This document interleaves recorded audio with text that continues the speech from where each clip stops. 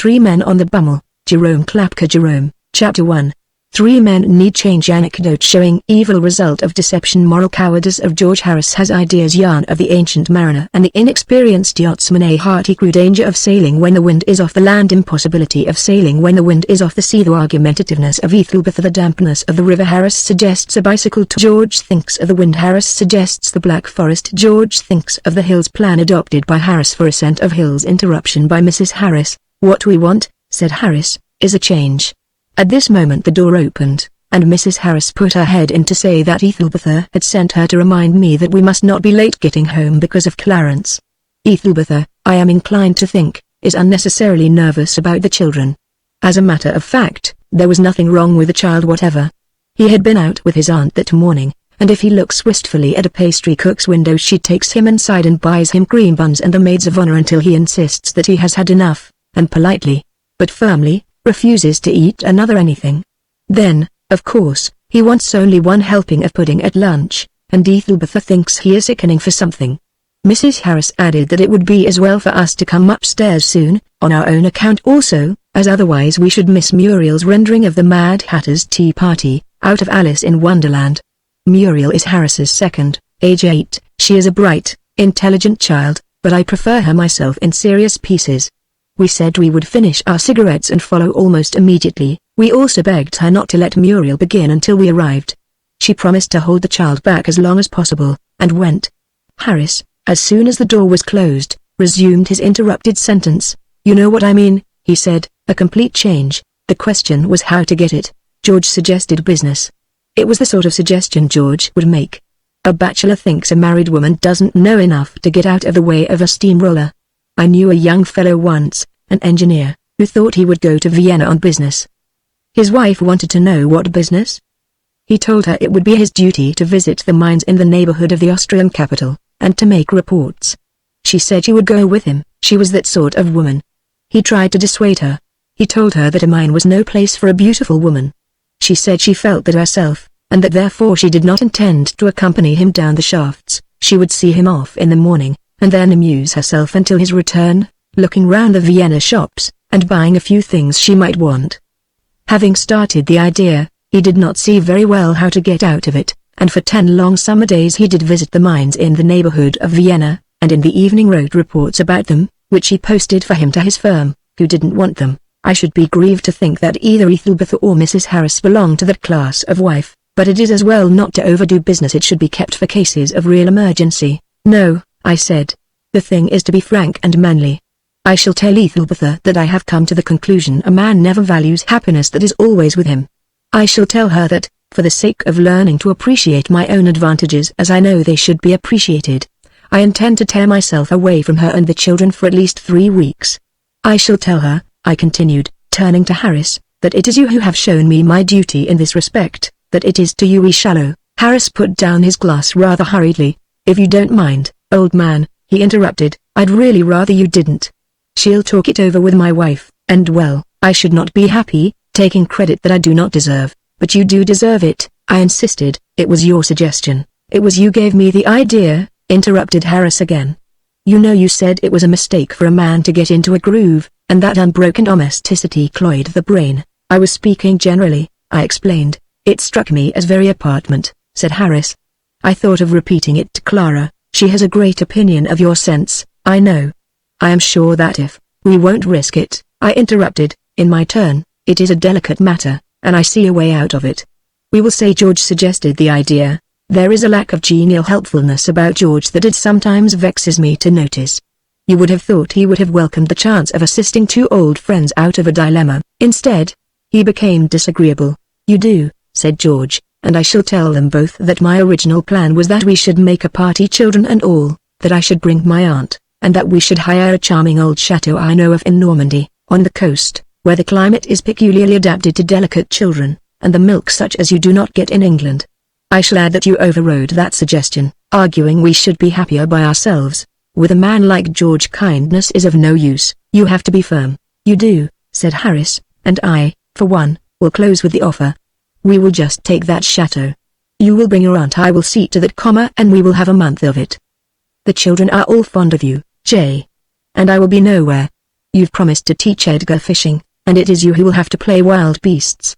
Since last Sunday Dick and Muriel have talked of nothing else but your hippopotamus. We will picnic in the woods. There will only be 11 of us, and in the evenings we will have music and recitations. Muriel is master of 6 pieces already, as perhaps you know, and all the other children are quick studies. George climbed down. He has no real courage, but he did not do it gracefully. He said that if we were mean and cowardly and false-hearted enough to stoop to such a shabby trick, he supposed he couldn't help it, and that if I didn't intend to finish the whole bottle of claret myself, he would trouble me to spare him a glass. He also added, somewhat illogically, that it really did not matter, seeing both Ethelbeth and Mrs. Harris were women of sense who would judge him better than to believe for a moment that the suggestion emanated from him. This little point settled, the question was, what sort of a change? Harris, as usual, was for the sea. He said he knew a yacht, just the very thing, one that we could manage by ourselves, no skulking lot of lubbers loafing about, adding to the expense and taking away from the romance. Give him a handy boy, he would sail it himself. We knew that yacht, and we told him so. We had been on it with Harris before. It smells of bilge water and greens to the exclusion of all other scents. No ordinary sea air can hope to head against it. So far as sense of smell is concerned, one might be spending a week in Limehouse Hole. There is no place to get out of the rain. The saloon is 10 feet by 4, and half of it is taken up by a stove, which falls to pieces when you go to light it. You have to take your bath on deck, and the towel blows overboard just as you step out of the tub. Harris and the boy do all the interesting work, the lugging and the reefing, the letting her go and the heeling her over, and all that sort of thing, leaving George and myself to do the peeling of the potatoes and the washing up. Very well, then, said Harris, let's take a proper yacht, with a skipper, and do the thing in style. That also I objected to. I know that skipper.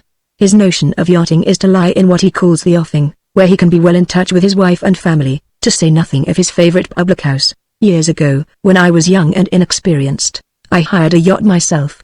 3 things had combined to lead me into this foolishness. I had had a stroke of unexpected luck. Ethelbeth had expressed a yearning for sea air, and the very next morning, in taking up casually at the club a copy of the Sportsman, I had come across the following advertisement: to yachtsman.uniqueopportunity.rogue, 28-ton yawl. Owner, called away suddenly on business, is willing to let this superbly fitted greyhound of the sea for any period, short or long. 2 cabins and saloon, Bayonet, by Waffenkoff, New Copper. Terms, 10 guineas a week. Apply Pertwee & Co., 3A Bucklersbury. It had seemed to me like the answer to a prayer. The New Copper did not interest me. What little washing we might want could wait, I thought. But the Bayonet by Waffenkoff sounded alluring. I pictured Ethelbeth playing in the evening something with a chorus, in which, perhaps, the crew, with a little training, might join while I'm moving home-bounded, greyhound-like, over the silvery billows. I took a cab and drove direct to 3A Bucklersbury. Mr. Pertwee was an unpretentious-looking gentleman, who had an unostentatious office on the 3rd floor. He showed me a picture in watercolors of the Rogue flying before the wind. The deck was at an angle of 95 to the ocean. In the picture no human beings were represented on the deck. I suppose they had slipped off. Indeed, I do not see how anyone could have kept on, unless nailed. I pointed out this disadvantage to the agent, who, however, explained to me that the picture represented the Rogue doubling something or other on the well-known occasion of her winning the Medway Challenge Shield. Mr. Pertwee assumed that I knew all about the event, so that I did not like to ask any questions. 2 specks near the frame of the picture, which at first I had taken for moths, represented, it appeared, the 2nd and 3rd winners in this celebrated race. A photograph of the yacht at anchor off Gravesend was less impressive, but suggested more stability. All answers to my inquiries being satisfactory, I took the thing for a fortnight.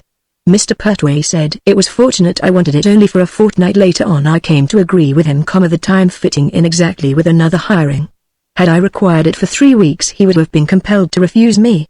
The letting being thus arranged, Mr. Pertwee asked me if I had a skipper in my eye. That I had not was also fortunate. Things seemed to be turning out luckily for me all round, because Mr. Pertwee felt sure I could not do better than keep on Mr. Goyles, at present in charge, an excellent skipper, so Mr. Pertwee assured me. A man who knew the sea as a man knows his own wife, and who had never lost a life. It was still early in the day, and the yacht was lying off Harwich. I caught the 10:45 from Liverpool Street, and by 1 o'clock was talking to Mr. Goyles on deck. He was a stout man, and had a fatherly way with him. I told him my idea, which was to take the outlying Dutch islands and then creep up to Norway. He said, aye, sir, and appeared quite enthusiastic about the trip, said he should enjoy it himself. We came to the question of victualling, and he grew more enthusiastic. The amount of food suggested by Mr. Goyles, I confess, surprised me. Had we been living in the days of Drake and the Spanish Main, I should have feared he was arranging for something illegal. However, he laughed in his fatherly way, and assured me we were not overdoing it. Anything left the crew would divide and take home with them. It seemed this was the custom. It appeared to me that I was providing for this crew for the winter, but I did not like to appear stingy, and said no more. The amount of drink required also surprised me. I arranged for what I thought we should need for ourselves, and then Mr. Goyles spoke up for the crew. I must say that for him, he did think of his men. We don't want anything in the nature of an orgy, Mr. Goyles, I suggested. Orgy, replied Mr. Goyles, why they'll take that little drop in their tea. He explained to me that his motto was, get good men and treat them well. They work better for you, said Mr. Goyles, and they come again. Personally, I didn't feel I wanted them to come again. I was beginning to take a dislike to them before I had seen them. I regarded them as a greedy and guzzling crew. But Mr. Goyles was so cheerfully emphatic, and I was so inexperienced, that again I let him have his way. He also promised that even in this department he would see to it personally that nothing was wasted. I also left him to engage the crew. He said he could do the thing, and would, for me, with the help 2 men and a boy. If he was alluding to the clearing up of the victuals and drink, I think he was making an underestimate, but possibly he may have been speaking of the sailing of the yacht. I called at my tailor's on the way home and ordered a yachting suit, with a white hat, which they promised to bustle up and have ready in time, and then I went home and told Ethelbertha all I had done. Her delight was clouded by only one reflection: would the dressmaker be able to finish a yachting costume for her in time? That is so like a woman. Our honeymoon, which had taken place not very long before, had been somewhat curtailed, so we decided we would invite nobody, but have the yacht to ourselves. And thankful I am to heaven that we did so decide. On Monday we put on all our clothes and started. I forget what Ethelbertha wore, but, whatever it may have been, it looked very fetching. My own costume was a dark blue trimmed with a narrow white braid, which, I think, was rather effective. Mr. Goyles met us on deck, and told us that lunch was ready. I must admit Goyles had secured the services of a very fair cook. The capabilities of the other members of the crew I had no opportunity of judging. Speaking of them in a state of rest, however, I can say of them they appeared to be a cheerful crew. My idea had been that so soon as the men had finished their dinner we would weigh anchor, while I, smoking a cigar, with Ethelbertha by my side, would lean over the gunwale and watch the white cliffs of the fatherland sink imperceptibly into the horizon. Ethelbertha and I carried out our part of the program, and waited, with the deck to ourselves. They seem to be taking their time, said Ethelbertha. If, in the course of 14 days, I said, they eat half of what is on this yacht, they will want a fairly long time for every meal. We had better not hurry them, or they won't get through a quarter of it. They must have gone to sleep, said Ethelbertha, later on. It will be tea time soon. They were certainly very quiet. I went forward, and hailed Captain Goyles down the ladder. I hailed him 3 times, then he came up slowly. He appeared to be a heavier and older man than when I had seen him last. He had a cold cigar in his mouth. When you are ready, Captain Goyles, I said, we'll start. Captain Goyles removed the cigar from his mouth. Not today we won't, sir, he replied, with your permission. Why, what's the matter with today? I said. I know sailors are a superstitious folk. I thought maybe a Monday might be considered unlucky.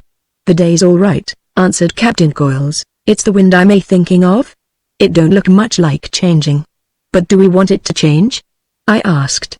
It seems to me to be just where it should be, dead behind us. Aye, said Captain Goyles. Dead's the right word to use, for dead we'd all be, bar Providence, if we was to put out in this. You see, sir, he explained, in answer to my look of surprise, this is what we call a land wind. That is, it's a blowing, as one might say, direct off the land. When I came to think of it, the man was right. The wind was blowing off the land. It may change in the night, said Captain Goyles, more hopefully anyhow. It's not violent, and she rides well. Captain Goyles resumed his cigar, and I returned aft, and explained to Ethelbertha the reason for the delay. Ethelbertha, who appeared to be less high-spirited than when we first boarded, wanted to know why we couldn't sail when the wind was off the land. If it was not blowing off the land, said Ethelbertha, it would be blowing off the sea, and that would send us back into the shore again. It seems to me this is just the very wind we want, I said. That is your inexperience, love. It seems to be the very wind we want, but it is not.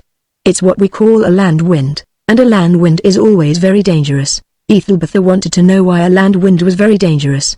Her argumentativeness annoyed me somewhat. Maybe I was feeling a bit cross. The monotonous rolling heave of a small yacht at anchor depresses an ardent spirit. I can't explain it to you, I replied, which was true, but to set sail in this wind would be the height of foolhardiness, and I care for you too much, dear, to expose you to unnecessary risks. I thought this rather a neat conclusion, but Ethelbertha merely replied that she wished, under the circumstances, we hadn't come on board till Tuesday, and went below.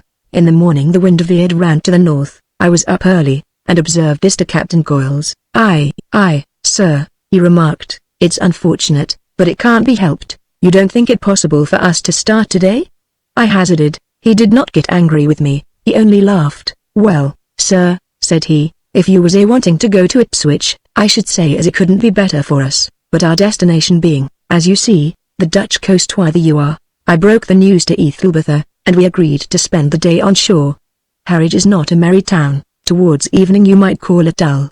We had some tea and watercress at Dovercourt, and then returned to the quay to look for Captain Goyles and the boat. We waited an hour for him. When he came he was more cheerful than we were. If he had not told me himself that he never drank anything but one glass of hot grog before turning in for the night, I should have said he was drunk. The next morning the wind was in the south, which made Captain Goyles rather anxious, it appearing that it was equally unsafe to move or to stop where we were. Our only hope was it would change before anything happened. By this time, Ethelbertha had taken a dislike to the yacht. She said that, personally, she would rather be spending a week in a bathing machine, seeing that bathing machine was at least steady. We passed another day in Harwich, and that night and the next. The wind still continuing in the south, we slept at the King's Head. On Friday the wind was blowing direct from the east. I met Captain Goyles on the quay, and suggested that, under these circumstances, we might start. He appeared irritated at my persistence. If you knew a bit more, sir, he said, you'd see for yourself that it's impossible. The wind's blowing direct off the sea, I said. Captain Goyles, tell me, what is this thing I have hired? Is it a yacht or a houseboat? He seemed surprised at my question. He said, it's a yawl. What I mean is, I said, can it be moved at all, or is it a fixture here? If it is a fixture, I continued, tell me so frankly, then we will get some ivy in boxes and train over the portholes, stick some flowers and an awning on deck, and make the thing look pretty. If, on the other hand, it can be moved, interrupted Captain Goyles. You get the right wind behind the Rogue, I said. What is the right wind? Captain Goyles looked puzzled. In the course of this week, I went on, we have had wind from the north, from the south, from the east, from the west with variations. If you can think of any other point of the compass from which it can blow, tell me, and I will wait for it. If not, and if that anchor has not grown into the bottom of the ocean, we will have it up today and see what happens. He grasped the fact that I was determined. Very well, sir, he said, you're master and I'm man. I've only got one child as is still dependent on me, thank God, and no doubt your executors will feel it their duty to do the right thing by the old woman. His solemnity impressed me. Mr. Goyles, I said, be honest with me. Is there any hope, in any weather, of getting away from this damned hole? Captain Goyles's kindly geniality returned to him. You see, sir, he said, this is a very peculiar coast. We'd be all right if we were once out, but getting away from it in a cockleshell like that, well, to be frank, sir, it wants doing. I left Captain Goyles with the assurance that he would watch the weather as a mother would her sleeping babe. It was his own simile, and it struck me as rather touching. I saw him again at 12 o'clock. He was watching it from the window of the chain and anchor. At 5 o'clock that evening a stroke of luck occurred. In the middle of the high street I met a couple of yachting friends, who had had to put in by reason of a strained rudder. I told them my story, and they appeared less surprised than amused. Captain Goyles and the two men were still watching the weather. I ran into the King's Head, and prepared Ethelbertha. The four of us crept quietly down to the quay, where we found our boat. Only the boy was on board. My two friends took charge of the yacht, and by 6 o'clock we were scudding merrily up the coast. We put in that night at Aldborough, and the next day worked up to Yarmouth, where, as my friends had to leave, I decided to abandon the yacht. We sold the stores by auction on Yarmouth sands early in the morning. I made a loss, but had the satisfaction of doing Captain Goyles. I left the Rogue in charge of a local mariner, who, for a couple of sovereigns, undertook to see to its return to Harwich, and we came back to London by train. There may be yachts other than the Rogue, and skippers other than Mr. Goyles, but that experience has prejudiced me against both. George also thought a yacht would be a good deal of responsibility, so we dismissed the idea. What about the river? Suggested Harris. We have had some pleasant times on that. George pulled in silence at his cigar, and I cracked another nut. The river is not what it used to be, said I. I don't know what, but there's a dampness about the river air that always starts my lumbago. It's the same with me, said George. I don't know how it is, but I never can sleep now in the neighborhood of the river. I spent a week at Joe's place in the spring, and every night I woke up at 7 o'clock and never got a wink afterwards. I merely suggested it, observed Harris. Personally, I don't think it good for me, either. It touches my gout. What suits me best, I said, is mountain air. What say you to a walking tour in Scotland? It's always wet in Scotland, said George. I was 3 weeks in Scotland the year before last, and was never dry once all the time. Not in that sense. It's fine enough in Switzerland, said Harris. They would never stand our going to Switzerland by ourselves, I objected. You know what happened last time. It must be some place where no delicately nurtured woman or child could possibly live, a country of bad hotels and comfortless traveling, where we shall have to rough it, to work hard, to starve perhaps. Easy. Interrupted George. Easy, there. Don't forget I'm coming with you. I have it. Exclaimed Harris. A bicycle tour? George looked doubtful. There's a lot of uphill about a bicycle tour, said he, and the wind is against you, so there is downhill, and the wind behind you, said Harris. I've never noticed it, said George. You won't think of anything better than a bicycle tour, persisted Harris. I was inclined to agree with him, and I'll tell you where, continued he, through the Black Forest. Why, that's all uphill, said George. Not all, retorted Harris, say 2/3. And there's one thing you've forgotten. He looked round cautiously, and sunk his voice to a whisper. There are little railways going up those hills, little cogwheel things that. The door opened, and Mrs. Harris appeared. She said that Ethelbertha was putting on her bonnet, and that Muriel, after waiting, had given the Mad Hatter's tea party without us. Club, tomorrow, at 4, whispered Harris to me, as he rose, and I passed it on to George as we went upstairs. Chapter 2. A delicate business. What Ethelbertha might have said, what she did say, what Mrs. Harris said, what we told George. We will start on Wednesday. George suggests the possibility of improving our minds. Harris and I are doubtful which man on a tandem does the most work. The opinion of the man in front, views of the man behind, how Harris lost his wife, the luggage question, the wisdom of my late Uncle Podger, beginning of story about a man who had a bag. I opened the ball with Ethelbertha that same evening. I commenced by being purposely a little irritable. My idea was that Ethelbertha would remark upon this. I should admit it, and account for it by over-brain pressure. This would naturally lead to talk about my health in general, and the evident necessity there was for my taking prompt and vigorous measures. I thought that with a little tact I might even manage so that the suggestion should come from Ethelbertha herself. I imagined her saying, "No, dear, it is change you want, complete change. Now be persuaded by me, and go away for a month. No, do not ask me to come with you. I know you would rather that I did, but I will not. It is the society of other men you need. Try and persuade George and Harris to go with you. Believe me, a highly strung brain such as yours demands occasional relaxation from the strain of domestic surroundings. Forget for a little while that children want music lessons, and boots, and bicycles, with tincture of rhubarb 3 times a day. Forget there are such things in life as cooks, and house decorators, and next-door dogs, and butcher's bills. Go away to some green corner of the earth, where all is new and strange to you, where your overwrought mind will gather peace and fresh ideas. Go away for a space and give me time to miss you, and to reflect upon your goodness and virtue, which, continually present with me, I may, human-like, be apartment to forget, as one, through use, grows indifferent to the blessing of the sun and the beauty of the moon. Go away, and come back refreshed in mind and body, a brighter, better man if that be possible than when you went away. But even when we obtain our desires they never come to us garbed as we would wish. To begin with, Ethelbertha did not seem to remark that I was irritable. I had to draw her attention to it. I said, "You must forgive me, I'm not feeling quite myself tonight." She said, "Oh, I have not noticed anything different. What's the matter with you?" "I can't tell you what it is," I said. "I've felt it coming on for weeks." "It's that whiskey," said Ethelbertha. "You never touch it except when we go to the Harrises. You know you can't stand it, you have not a strong head. "It isn't the whiskey," I replied, "it's deeper than that. I fancy it's more mental than bodily." "You've been reading those criticisms again," said Ethelbertha, more sympathetically. "Why don't you take my advice and put them on the fire?" "And it isn't the criticisms," I answered, "they've been quite flattering of late, one or two of them." "Well, what is it?" said Ethelbertha. "There must be something to account for it." "No, there isn't," I replied. "That's the remarkable thing about it. I can only describe it as a strange feeling of unrest that seems to have taken possession of me." Ethelbertha glanced across at me with a somewhat curious expression, I thought, but as she said nothing, I continued the argument myself. "This aching monotony of life. These days of peaceful, uneventful felicity, they're poor one." "I should not grumble at them," said Ethelbertha. "We might get some of the other sort, and like them still less." "I'm not so sure of that," I replied.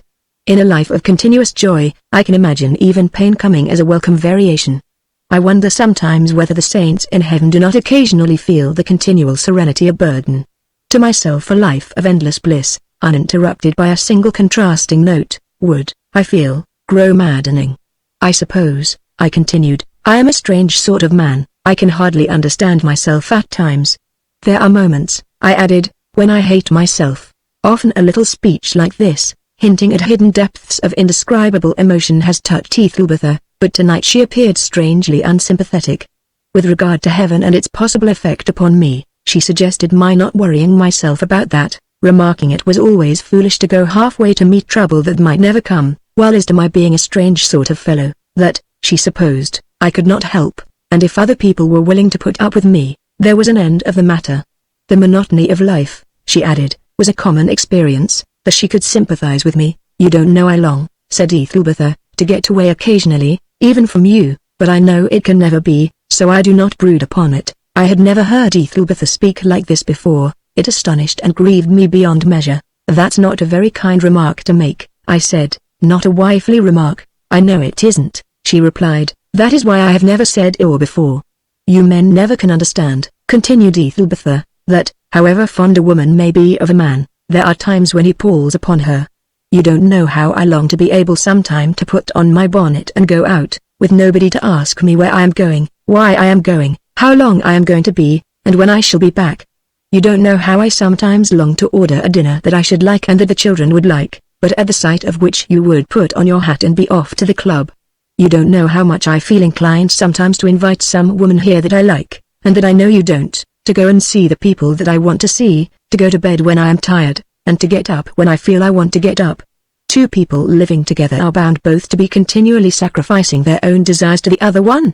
It is sometimes a good thing to slacken the strain a bit." On thinking over Ethelbertha's words afterwards, have come to see their wisdom, but at the time I admit I was hurt and indignant. "If your desire," I said, "is to get rid of me, now, don't be an old goose," said Ethelbertha. "I only want to get rid of you for a little while, just long enough to forget there are one or two corners about you that are not perfect, just long enough to let me remember what a dear fellow you are in other respects, and to look forward to your return, as I used to look forward to your coming in the old days when I did not see you so often as to become, perhaps, a little indifferent to you, as one grows indifferent to the glory of the sun, just because he is there every day." I did not like the tone that Ethelbertha took. There seemed to be a frivolity about her, unsuited to the theme into which we had drifted. That a woman should contemplate cheerfully an absence of 3 or 4 weeks from her husband appeared to me to be not altogether nice, not what I call womanly. It was not like Ethelbertha at all. I was worried. I felt I didn't want to go this trip at all. If it had not been for George and Harris, I would have abandoned it. As it was, I could not see how to change my mind with dignity. "Very well, Ethelbertha," I replied, "it shall be as you wish. If you desire a holiday from my presence, you shall enjoy it. But if it be not impertinent curiosity on the part of a husband, I should like to know what you propose doing in my absence." "We will take that house at Folkestone," answered Ethelbertha, "and I'll go down there with Kate." "And if you want to do Clara Harris a good turn," added Ethelbertha, "you'll persuade Harris to go with you, and then Clara can join us. We 3 used to have some very jolly times together before you men ever came along, and it would be just delightful to renew them." "Do you think," continued Ethelbertha, "that you could persuade Mr. Harris to go with you?" I said I would try. "There's a dear boy," said Ethelbertha, "try hard. You might get George to join you." I replied there was not much advantage in George's coming, seeing he was a bachelor, and that therefore nobody would be much benefited by his absence. But a woman never understands satire. Ethelbertha merely remarked it would look unkind leaving him behind. I promised to put it to him. I met Harris at the club in the afternoon, and asked him how he had got on. He said, "Oh, that's all right, there's no difficulty about getting away." But there was that about his tone that suggested incomplete satisfaction, so I pressed him for further details. She was as sweet as milk about it. He continued, said it was an excellent idea of George's, and that she thought it would do me good. "That seems all right," I said. "What's wrong about that?" "There's nothing wrong about that," he answered, "but that wasn't all." She went on to talk of other things. "I understand," I said. "There's that bathroom fad of hers." He continued, "I've heard of it," I said. "She has started Ethelbertha on the same idea." Well, I've had to agree to that being put in hand at once. I couldn't argue any more when she was so nice about the other thing. "That will cost me £100, at the very least." "As much as that?" I asked. "Every penny of it," said Harris. "The estimate alone is 60. I was sorry to hear him say this. "Then there's the kitchen stove," continued Harris. "Everything that has gone wrong in the house for the last 2 years has been the fault of that kitchen stove." "I know," I said. "We have been in 7 houses since we were married, and every kitchen stove has been worse than the last. Our present one is not only incompetent, it is spiteful. It knows when we are giving a party, and goes out of its way to do its worst." "We are going to have a new one," said Harris, but he did not say it proudly.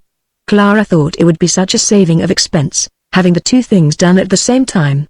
"I believe," said Harris, "if a woman wanted a diamond tiara, she would explain that it was to save the expense of a bonnet." "How much do you reckon the stove is going to cost you?" I asked. I felt interested in the subject. "I don't know," answered Harris. "Another 20, I suppose." Then we talked about the piano. "Could you ever notice," said Harris, "any difference between one piano and another? Some of them seem to be a bit louder than others." I answered, "But one gets used to that." "Ours is all wrong about the treble," said Harris. "By the way, what is the treble?" "It's the shrill end of the thing," I explained, "the part that sounds as if you trod on its tail. The brilliant selections always end up with a flourish on it." "They want more of it," said Harris. "Our old one hasn't got enough of it. I'll have to put it in the nursery, and get a new one for the drawing room." "Anything else?" I asked. "No," said Harris. She didn't seem able to think of anything else. "You'll find when you get home," I said. "She has thought of one other thing." "What's that?" said Harris. "A house at Folkestone for the season." "What should she want a house at Folkestone for?" said Harris. "To live in," I suggested, "during the summer months." "She's going to her people in Wales," said Harris, "for the holidays, with the children." "We've had an invitation." "Possibly," I said. "She'll go to Wales before she goes to Folkestone, or maybe she'll take Wales on her way home, but she'll want a house at Folkestone for the season, notwithstanding. I may be mistaken. I hope for your sake that I am, but I feel a presentiment that I'm not." "This trip," said Harris, "is going to be expensive." "It was an idiotic suggestion," I said, "from the beginning." "It was foolish of us to listen to him," said Harris. "He'll get us into real trouble one of these days." "He always was a muddler," I agreed. "So headstrong," added Harris. We heard his voice at that moment in the hall, asking for letters. "Better not say anything to him," I suggested. "It's too late to go back now." "There would be no advantage in doing so," replied Harris. "I should have to get that bathroom and piano in any case now." He came in looking very cheerful. "Well," he said, "is it all right? Have you managed it?" There was that about his tone I did not altogether like. I noticed Harris resented it also. "Managed what?" I said. "Why, to get off," said George. I felt the time was come to explain things to George. "In married life," I said, "the man proposes, the woman submits. It is her duty. All religion teaches it." George folded his hands and fixed his eyes on the ceiling. "We may chaff and joke a little about these things," I continued, "but when it comes to practice, that is what always happens. We have mentioned to our wives that we are going. Naturally, they are grieved. They would prefer to come with us. Failing that, they would have us remain with them. But we have explained to them our wishes on the subject, and there's an end of the matter." George said, "Forgive me, I did not understand. I am only a bachelor. People tell me this, that, and the other, and I listen." I said, "That is where you do wrong. When you want information, come to Harris or myself. We will tell you the truth about these questions." George thanked us, and we proceeded with the business in hand. "When shall we start?"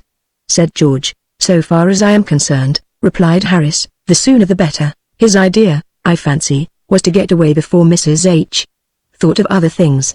We fixed the following Wednesday. "What about Troot?" said Harris. "I have an idea," said George. "I take it you fellows are naturally anxious to improve your minds," I said. "We don't want to become monstrosities." "To a reasonable degree, yes. If it can be done without much expense and with little personal trouble, it can," said George. "We know Holland and the Rhine." "Very well. My suggestion is that we take the boat to Hamburg, see Berlin and Dresden, and work our way to the Schwarzwald, through Nuremberg and Stuttgart. There are some pretty bits in Mesopotamia, so I've been told," murmured Harris. George said Mesopotamia was too much out of our way, but that the Berlin-Dresden route was quite practicable. For good or evil, he persuaded us into it. "The machines, I suppose," said George, as before. "Harris and I on the tandem, J. "I think not," interrupted Harris, firmly. "You and J. on the tandem, I on the single, all the same to me," agreed George. "J. and I on the tandem, Harris." "I do not mind taking my turn," I interrupted, "but I am not going to carry George all the way. The burden should be divided." "Very well," agreed Harris, "we'll divide it. But it must be on the distinct understanding that he works." "That he what?" said George. "That he works," repeated Harris, firmly, "at all events, uphill." "Great Scott!" said George. "Don't you want any exercise? There is always unpleasantness about this tandem. It is the theory of the man in front that the man behind does nothing. It is equally the theory of the man behind that he alone is the motive power. The man in front merely doing the puffing. The mystery will never be solved. It is annoying when prudence is whispering to you on the one side not to overdo your strength and bring on heart disease, while justice into the other ear is remarking, "Why should you do it all? This isn't a cab. He's not your passenger," to hear him grunt out, "What's the matter, lost your pedals?" Harris, in his early married days, made much trouble for himself on one occasion, owing to this impossibility of knowing what the person behind is doing. He was riding with his wife through Holland. The roads were stony, and the machine jumped a good deal. "Sit tight," said Harris, without turning his head. What Mrs. Harris thought he said was, "Jump off." Why she should have thought he said jump off, when he said sit tight, neither of them can explain. Mrs. Harris puts it in this way: "If you had said, sit tight, why should I have jumped off?" Harris puts it, "If I had wanted you to jump off, why should I have said sit tight?" The bitterness is past, but they argue about the matter to this day. Be the explanation what it may, however, nothing alters the fact that Mrs. Harris did jump off, while Harris pedaled away hard, under the impression she was still behind him. It appears that at first she thought he was riding up the hill merely to show off. They were both young in those days, and he used to do that sort of thing. She expected him to spring to earth on reaching the summit, and lean in a careless and graceful attitude against the machine, waiting for her. When, on the contrary, she saw him pass the summit and proceed rapidly down a long and steep incline, she was seized, first with surprise, secondly with indignation, and lastly with alarm. She ran to the top of the hill and shouted, but he never turned his head. She watched him disappear into a wood a mile and a half distant, and then sat down and cried. They had had a slight difference that morning, and she wondered if he had taken it seriously and intended desertion. She had no money, she knew no Dutch. People passed, and seemed sorry for her. She tried to make them understand what had happened. They gathered that she had lost something, but could not grasp what. They took her to the nearest village, and found a policeman for her. He concluded from her pantomime that some man had stolen her bicycle. They put the telegraph into operation, and discovered in a village 4 miles off an unfortunate boy riding a lady's machine of an obsolete pattern. They brought him to her in a cart, but as she did not appear to want either him or his bicycle, they let him go again, and resigned themselves to bewilderment. Meanwhile, Harris continued his ride with much enjoyment. It seemed to him that he had suddenly become a stronger, and in every way a more capable cyclist. Said he to what he thought was Mrs. Harris, "I haven't felt this machine so light for months. It's this air, I think, it's doing me good." Then he told her not to be afraid, and he would show her how fast he could go. He bent down over the handles, and put his heart into his work. The bicycle bounded over the road like a thing of life. Farmhouses and churches, dogs and chickens came to him and passed. Old folks stood and gazed at him, the children cheered him. In this way he sped merrily onward for about 5 miles. Then, as he explains it, the feeling began to grow upon him that something was wrong. He was not surprised at the silence. The wind was blowing strongly, and the machine was rattling a good deal. It was a sense of void that came upon him. He stretched out his hand behind him, and felt there was nothing there but space. He jumped, or rather fell off, and looked back up the road. It stretched white and straight through the dark wood, and not a living soul could be seen upon it. He remounted, and rode back up the hill. In 10 minutes he came to where the road broke into four, then he dismounted and tried to remember which fork he had come down. While he was deliberating, a man passed, sitting sideways on a horse. Harris stopped him, and explained to him that he had lost his wife. The man appeared to be neither surprised nor sorry for him. While they were talking, another farmer came along, to whom the first man explained the matter, not as an accident, but as a good story. What appeared to surprise the second man most was that Harris should be making a fuss about the thing. He could get no sense out of either of them, and cursing them he mounted his machine again, and took the middle road on chance. Halfway up, he came upon a party of 2 young women with 1 young man between them. They appeared to be making the most of him. He asked them if they had seen his wife. They asked him what she was like. He did not know enough Dutch to describe her properly. All he could tell them was she was a very beautiful woman, of medium size. Evidently this did not satisfy them. The description was too general. Any man could say that, and by this means perhaps get possession of a wife that did not belong to him. They asked him how she was dressed. For the life of him he could not recollect. I doubt if any man could tell how any woman was dressed 10 minutes after he had left her. He recollected a blue skirt, and then there was something that carried the dress on, as it were, up to the neck. Possibly, this may have been a blouse. He retained a dim vision of a belt, but what sort of a blouse? Was it green, or yellow, or blue? Had it a collar, or was it fastened with a bow? Were the feathers in her hat, or flowers? Or was it a hat at all? He dared not say, for fear of making a mistake and being sent miles after the wrong party. The 2 young women giggled, which in his then state of mind irritated Harris. The young man, who appeared anxious to get rid of him, suggested the police station at the next town. Harris made his way there. The police gave him a piece of paper, and told him to write down a full description of his wife, together with details of when and where he had lost her. He did not know where he had lost her. All he could tell them was the name of the village where he had lunched. He knew he had her with him then, and that they had started from there together. The police looked suspicious. They were doubtful about 3 matters. Firstly, was she really his wife? Secondly, had he really lost her? Thirdly, where had he lost her? With the aid of a hotel keeper, however, who spoke a little English, he overcame their scruples. They promised to act, and in the evening they brought her to him in a covered wagon, together with a bill for expenses. The meeting was not a tender one. Mrs. Harris is not a good actress, and always has great difficulty in disguising her feelings. On this occasion, she frankly admits, she made no attempt to disguise them. The wheel business settled, there arose the everlasting luggage question. The usual list, I suppose, said George, preparing to write. That was wisdom I had taught them. I had learned it myself years ago from my Uncle Podger. Always before beginning to pack, my uncle would say, make a list. He was a methodical man.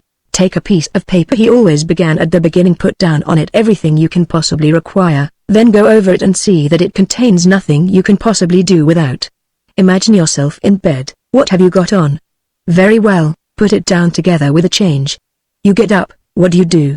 Wash yourself. What do you wash yourself with? Soap, put down soap. Go on till you have finished. Then take your clothes.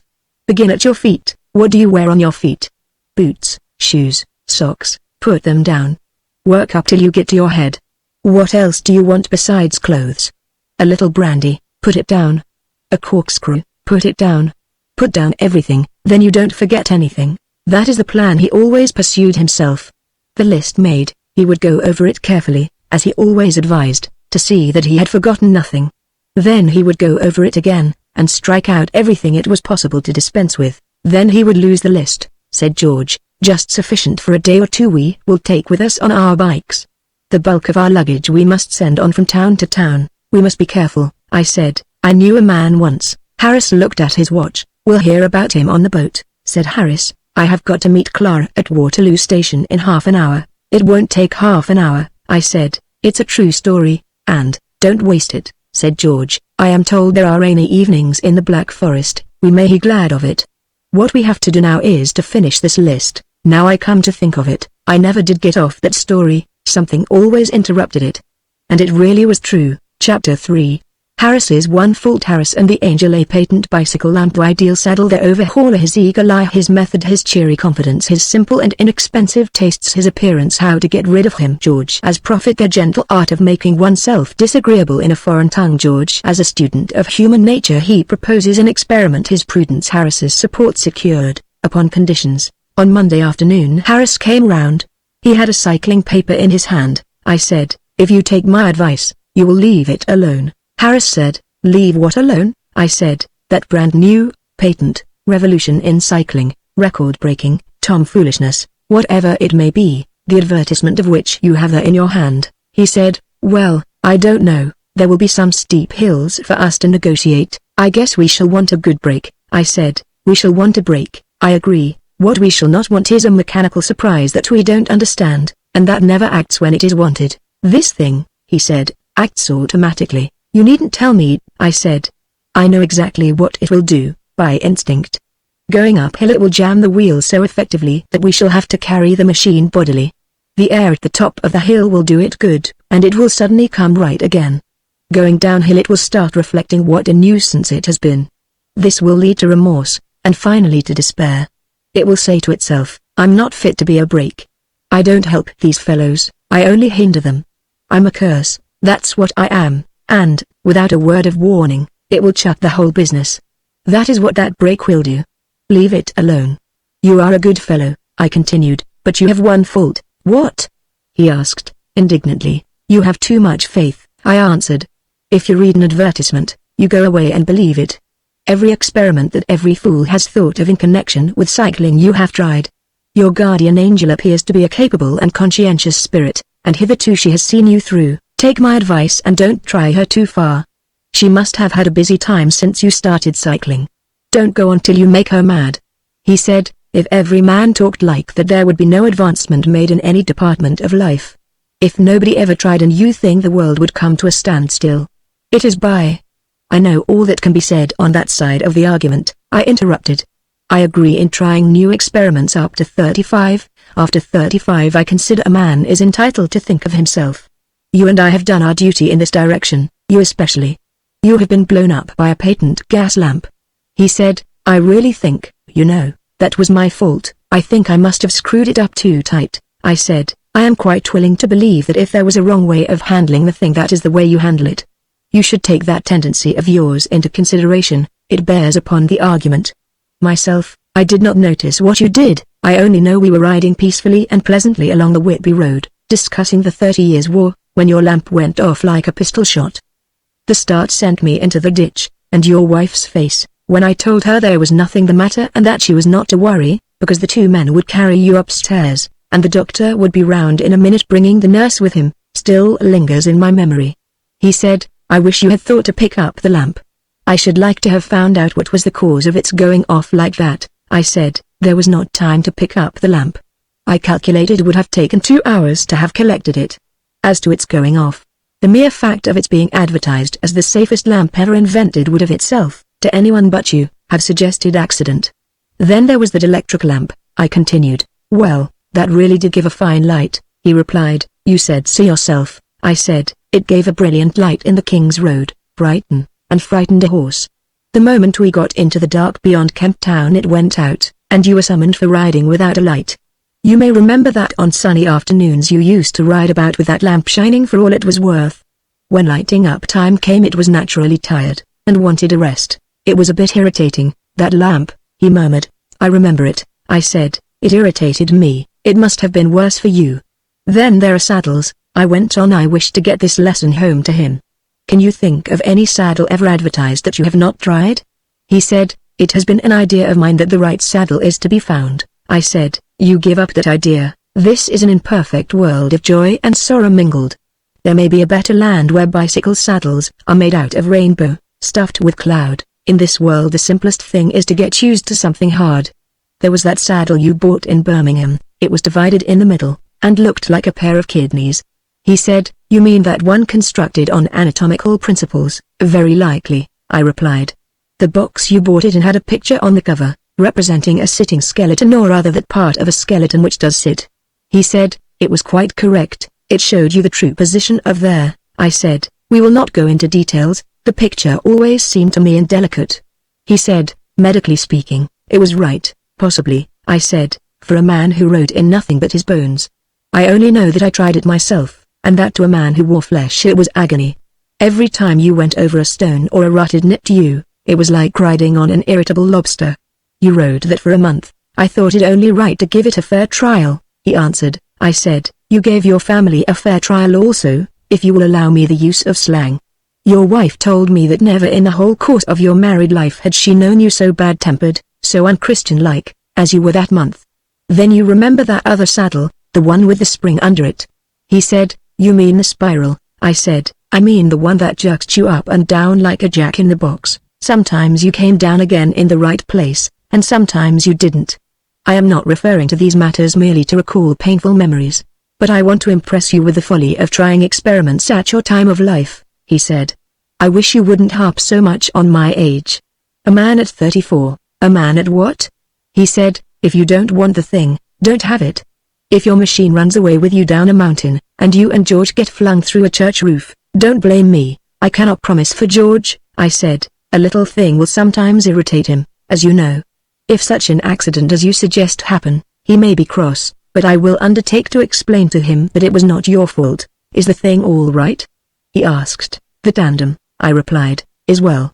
He said, have you overhauled it? I said, I have not, nor is anyone else going to overhaul it. The thing is now in working order, and it is going to remain in working order till we start. I have had experience of this overhauling. There was a man at Folkestone, I used to meet him on the Leas. He proposed one evening we should go for a long bicycle ride together on the following day, and I agreed. I got up early, for me, I made an effort, and was pleased with myself. He came half an hour late. I was waiting for him in the garden. It was a lovely day. He said, that's a good-looking machine of yours. How does it run? Oh, like most of them.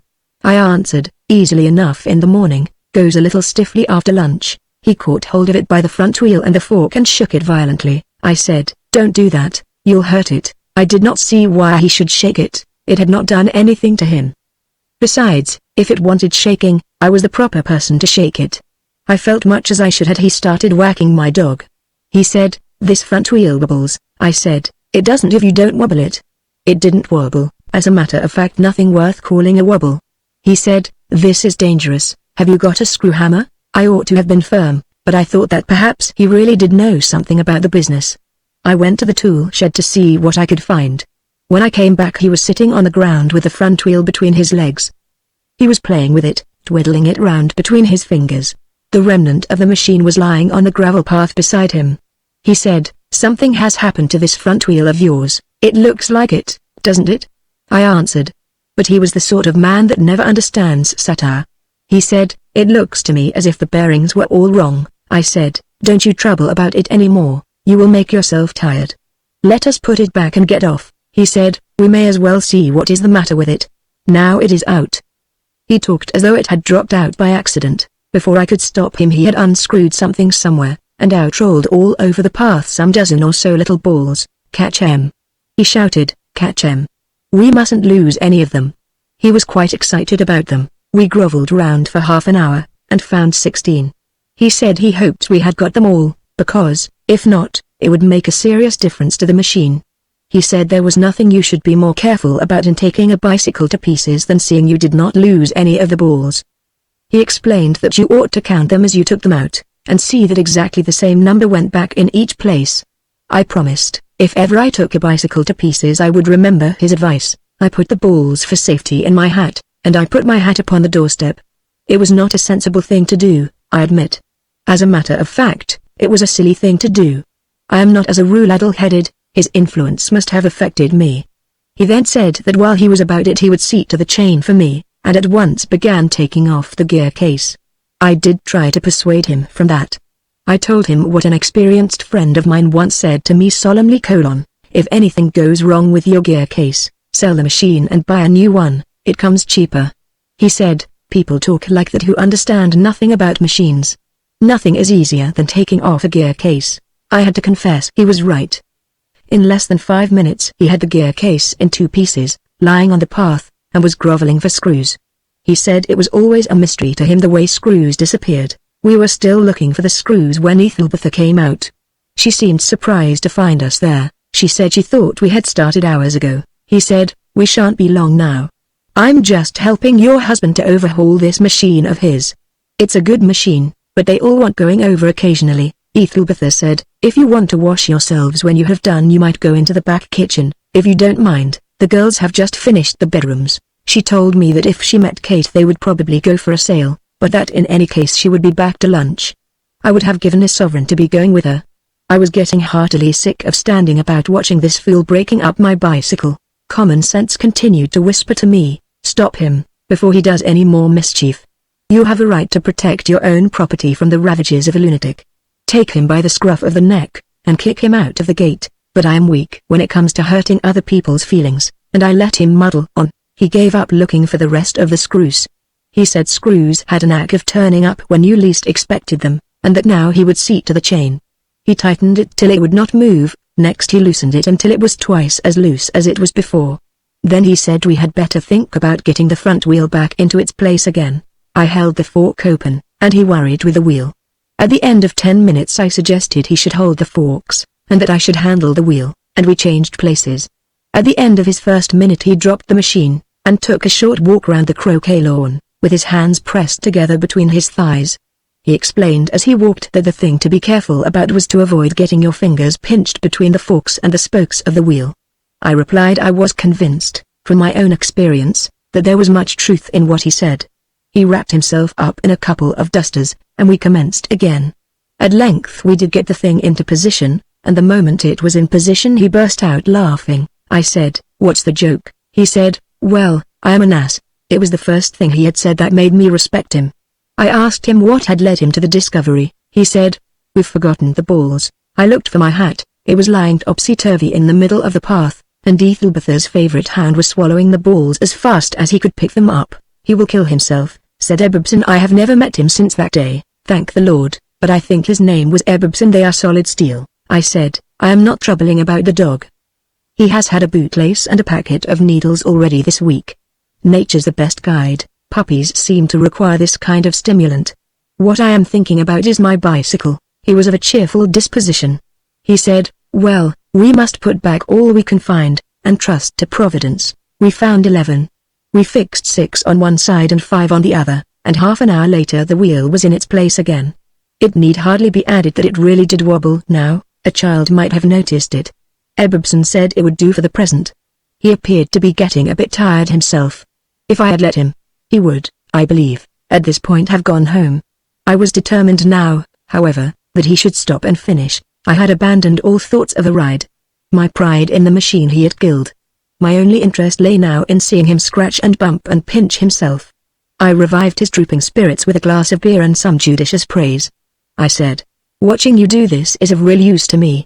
It is not only your skill and dexterity that fascinates me, it is your cheery confidence in yourself, your inexplicable hopefulness, that does me good." Thus encouraged, he set to work to refix the gear case. He stood the bicycle against the house, and worked from the off side. Then he stood it against a tree, and worked from the near side. Then I held it for him, while he lay on the ground with his head between the wheels, and worked at it from below, and dropped oil upon himself. Then he took it away from me, and doubled himself across it like a pack saddle, till he lost his balance and slid over onto his head.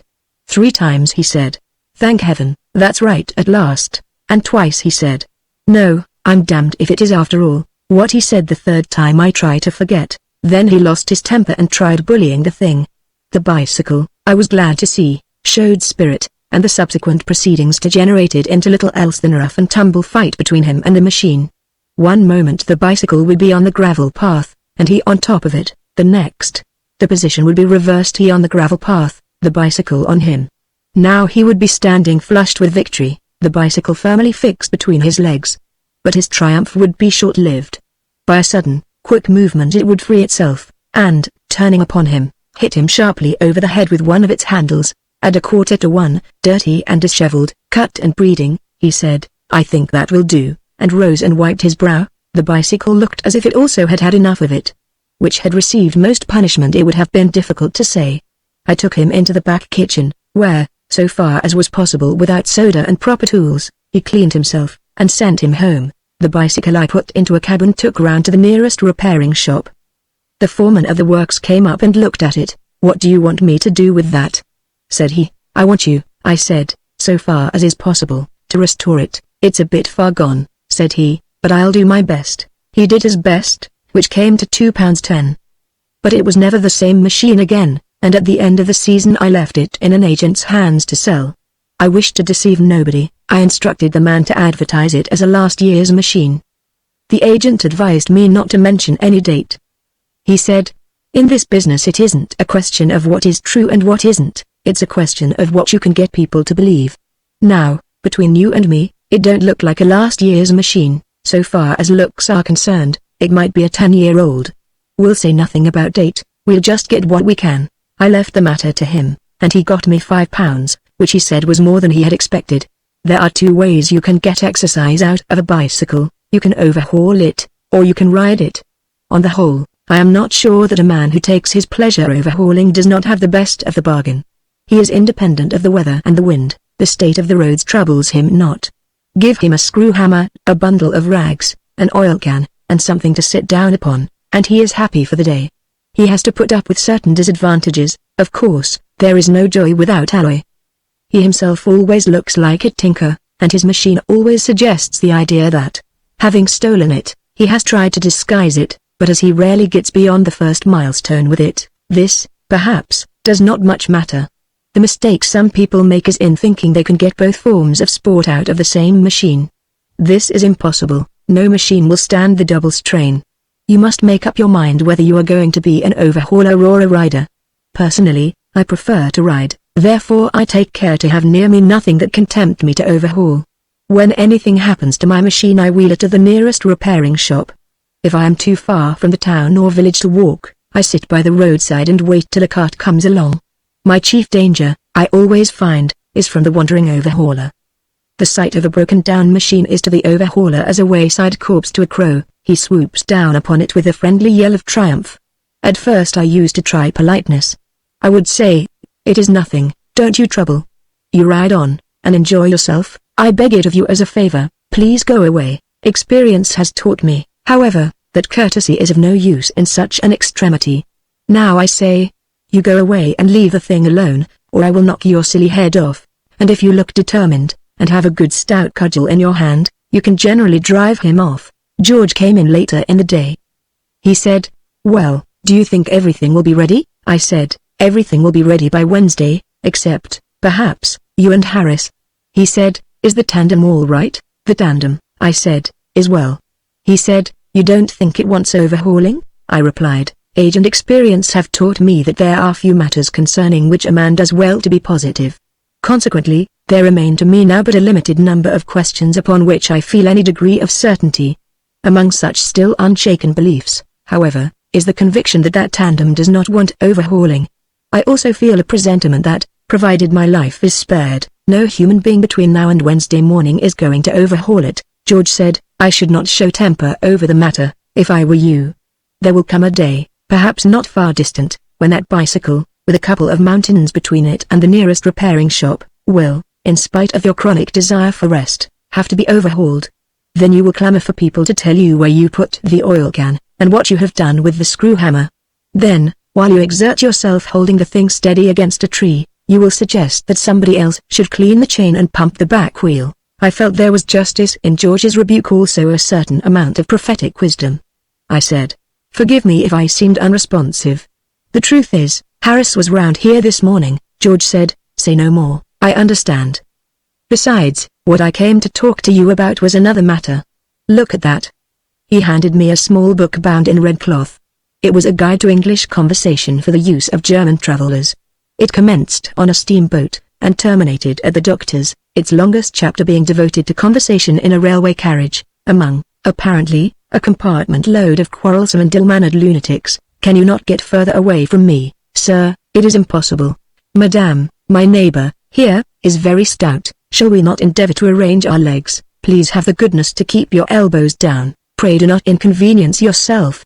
Madame, if my shoulder is of any accommodation to you," whether intended to be said sarcastically or not, there was nothing to indicate. "I really must request you to move a little. Madame, I can hardly breathe." The author's idea being, presumably, that by this time the whole party was mixed up together on the floor. The chapter concluded with the phrase, "Here we are at our destination, God be thanked." God stank, a pious exclamation, which under the circumstances must have taken the form of a chorus.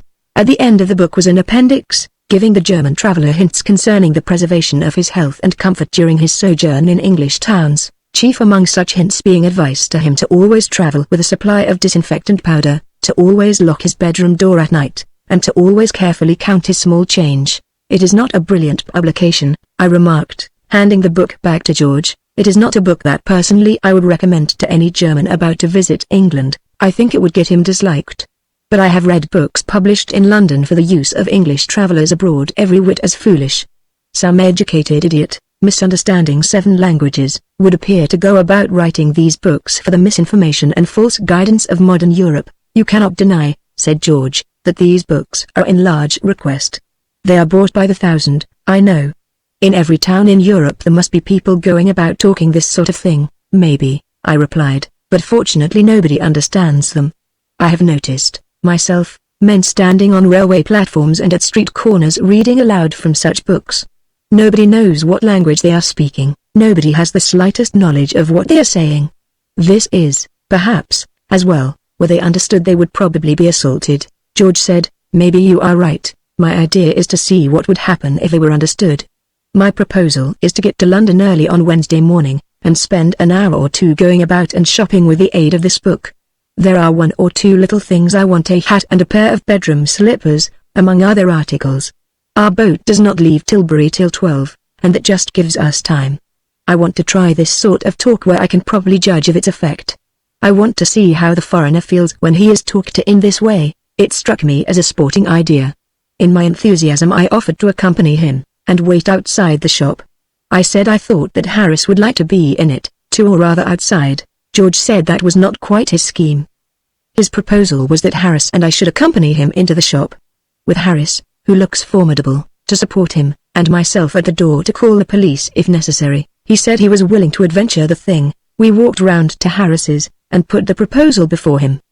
He examined the book, especially the chapters dealing with the purchase of shoes and hats.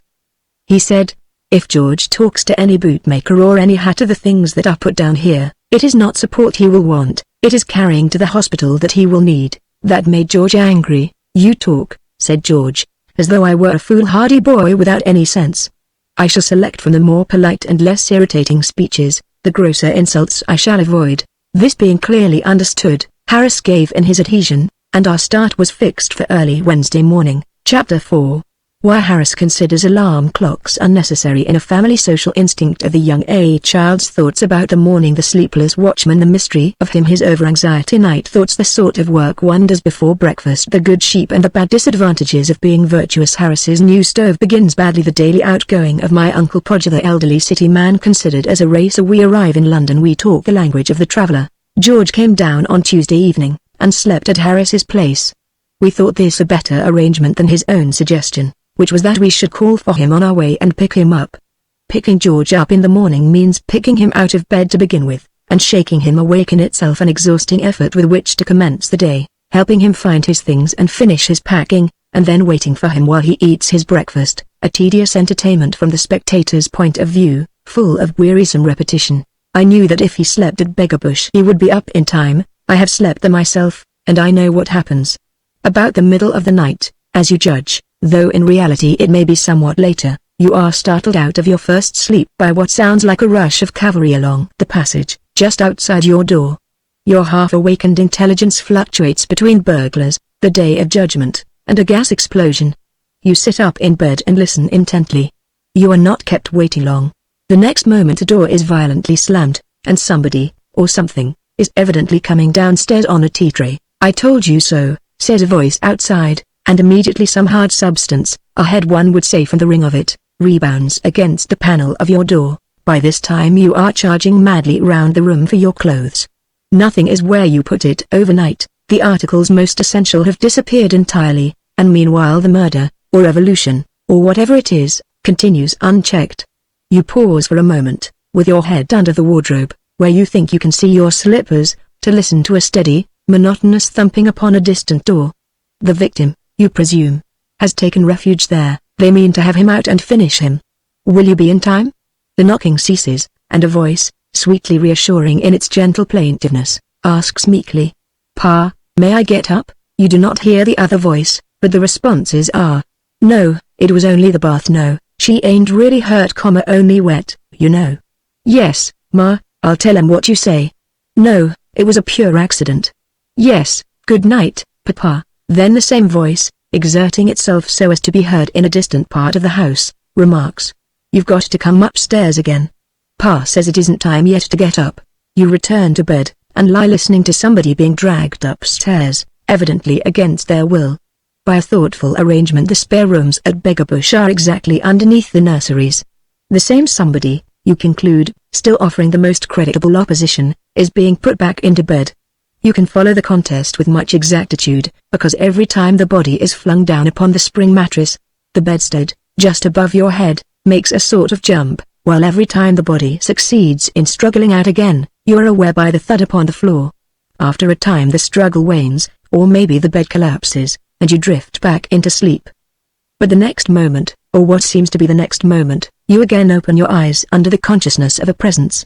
The door is being held ajar, and 4 solemn faces, piled one on top of the other, are peering at you, as though you were some natural curiosity kept in this particular room. Seeing you awake, the top face, walking calmly over the other 3, comes in and sits on the bed in a friendly attitude. "Oh," it says, "we didn't know you were awake." "I've been awake some time, so I gather," you reply, shortly. "Pa doesn't like us to get up too early," it continues. "He says everybody else in the house is liable to be disturbed if we get up. So, of course, we mustn't." The tone is that of gentle resignation. It is instinct with the spirit of virtuous pride, arising from the consciousness of self-sacrifice. "Don't you call this being up?" you suggest. "Oh, no, we're not really up, you know, because we're not properly dressed." The fact is self-evident. "Pa's always very tired in the morning," the voice continues. "Of course, that's because he works hard all day. Are you ever tired in the morning?" At this point he turns and notices, for the first time, that the 3 other children have also entered, and are sitting in a semicircle on the floor. From their attitude it is clear they have mistaken the whole thing for one of the slower forms of entertainment, some comic lecture or conjuring exhibition, and are waiting patiently for you to get out of bed and do something. It shocks him. The idea of their being in the guest's bedchamber. He peremptorily orders them out. They do not answer him, they do not argue, in dead silence, and with one accord they fall upon him. All you can see from the bed is a confused tangle of waving arms and legs, suggestive of an intoxicated octopus trying to find bottom. Not a word is spoken. That seems to be the etiquette of the thing. If you are sleeping in your pajamas, you spring from the bed, and only add to the confusion. If you are wearing a less showy garment, you stop where you are and shout commands, which are utterly unheeded. The simplest plan is to leave it to the eldest boy. He does get them out after a while, and closes the door upon them. It reopens immediately, and one, generally Muriel, is shot back into the room. She enters as from a catapult. She is handicapped by having long hair, which can be used as a convenient handle. Evidently aware of this natural disadvantage, she clutches it herself tightly in one hand, and punches with the other. He opens the door again, and cleverly uses her as a battering ram against the wall of those without. You can hear the dull crash as her head enters among them, and scatters them. When the victory is complete, he comes back and resumes his seat on the bed. There is no bitterness about him.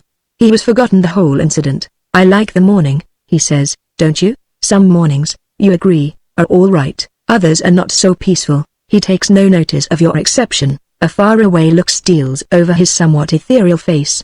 "I should like to die in the morning," he says. "Everything is so beautiful then." "Well," you answer, "perhaps you will, if your father ever invites an irritable man to come and sleep here, and doesn't warn him beforehand." He descends from his contemplative mood, and becomes himself again. "It's jolly in the garden," he suggests. "You wouldn't like to get up and have a game of cricket, would you? It was not the idea with which you went to bed, but now, as things have turned out, it seems as good a plan as lying there hopelessly awake, and you agree." You learn, later in the day, that the explanation of the proceeding is that you, unable to sleep, woke up early in the morning, and thought you would like a game of cricket.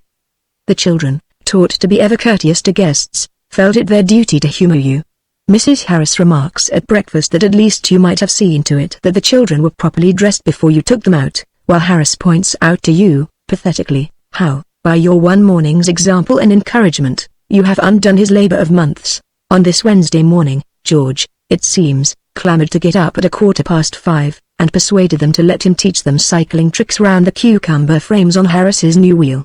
Even Mrs. Harris, however, did not blame George on this occasion. She felt intuitively the idea could not have been entirely his. It is not that the Harris children have the faintest notion of avoiding blame at the expense of a friend and comrade. One and all they are honesty itself in accepting responsibility for their own misdeeds. It simply is, that is how the thing presents itself to their understanding. When you explain to them that you had no original intention of getting up at 5 o'clock in the morning to play cricket on a croquet lawn, or to mimic the history of the early church by shooting with a crossbow at dolls tied to a tree, that as a matter of fact, left to your own initiative, you would have slept peacefully till roused in Christian fashion with a cup of tea at 8, they are firstly astonished, secondly apologetic, and thirdly sincerely contrite. In the present instance, waiving the purely academic question whether the awakening of George at a little before 5 was due to natural instinct on his part, or to the accidental passing of a homemade boomerang through his bedroom window, the dear children frankly admitted that the blame for his uprising was their own. As the eldest boy said, "We ought to have remembered that Uncle George had a long day before him, and we ought to have dissuaded him from getting up. I blame myself entirely, but an occasional change of habit does nobody any harm, and besides, as Harris and I agreed, it was good training for George. In the Black Forest we should be up at 5 every morning, that we had determined on. Indeed, George himself had suggested 4:30, but Harris and I had argued that 5 would be early enough as an average, that would enable us to be on our machines by 6, and to break the back of our journey before the heat of the day set in. Occasionally we might start a little earlier, but not as a habit. I myself was up that morning at 5. This was earlier than I had intended. I had said to myself on going to sleep, 6 o'clock, sharp. There are men I know who can wake themselves at any time to the minute. They say to themselves literally, as they lay their heads upon the pillow, 4:30, 4:45, or 5:15, as the case may be, and as the clock strikes they open their eyes. It is very wonderful this, the more one dwells upon it, the greater the mystery grows. Some ego within us, acting quite independently of our conscious self, must be capable of counting the hours while we sleep. Unaided by clock or sun, or any other medium known to our 5 senses, it keeps watch through the darkness. At the exact moment it whispers time, and we awake. The work of an old riverside fellow I once talked with called him to be out of bed each morning half an hour before high tide. He told me that never once had he overslept himself by a minute. Latterly, he never even troubled to work out the tide for himself. He would lie down tired, and sleep a dreamless sleep, and each morning at a different hour this ghostly watchman, true as the tide itself, would silently call him. Did the man's spirit haunt through the darkness the muddy river stairs, or had it knowledge of the ways of nature? Whatever the process, the man himself was unconscious of it. In my own case my inward watchman is, perhaps, somewhat out of practice. He does his best, but he is over-anxious, he worries himself, and loses count. I say to him, maybe, 5:30, please, and he wakes me with a start at 2:30. I look at my watch. He suggests that, perhaps, I forgot to wind it up. I put it to my ear, it is still going. He thinks, maybe, something has happened to it. He is confident himself it is 5:30, if not a little later. To satisfy him, I put on a pair of slippers and go downstairs to inspect the dining room clock. What happens to a man when he wanders about the house in the middle of the night, clad in a dressing gown and a pair of slippers, there is no need to recount, most men know by experience. Everything, especially everything with a sharp corner, takes a cowardly delight in hitting him.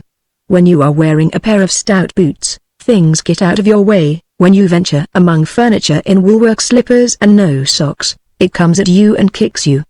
I return to bed bad-tempered, and refusing to listen to his further absurd suggestion that all the clocks in the house have entered into a conspiracy against me, take half an hour to get to sleep again. From 4 to 5 he wakes me every 10 minutes.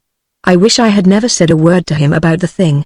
At 5 o'clock he goes to sleep himself, worn out, and leaves it to the girl, who does it half an hour later than usual. On this particular Wednesday he worried me to such an extent, that I got up at 5 simply to be rid of him. I did not know what to do with myself. Our train did not leave till 8, all our luggage had been packed and sent on the night before, together with the bicycles, to Fenchurch Street Station. I went into my study. I thought I would put in an hour's writing.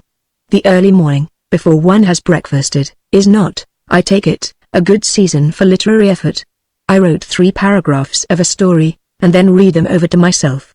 Some unkind things have been said about my work, but nothing has yet been written which would have done justice to those 3 paragraphs.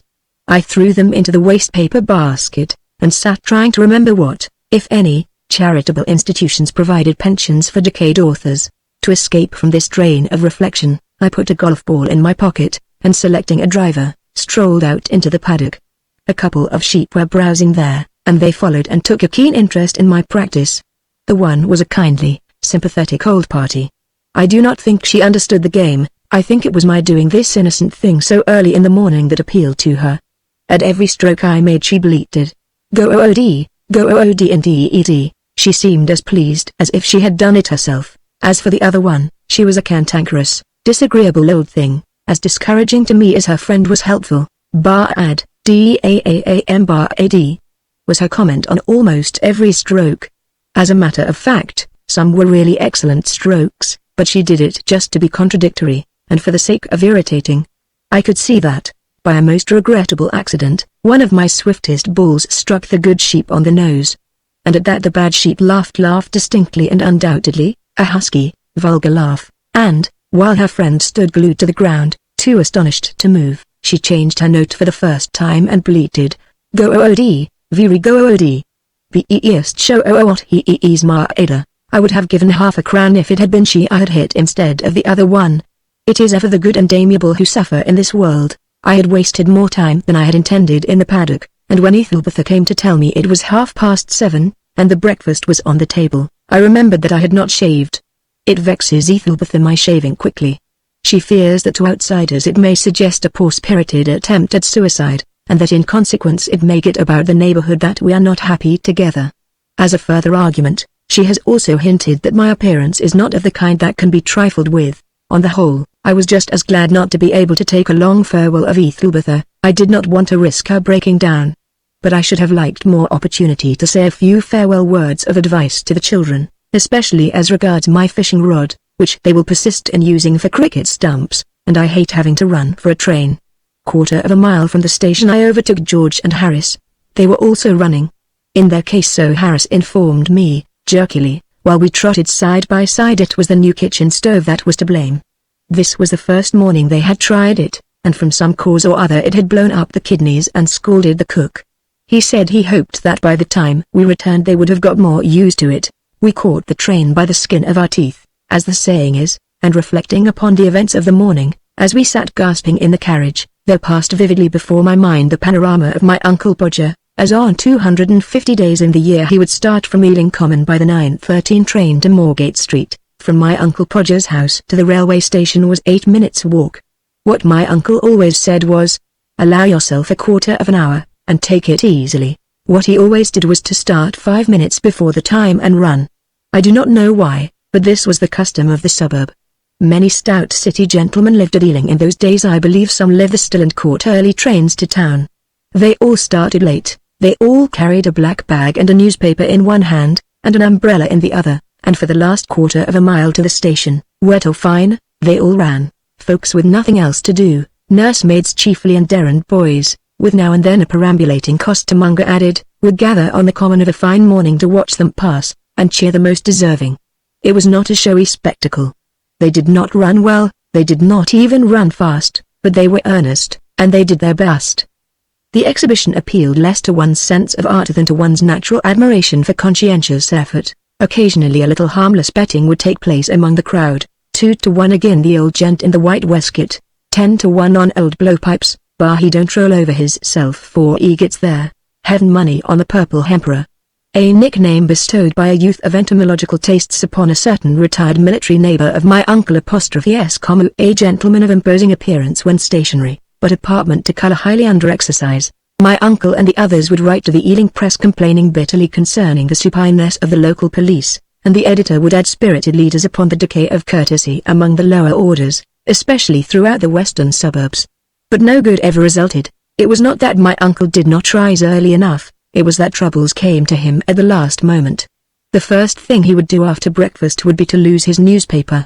We always knew when Uncle Podger had lost anything, by the expression of astonished indignation with which, on such occasions, he would regard the world in general. It never occurred to my Uncle Podger to say to himself, "I am a careless old man. I lose everything, I never know where I have put anything. I am quite incapable of finding it again for myself. In this respect I must be a perfect nuisance to everybody about me. I must set to work and reform myself." On the contrary, by some peculiar course of reasoning, he had convinced himself that whenever he lost a thing it was everybody else's fault in the house but his own. "I had it in my hand here not a minute ago," he would exclaim.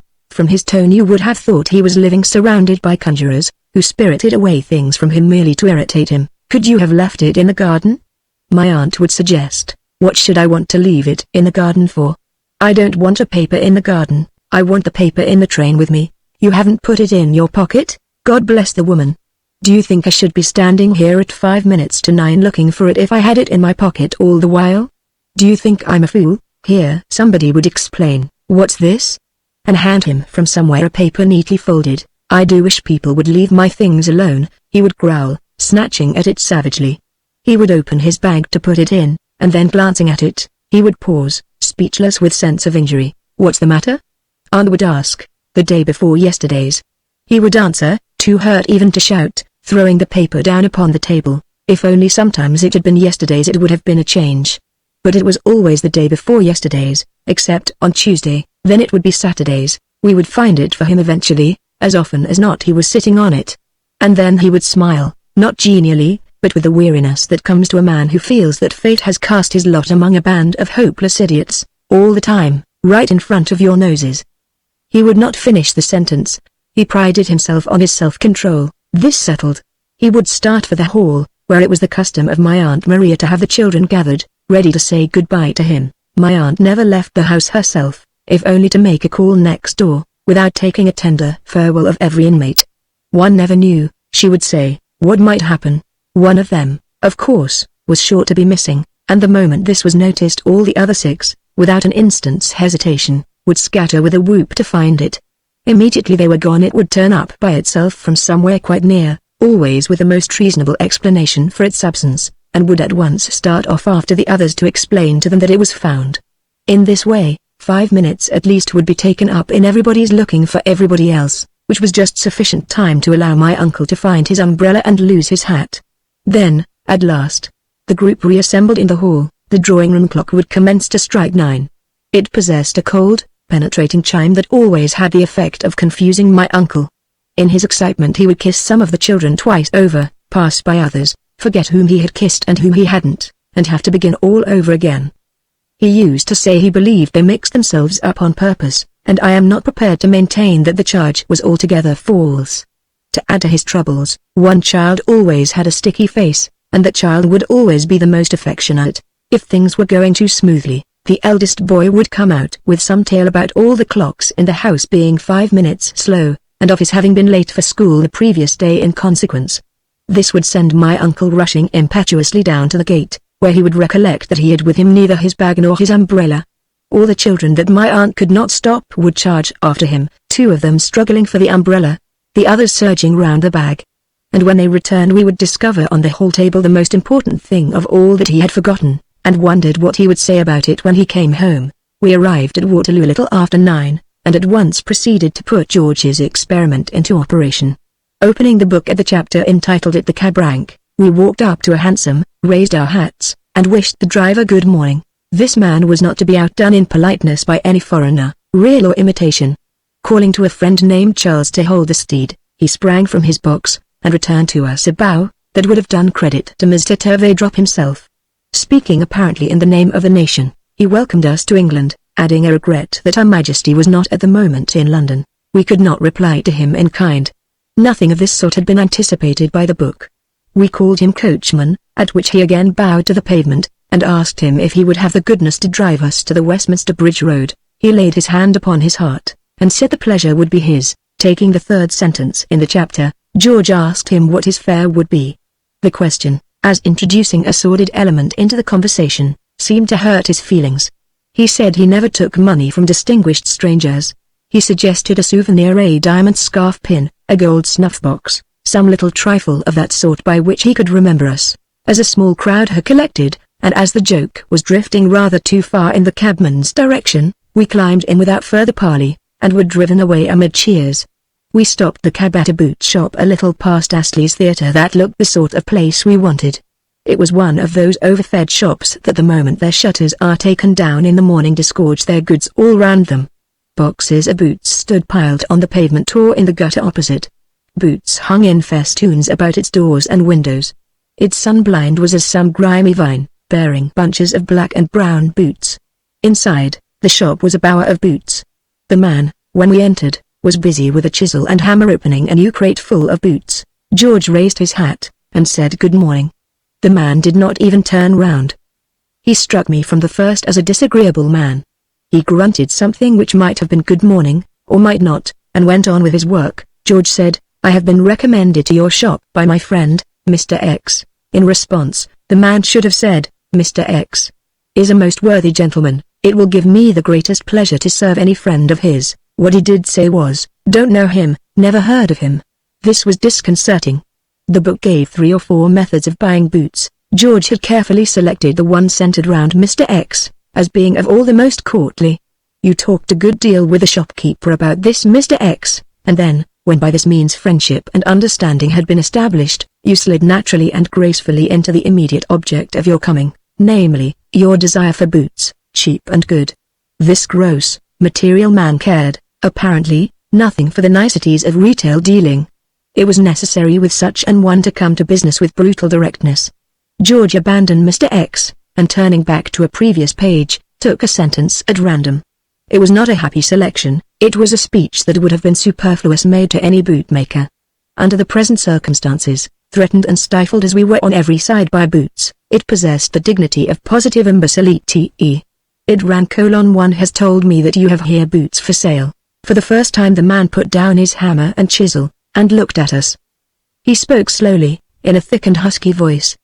He said, what d'ye think I keep boots for? To smell 'em. He was one of those men that begin quietly and grow more angry as they proceed, their wrongs apparently working within them like yeast. What d'ye think I am, he continued, a boot collector? What d'ye think I'm running this shop for my health?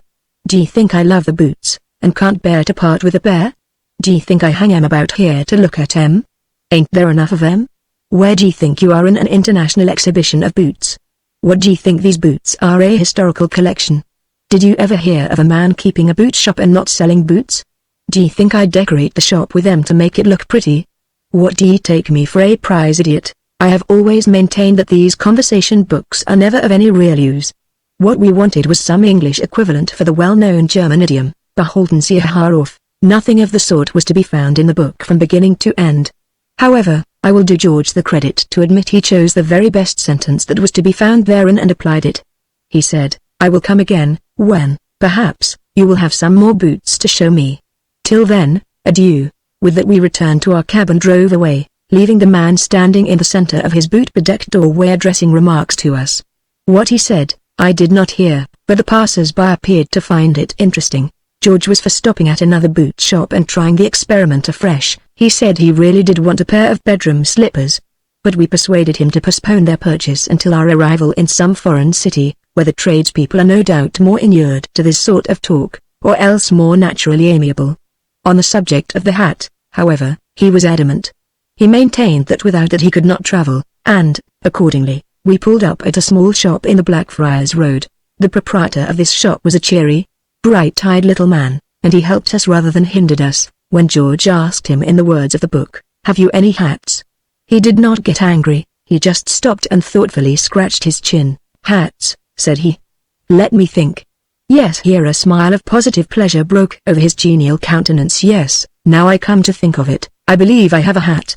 But, tell me, why do you ask me? George explained to him that he wished to purchase a cap, a traveling cap. But the essence of the transaction was that it was to be a good cap. The man's face fell. He remarked, there, I am afraid, you have me. Now, if you had wanted a bad cap, not worth the price asked for it, a cap good for nothing but to clean windows with, I could have found you the very thing. But a good cap, no, we don't keep them. But wait a minute. He continued, on seeing the disappointment that spread over George's expressive countenance. Don't be in a hurry. I have a cap here. He went to a drawer and opened it. It is not a good cap, but it is not so bad as most of the caps I sell. He brought it forward, extended on his palm. What do you think of that? He asked. Could you put up with that? George fitted it on before the glass, and, choosing another remark from the book, said, This hat fits me sufficiently well, but, tell me, do you consider that it becomes me? The man stepped back and took a bird's eye view. Candidly, he replied, I can't say that it does. He turned from George, and addressed himself to Harris and myself. Your friend's beauty, said he, I should describe as elusive. It is there, but you can easily miss it. Now, in that cap, to my mind, you do miss it. At that point it occurred to George that he had had sufficient fun with this particular man. He said, That is all right. We don't want to lose the train. How much? Answered the man. The price of that cap, sir, which, in my opinion, is twice as much as it is worth, is 4 and 6.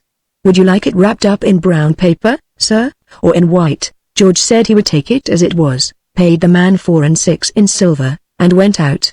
Harris and I followed. At Fenchurch Street we compromised with our cabman for 5 shillings.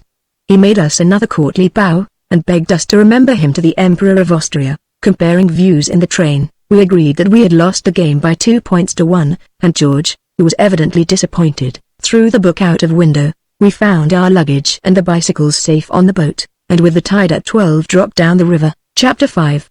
A necessary digression introduced by story containing moral. One of the charms of this book, the journal that did not command success its boast, instruction combined with amusement problem. Say what should be considered instructive and what amusing. A popular game expert opinion on English law. Another of the charms of this book, a hackneyed tune. Yet a third charm of this book, the sort of wood it was where the maiden lived. Description of the Black Forest. A story is told of a Scotchman who, loving a lassie, desired her for his wife. But he possessed the prudence of his race. He had noticed in his circle many an otherwise promising union result in disappointment and dismay, purely in consequence of the false estimate formed by bride or bridegroom concerning the imagined perfectibility of the other. He determined that in his own case no collapsed ideal should be possible. Therefore, it was that his proposal took the following form. I'm but a pew lad, Jenny, I he nae siller to offer ye, and nae land, but ye hazel, Davy, and I'm wish for it war anything else, lassie. I'm nae but a pure ill-seasoned loon, Jenny, nah, there's mony a lad more ill-looking than you'll, Davy, I he na seen him, lass, and I'm just a thinking I should not care to, better a plain man, Davy, that ye can depend on, and that would be a spare iron at the lassies, bringing trouble into the hame wi' his flouting ways. Dinna ye reckon on that, Jenny? It's nae the bonniest bubbly jock that makes the most feathers to fly in the kail yard. I was ever a lad to run after the petticoats, as is weel kent, and it's a weary handfu I'll be to ye, I'm thinking. But ye hae a kind heart, Davy. And ye love me weel. I'm sure own't, I like ye weel enoo, Jenny, though I canna say how long the feeling may bide wi' me, and I'm kind enoo when I hae my ain way, and nothing happens to put me ower it. But I hae the devil's ain temper, as my mither could tell ye, and like my pure faith there, I may thinkin, I'll grow nae better as I grow mair old, but ye is sair hard upon yoursel, Davy. Ye're an honest lad. I ken ye better than ye ken yoursel, and ye'll make a good hame for me, maybe, Jenny. But I hae my doots.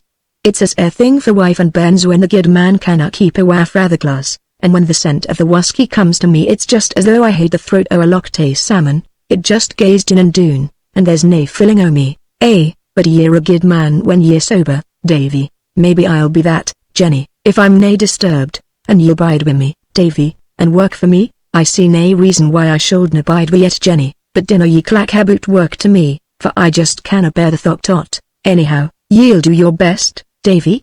As the minister says, nae man can do mair than that, and it's a pure best that mine'll be, Jenny, and I'm nae see sure ye'll hear a muck leavin' o' that. We're a weak, sinful creatures, Jenny, and ye'd hae some difficulty to find a man weaker or mair sinful than mysel. Weel, ye hae a truthful tongue, Davy. Mony a lad will make fine promises to a pew lassie, only to break him in her heart whim.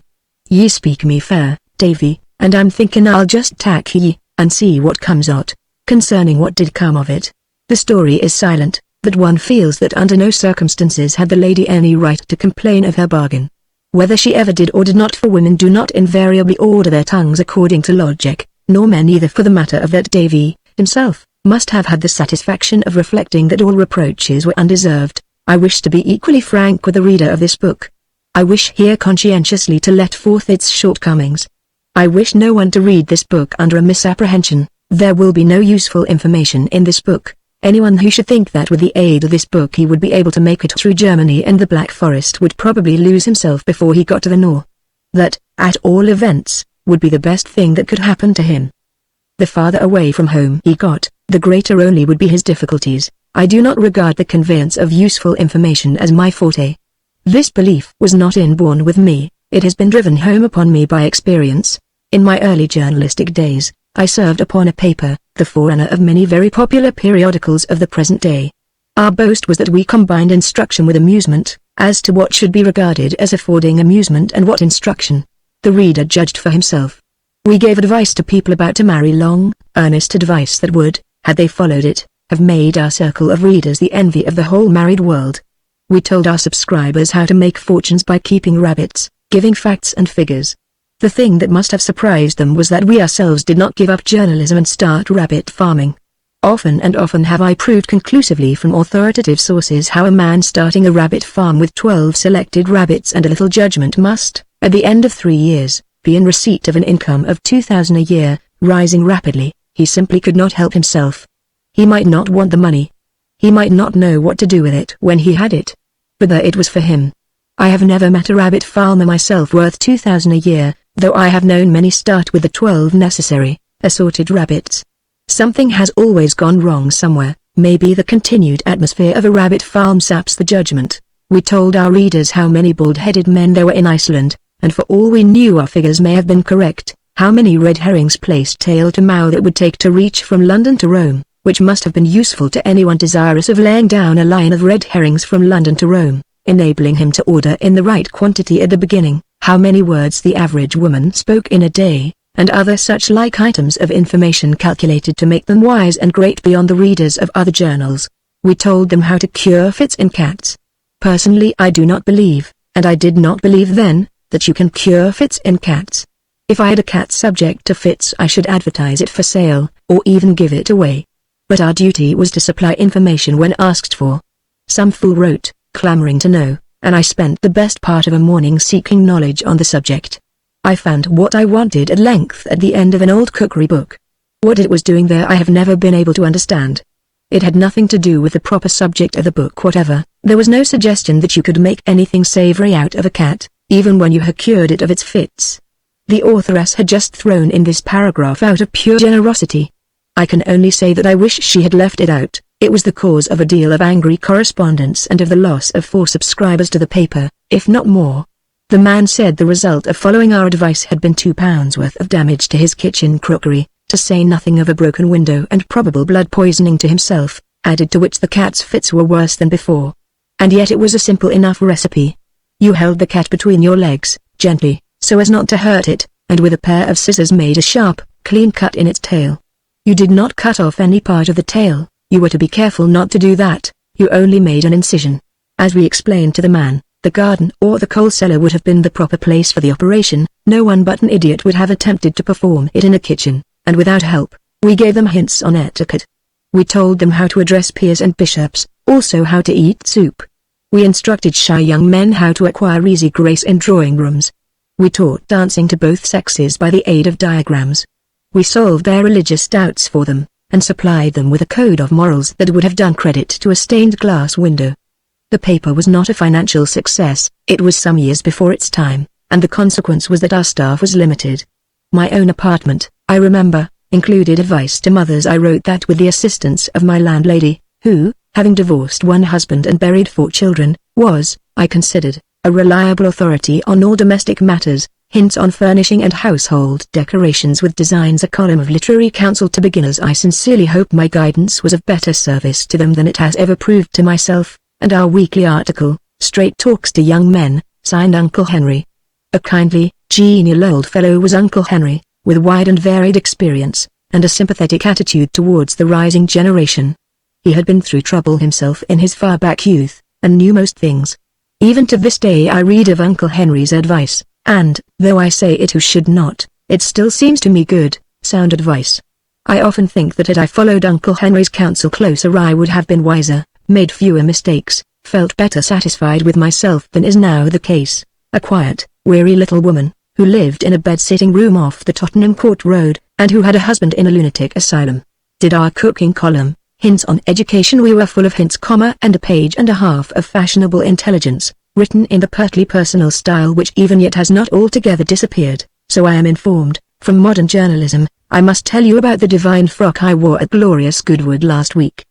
Prince C. But there, I really must not repeat all the things the silly fellow says. He is too foolish, and the dear Countess, I fancy, was just a weeish bit jealous and so on. Poor little woman. I see her now in the shabby grey alpaca, with the ink stains on it. Perhaps a day at Glorious Goodwood, or anywhere else in the fresh air, might have put some colour into her cheeks.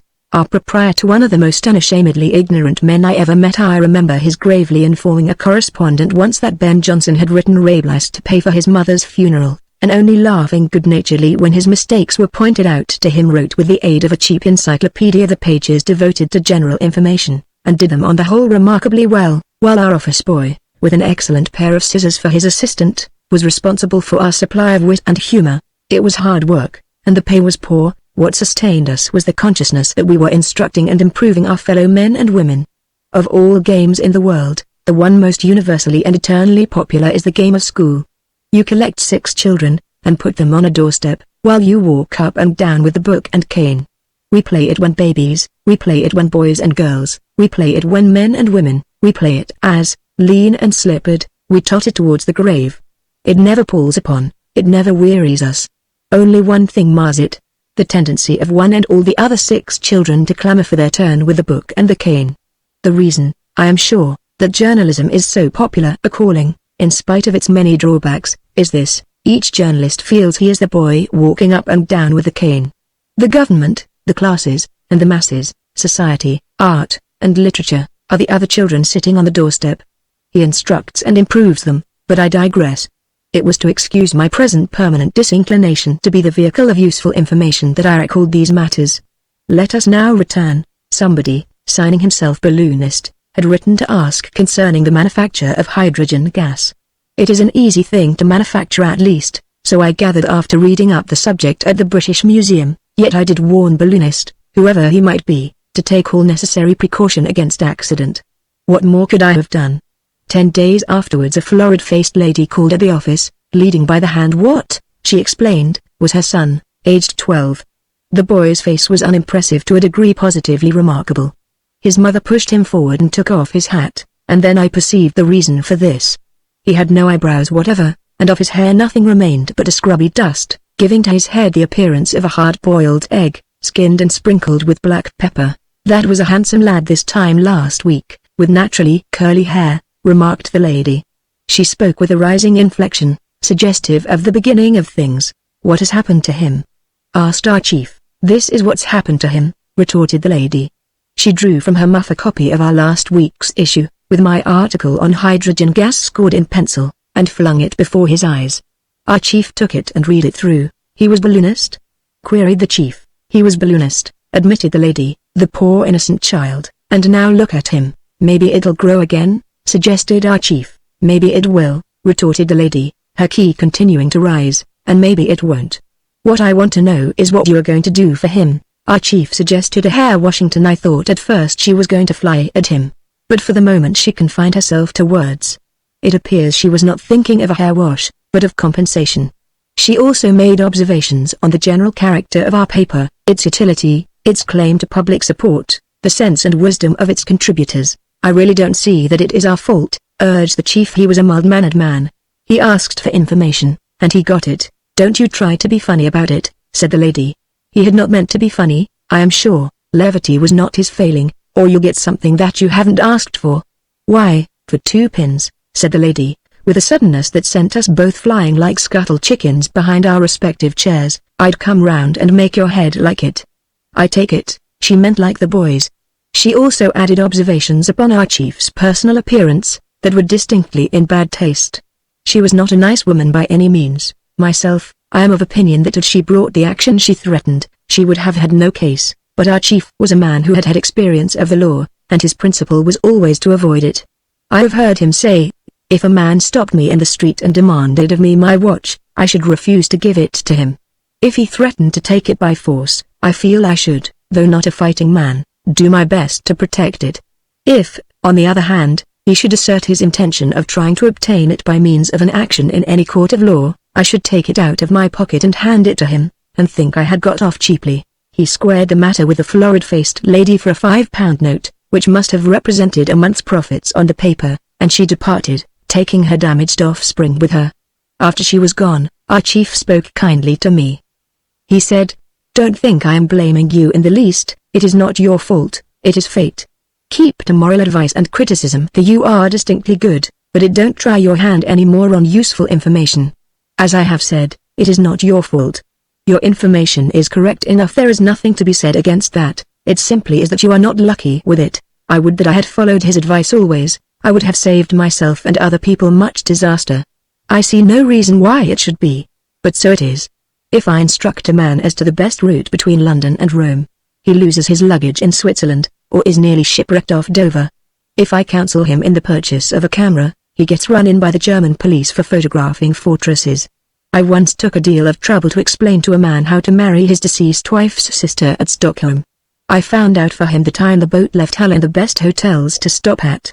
There was not a single mistake from beginning to end in the information with which I supplied him, no hitch occurred anywhere, yet now he never speaks to me. Therefore it is that I have come to restrain my passion for the giving of information. Therefore it is that nothing in the nature of practical instruction will be found, if I can help it, within these pages. There will be no description of towns, no historical reminiscences, no architecture, no morals. I once asked an intelligent foreigner what he thought of London. He said, "It is a very big town." I said, "What struck you most about it?" He replied, "The people." I said, "Compared with other towns, Paris, Rome, Berlin, what did you think of it?" He shrugged his shoulders. "It is bigger," he said. "What more can one say? One anthill is very much like another. So many avenues, wide or narrow, where the little creatures swarm in strange confusion, these bustling by, important, these halting to powwow with one another. These struggling with big burdens, those but basking in the sun. So many granaries stored with food, so many cells where the little things sleep, and eat, and love. The corner where lie their little white bones. This hive is larger, the next smaller. This nest lies on the sand, and another under the stones. This was built but yesterday, while that was fashioned ages ago, some say even before the swallows came, who knows, nor will there be found here in folklore or story. Every valley where lie homesteads has its song. I will tell you the plot. You can turn it into verse and set it to music of your own. There lived a lass, and there came a lad, who loved and rode away. It is a monotonous song, written in many languages, for the young man seems to have been a mighty traveler. Here in sentimental Germany they remember him well. So also the dwellers of the blue Alsatian mountains remember his coming among them, while, if my memory serves me truly, he likewise visited the banks of Allan Water. A veritable wandering Jew is he, for still the foolish girls listen, so they say, to the dying away of his hoofbeats. In this land of many ruins, that long while ago were voice-filled homes, linger many legends, and here again, giving you the essentials, I leave you to cook the dish for yourself. Take a human heart or two, assorted, a bundle of human passions, there are not many of them, half a dozen at the most, season with a mixture of good and evil, flavor the whole with the sauce of death, and serve up where and when you will. The saint's cell, the haunted keep, the dungeon grave, the lover's leap, call it what you will, the stew's the same. Lastly, in this book there will be no scenery. This is not laziness on my part, it is self-control. Nothing is easier to write than scenery, nothing more difficult and unnecessary to read. When Gibbon had to trust to travelers' tales for a description of the Hellespont, and the Rhine was chiefly familiar to English students through the medium of Caesar's commentaries, it behoved every globe-trotter, for whatever distance, to describe to the best of his ability the things that he had seen. Dr. Johnson, familiar with little else than the view down Fleet Street, could read the description of a Yorkshire moor with pleasure and with profit. To a Cockney who had never seen higher ground than the Hog's Back in Surrey, an account of Snowdon must have appeared exciting. But we, or rather the steam engine and the camera for us, have changed all that.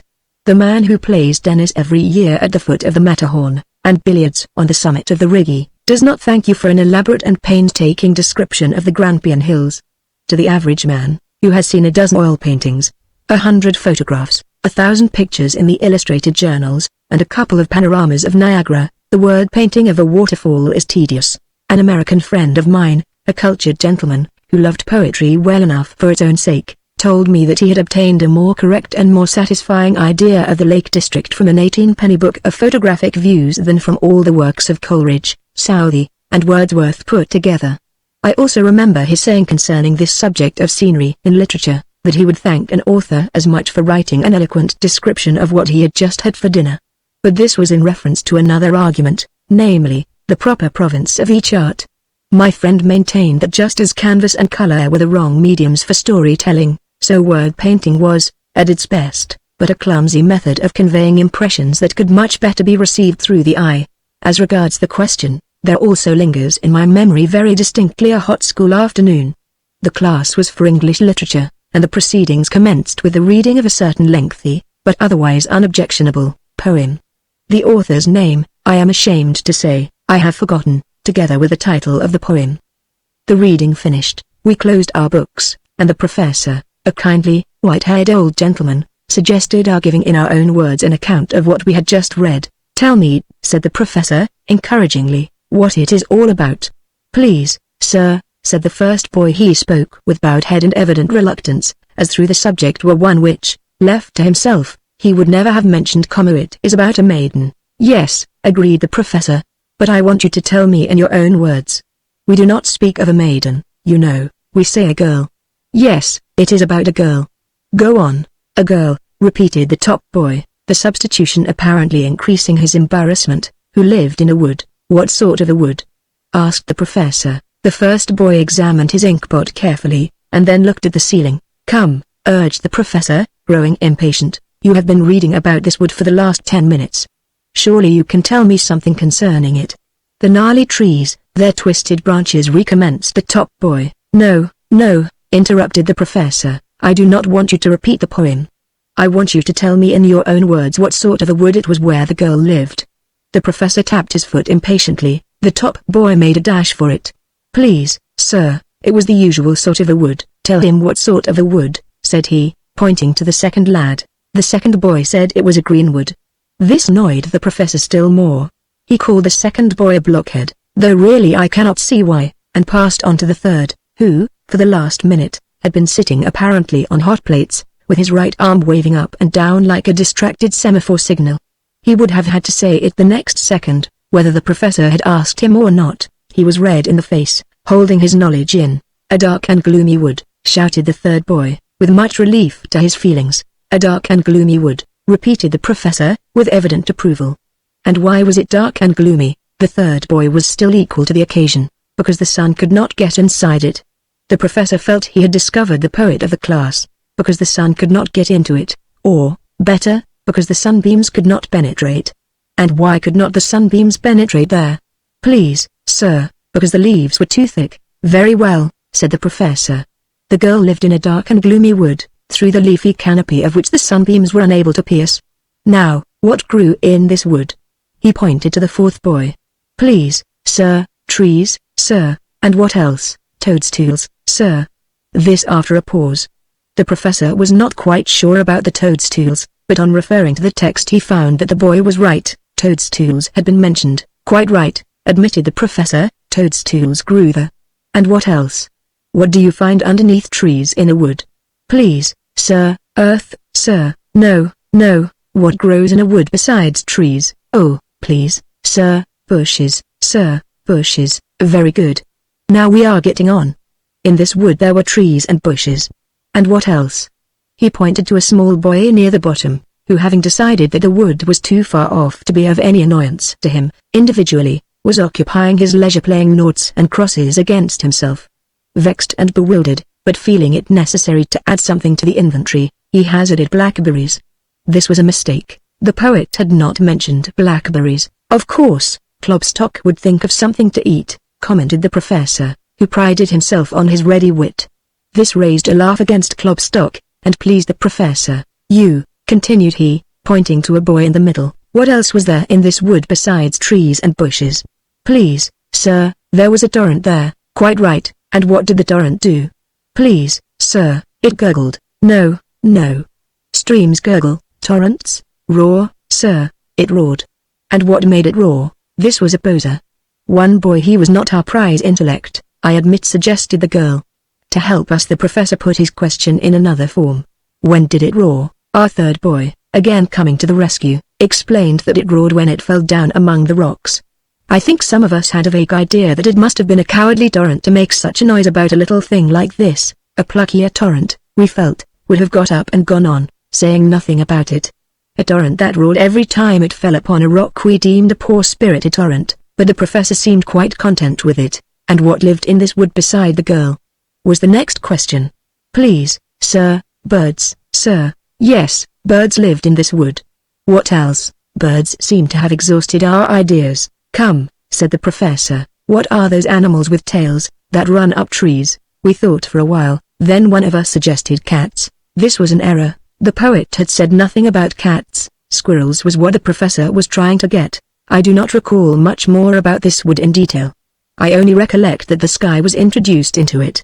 In places where there occurred an opening among the trees you could by looking up see the sky above you. Very often there were clouds in this sky, and occasionally, if I remember rightly, the girl got wet. I have dwelt upon this incident, because it seems to me suggestive of the whole question of scenery in literature. I could not at the time, I cannot now, understand why the top boy's summary was not sufficient. With all due deference to the poet, whoever he may have been, one cannot but acknowledge that his wood was, and could not be otherwise than, the usual sort of a wood. I could describe the Black Forest to you at great length. I could translate to you Hebel, the poet of the Black Forest. I could write pages concerning its rocky gorges and its smiling valleys, its pine-clad slopes, its rock-crowned summits, its foaming rivulets, where the tidy German has not condemned them to flow respectably through wooden troughs or drain pipes, its white villages, its lonely farmsteads, but I am haunted by the suspicion you might skip all this. Were you sufficiently conscientious or weak-minded enough not to do so, I should, all said and done, succeed in conveying to you only an impression much better summed up in the simple words of the unpretentious guidebook. A picturesque, mountainous district, bounded on the south and the west by the plain of the Rhine, towards which its spurs descend precipitately. Its geological formation consists chiefly of variegated sandstone and granite, its lower heights being covered with extensive pine forests. It is well watered with numerous streams, while its populous valleys are fertile and well cultivated. The inns are good, but the local wines should be partaken of by the stranger with discretion. Chapter 6. Why we went to Hanover. Something they do better abroad, their art of polite foreign conversation, as taught in English schools. A true history, now told for the first time. The French joke, as provided for the amusement of British youth. Fatherly instincts of Harris the Road Waterer, considered as an artist. Patriotism of George Watt. Harris ought to have done what he did. We save Harris's life. A sleepless city. The cab horse as a critic. We arrived in Hamburg on Friday after a smooth and uneventful voyage, and from Hamburg we traveled to Berlin by way of Hanover. It is not the most direct route. I can only account for our visit to Hanover as the nigger accounted to the magistrate for his appearance in the deacon's poultry yard. Well, yes, sir, what the constable says is quite true, sir. I was dar, sir. Oh, so you admit it? And what were you doing with a sack, pray, in Deacon Abraham's poultry yard at 12 o'clock at night? Esquire tell you, sir. Yes, sir. I'd been to Massa Jordan's with a sack of melons. Yes, sir, and Massa Jordan he was very agreeable, and asked me for to come in. Yes, sir, very agreeable man is Massa Jordan. And daar we sat a-talking and a-talking, very likely. What we want to know is what you were doing in the deacon's poultry yard. Yes, sir, that's what is coming to. It was ver late 'fore I left Massa Jordan's, and den I says to myself, says I, now yer just step out with yer best leg foremost, Ulysses, case yer gets into trouble with the lay woman. Ver talkative woman she is, sir, very. Yes, never mind her, there are other people very talkative in this town besides your wife. Deacon Abraham's house is half a mile out of your way home from Mr. Jordan's. How did you get there? That's what I may gwine to explain, sir. I am glad of that. And how do you propose to do it? Well, as thinking, sir, I must ha digressed. I take it we digressed a little. At first, from some reason or other, Hanover strikes you as an uninteresting town, but it grows upon you. It is in reality two towns, a place of broad, modern, handsome streets and tasteful gardens, side by side with a 16th-century town, where old timbered houses overhang the narrow lanes, where through low archways one catches glimpses of galleried courtyards, once often thronged, no doubt, with troops of horse, or blocked with lumbering coach and six, waiting its rich merchant owner, and his fat placid frau, but where now children and chickens scuttle at their will, while over the carved balconies hang dingy clothes a-drying. A singularly English atmosphere hovers over Hanover, especially on Sundays, when its shuttered shops and clanging bells give to it the suggestion of a sunnier London. Nor was this British Sunday atmosphere apparent only to myself, else I might have attributed it to imagination. Even George felt it. Harris and I, returning from a short stroll with our cigars after lunch on the Sunday afternoon, found him peacefully slumbering in the smoke-room's easiest chair. "After all," said Harris, "there is something about the British Sunday that appeals to the man with English blood in his veins. I should be sorry to see it altogether done away with, let the new generation say what it will." And taking one each end of the ample city, we kept George company. To Hanover one should go, they say, to learn the best German. The disadvantage is that outside Hanover, which is only a small province, nobody understands this best German. Thus you have to decide whether to speak good German and remain in Hanover, or bad German and travel about. Germany, being separated so many centuries into a dozen principalities, is unfortunate in possessing a variety of dialects. Germans from Posen, wishful to converse with men of Württemberg, have to talk as often as not in French or English, and young ladies who have received an expensive education in Westphalia surprise and disappoint their parents by being unable to understand a word said to them in Mecklenburg. An English-speaking foreigner, it is true, would find himself equally nonplussed among the Yorkshire wolds, or in the purlieus of Whitechapel, but the cases are not on all fours. Throughout Germany it is not only in the country districts and among the uneducated that dialects are maintained. Every province has practically its own language, of which it is proud and retentive. An educated Bavarian will admit to you that, academically speaking, the North German is more correct, but he will continue to speak South German and to teach it to his children. In the course of the century, I am inclined to think that Germany will solve her difficulty in this respect by speaking English. Every boy and girl in Germany, above the peasant class, speaks English. Were English pronunciation less arbitrary, there is not the slightest doubt but that in the course of a very few years, comparatively speaking, it would become the language of the world. All foreigners agree that, grammatically, it is the easiest language of any to learn.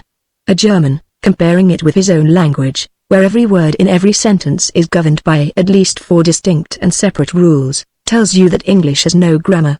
A good many English people would seem to have come to the same conclusion, but they are wrong. As a matter of fact, there is an English grammar, and one of these days our schools will recognize the fact, and it will be taught to our children, penetrating maybe even into literary and journalistic circles. But at present we appear to agree with the foreigner that it is a quantity neglectable. English pronunciation is the stumbling block to our progress. English spelling would seem to have been designed chiefly as a disguise to pronunciation.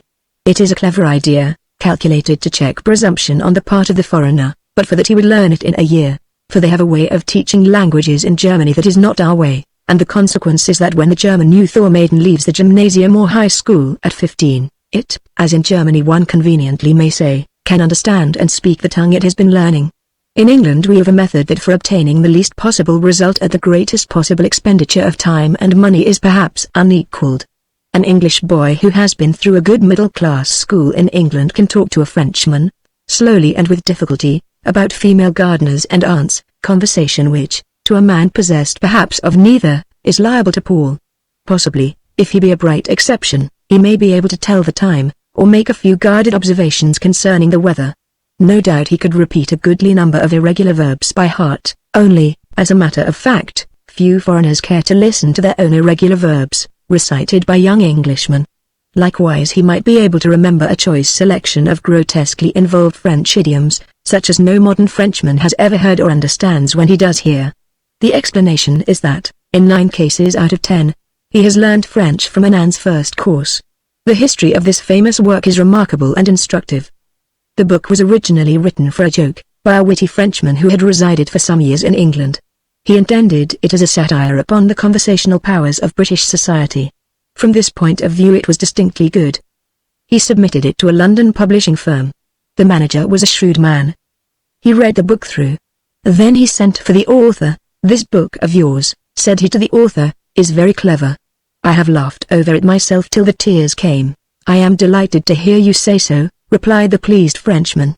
"I tried to be truthful without being unnecessarily offensive." "It is most amusing," concurred the manager, "and yet published as a harmless joke, I feel would fail." The author's face fell. "Its humor," proceeded the manager, "would be denounced as forced and extravagant. It would amuse the thoughtful and intelligent, but from a business point of view that portion of the public are never worth considering." "But I have an idea," continued the manager. He glanced round the room to be sure they were alone, and leaning forward sunk his voice to a whisper. "My notion is to publish it as a serious work for the use or schools." The author stared, speechless. "I know the English schoolman," said the manager. "This book will appeal to him. It will exactly fit in with his method. Nothing sillier, nothing more useless for the purpose will he ever discover. He will smack his lips over the book, as a puppy licks up blacking." The author, sacrificing art to greed, consented. They altered the title and added a vocabulary, but left the book otherwise as it was. The result is known to every schoolboy, and became the palladium of English philological education. If it no longer retains its ubiquity, it is because something even less adaptable to the object in view has been since invented, lest, in spite of all, the British schoolboy should obtain, even from the like of Anne, some glimmering of French. The British educational method further handicaps him by bestowing upon him the assistance of, what is termed in the prospectus, a native gentleman. This native French gentleman, who, by the by, is generally a Belgian, is no doubt a most worthy person, and can, it is true, understand and speak his own language with tolerable fluency. There his qualifications cease. Invariably he is a man with a quite remarkable inability to teach anybody anything. Indeed, he would seem to be chosen not so much as an instructor as an amuser of youth. He is always a comic figure. No Frenchman of a dignified appearance would be engaged for any English school. If he possess by nature a few harmless peculiarities, calculated to cause merriment, so much the more is he esteemed by his employers. The class naturally regards him as an animated joke. The 2 to 4 hours a week that are deliberately wasted on this ancient farce, are looked forward to by the boys as a merry interlude in an otherwise monotonous existence. And then, when the proud parent takes his son and heir to Dieppe merely to discover that the lad does not know enough to call a cab, he abuses not the system, but its innocent victim. I confine my remarks to French, because that is the only language we attempt to teach our youth. An English boy who could speak German would be looked down upon as unpatriotic. Why we waste time in teaching even French according to this method I have never been able to understand. A perfect unacquaintance with a language is respectable. But putting aside comic journalists and lady novelists, for whom it is a business necessity, this smattering of French which we are so proud to possess only serves to render us ridiculous. In the German school the method is somewhat different. 1 hour every day is devoted to the same language. The idea is not to give the lad time between each lesson to forget what he learned at the last. The idea is for him to get on. There is no comic foreigner provided for his amusement. The desired language is taught by a German schoolmaster who knows it inside and out as thoroughly as he knows his own.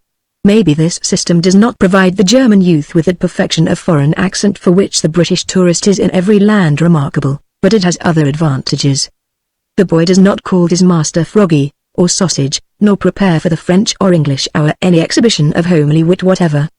He just sits there, and for his own sake tries to learn that foreign tongue with as little trouble to everybody concerned as possible. When he has left school he can talk, not about penknives and gardeners and aunts merely, but about European politics, history, Shakespeare, or the musical glasses, according to the turn the conversation may take.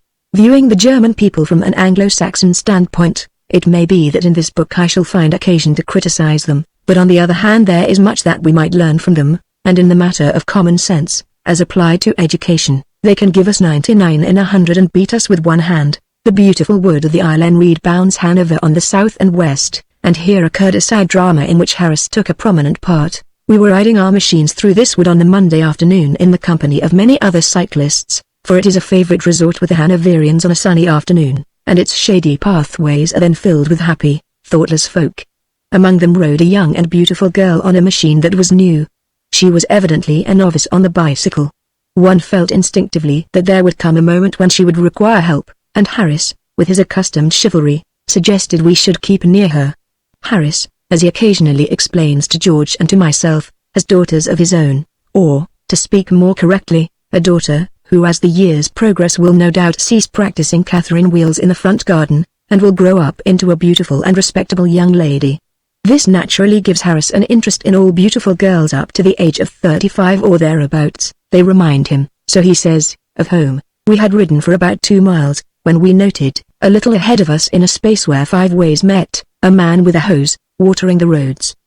The pipe, supported at each joint by a pair of tiny wheels, writhed after him as he moved, suggesting a gigantic worm, from whose open neck, as the man, gripping it firmly in both hands, pointing it now this way, and now that, now elevating it, now depressing it, poured a strong stream of water at the rate of about a gallon a second. What a much better method than ours, observed Harris, enthusiastically. Harris is inclined to be chronically severe on all British institutions. How much simpler, quicker, and more economical. You see, one man by this method can in 5 minutes water a stretch of road that would take us with our clumsy lumbering cart half an hour to cover. George, who was riding behind me on the tandem, said, yes, and it is also a method by which with a little carelessness a man could cover a good many people in a good deal less time than they could get out of the way. George, the opposite to Harris, is British to the core.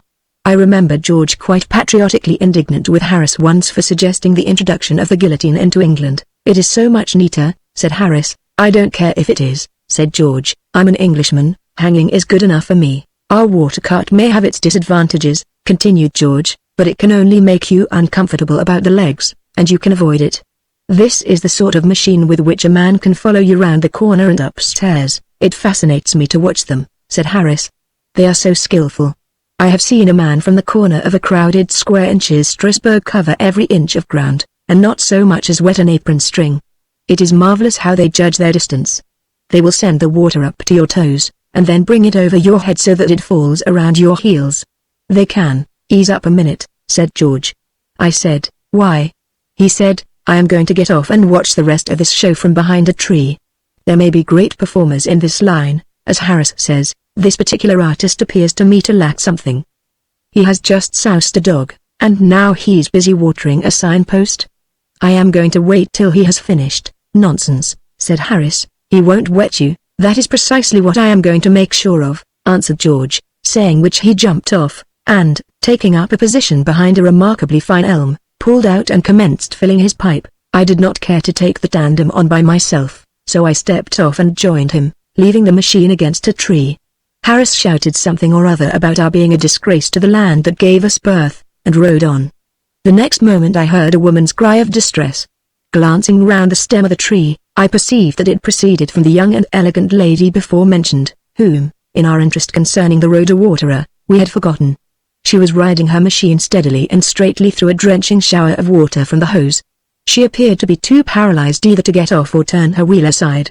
Every instant she was becoming wetter, while the man with the hose, who was either drunk or blind, continued to pour water upon her with utter indifference. A dozen voices yelled imprecations upon him, but he took no heed whatever. Harris, his fatherly nature stirred to its depths, did at this point what, under the circumstances, was quite the right and proper thing to do. Had he acted throughout with the same coolness and judgment he then displayed, he would have emerged from that incident the hero of the hour, instead of, as happened, riding away followed by insult and threat. Without a moment's hesitation he spurted at the man, sprang to the ground, and, seizing the hose by the nozzle, attempted to wrest it away. What he ought to have done, what any man retaining his common sense would have done the moment he got his hands upon the thing, was to turn off the tap. Then he might have played football with the man, or battledore and shuttlecock as he pleased, and the 20 or 30 people who had rushed forward to assist would have only applauded. His idea, however, as he explained to us afterwards, was to take away the hose from the man, and, for punishment, turn it upon the fool himself. The waterman's idea appeared to be the same, namely, to retain the hose as a weapon with which to soak Harris. Of course, the result was that, between them, they soused every dead and living thing within 50 yards, except themselves. One furious man, too drenched to care what more happened to him, leapt into the arena and also took a hand.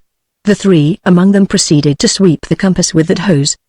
They pointed it to heaven, and the water descended upon the people in the form of an equinoctial storm. They pointed it downwards, and sent the water in rushing streams that took people off their feet, or caught them about the waistline, and doubled them up. Not one of them would loosen his grip upon the hose, not one of them thought to turn the water off. You might have concluded they were struggling with some primeval force of nature. In 45 seconds, so George said, who was timing it, They had swept that circus bare of every living thing except one dog, who, dripping like a water nymph, rolled over by the force of water, now on this side, now on that, still gallantly staggered again and again to its feet to bark defiance at what it evidently regarded as the powers of hell let loose. Men and women left their machines upon the ground, and flew into the woods. From behind every tree of importance peeped out wet, angry heads. At last, there arrived upon the scene one man of sense. Braving all things, he crept to the hydrant, where still stood the iron key, and screwed it down. And then from 40 trees began to creep more or less soaked human beings, each one with something to say. At first I fell to wondering whether a stretcher or a clothes basket would be the more useful for the conveyance of Harris's remains back to the hotel. I consider that George's promptness on that occasion saved Harris's life. Being dry, and therefore able to run quicker, he was there before the crowd. Harris was for explaining things, but George cut him short. "You get on that," said George, handing him his bicycle, "and go. They don't know we belong to you, and you may trust us implicitly not to reveal the secret. We'll hang about behind, and get in their way. Ride zigzag in case they shoot. I wish this book to be a strict record of fact, unmarred by exaggeration, and therefore I have shown my description of this incident to Harris, lest anything beyond bald narrative may have crept into it. Harris maintains it is exaggerated, but admits that 1 or 2 people may have been sprinkled. I have offered to turn a street hose on him at a distance of 25 yards, and take his opinion afterwards, as to whether sprinkled is the adequate term, but he has declined the test. Again, he insists there could not have been more than half a dozen people, at the outside, involved in the catastrophe, that 40 is a ridiculous misstatement. I have offered to return with him to Hanover and make strict inquiry into the matter, and this offer he has likewise declined. Under these circumstances, I maintain that mine is a true and restrained narrative of an event that is, by a certain number of Hanoverians, remembered with bitterness unto this very day. We left Hanover that same evening, and arrived at Berlin in time for supper and an evening stroll. Berlin is a disappointing town, its center overcrowded, its outlying parts lifeless, its one famous street, Unter den Linden, an attempt to combine Oxford Street with the Champs-Élysées, singularly unimposing, being much too wide for its size, its theatres dainty and charming, where acting is considered of more importance than scenery or dress, where long runs are unknown, successful pieces being played again and again, but never consecutively, so that for a week running you may go to the same Berlin theatre, and see a fresh play every night, its opera house unworthy of it, its 2 music halls, with an unnecessary suggestion of vulgarity and commonness about them, ill-arranged and much too large for comfort. In the Berlin cafes and restaurants, the busy time is from midnight on till 3. Yet most of the people who frequent them are up again at 7. Either the Berliner has solved the great problem of modern life, how to do without sleep, or, with Carlyle, he must be looking forward to eternity. Personally, I know of no other town where such late hours are the vogue, except St. Petersburg. But your St. Petersburger does not get up early in the morning. At St. Petersburg, the music halls, which it is the fashionable thing to attend after the theatre, a drive to them taking half an hour in a swift sleigh, do not practically begin till 12. Through the Neva at 4 o'clock in the morning you have to literally push your way, and the favorite trains for travelers are those starting about 5 o'clock in the morning. These trains save the Russian the trouble of getting up early. He wishes his friends good night, and drives down to the station comfortably after supper, without putting the house to any inconvenience. Potsdam, the Versailles to Berlin, is a beautiful little town, situate among lakes and woods. Here in the shady ways of its quiet, far-stretching park of Sans Souci, it is easy to imagine lean, snuffy Frederick bumbling with shrill Voltaire. Acting on my advice, George and Harris consented not to stay long in Berlin, but to push on to Dresden. Most that Berlin is to show can be seen better elsewhere, and we decided to be content with a drive through the town. The hotel porter introduced us to a droshky driver, under whose guidance, so he assured us, we should see everything worth seeing in the shortest possible time. The man himself, who called for us at 9 o'clock in the morning, was all that could be desired. He was bright, intelligent, and well informed. His German was easy to understand, and he knew a little English with which to eke it out on occasion. With the man himself there was no fault to be found, but his horse was the most unsympathetic brute I have ever sat behind. He took a dislike to us the moment he saw us. I was the first to come out of the hotel. He turned his head, and looked me up and down with a cold, glassy eye, and then he looked across at another horse, a friend of his that was standing facing him. I knew what he said. He had an expressive head, and he made no attempt to disguise his thought. he said. "Funny things one does come across in the summertime, don't one?" George followed me out the next moment, and stood behind me. The horse again turned his head and looked. I have never known a horse that could twist himself as this horse did. I have seen a camelopard do tricks with his neck that compelled one's attention, but this animal was more like the thing one dreams of after a dusty day's at Ascot, followed by a dinner with 6 old chums. If I had seen his eyes looking at me from between his own hind legs, I doubt if I should have been surprised. He seemed more amused with George if anything, than with myself. He turned to his friend again. "Extraordinary, isn't it?" he remarked. "I suppose there must be some place where they grow them," and then he commenced licking flies off his own left shoulder. I began to wonder whether he had lost his mother when young, and had been brought up by a cat. George and I climbed in, and sat waiting for Harris. He came a moment later. I thought he looked rather neat. He wore a white flannel knickerbocker suit, which he had had made specially for bicycling in hot weather. His hat may have been a trifle out of the common, but it did keep the sun off. The horse gave one look at him, said "Got in Himmel," as plainly as ever horse spoke, and started off down Friedrichstrasse at a brisk walk, leaving Harris and the driver standing on the pavement. His owner called to him to stop, but he took no notice. They ran after us, and overtook us at the corner of the Dorotheenstrasse. I could not catch what the man said to the horse. He spoke quickly and excitedly, but I gathered a few phrases, such as, "Got to earn my living somehow, haven't I? Who asked for your opinion? I, little you care so long as you can guzzle." The horse cut the conversation short by turning up the Dorotheenstrasse on his own account. I think what he said was, "Come on then, don't talk so much. Let's get the job over, and, where possible, let's keep to the back streets." Opposite the Brandenburger Tor our driver hitched the reins to the whip, climbed down, and came round to explain things to us. He pointed out the Thiergarten, and then descanted to us of the Reichstag house. He informed us of its exact height, length, and breadth, after the manner of guides. Then he turned his attention to the gate. He said it was constructed of sandstone, in imitation of the propylaea in Athens. At this point the horse, which had been occupying its leisure licking its own legs, turned round its head. It did not say anything, it just looked. The man began again nervously. This time he said it was an imitation of the propylaea. Here the horse proceeded up the Linden, and nothing would persuade him not to proceed up the Linden. His owner expostulated with him, but he continued to trot on. From the way he hitched his shoulders as he moved, I somehow felt he was saying, "They've seen the gate, haven't they? Very well, that's enough. As for the rest, you don't know what you are talking about, and they wouldn't understand you if you did. You talk German." It was the same throughout the length of the Linden. The horse consented to stand still sufficiently long to enable us to have a good look at each site, and to hear the name of it. All explanation and description he cut short by the simple process of moving on. "What these fellows want," he seemed to say to himself, "is to go home and tell people they have seen these things. If I am doing them an injustice, if they are more intelligent than they look, they can get better information than this old fool of mine is giving them from the guidebook. Who wants to know how high a steeple is? You don't remember it the next 5 minutes when you are told, and if you do it is because you have got nothing else in your head. He just tires me with his talk. Why doesn't he hurry up, and let us all get home to lunch?" Upon reflection, I am not sure that wall-eyed old brute had not sense on its side. Anyhow, I know there have been occasions, with a guide, when I would have been glad of its interference, but one is apartment to sin one's mercies, as the Scotch say, and at the time we cursed that horse instead of blessing it. Chapter 7.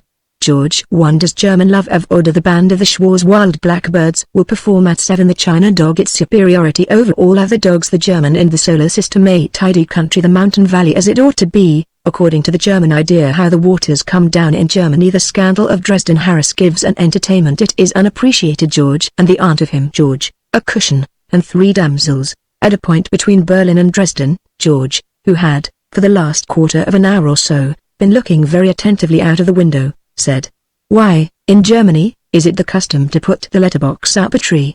Why do they not fix it to the front door as we do? I should hate having to climb up a tree to get my letters. Besides, it is not fair to the postman.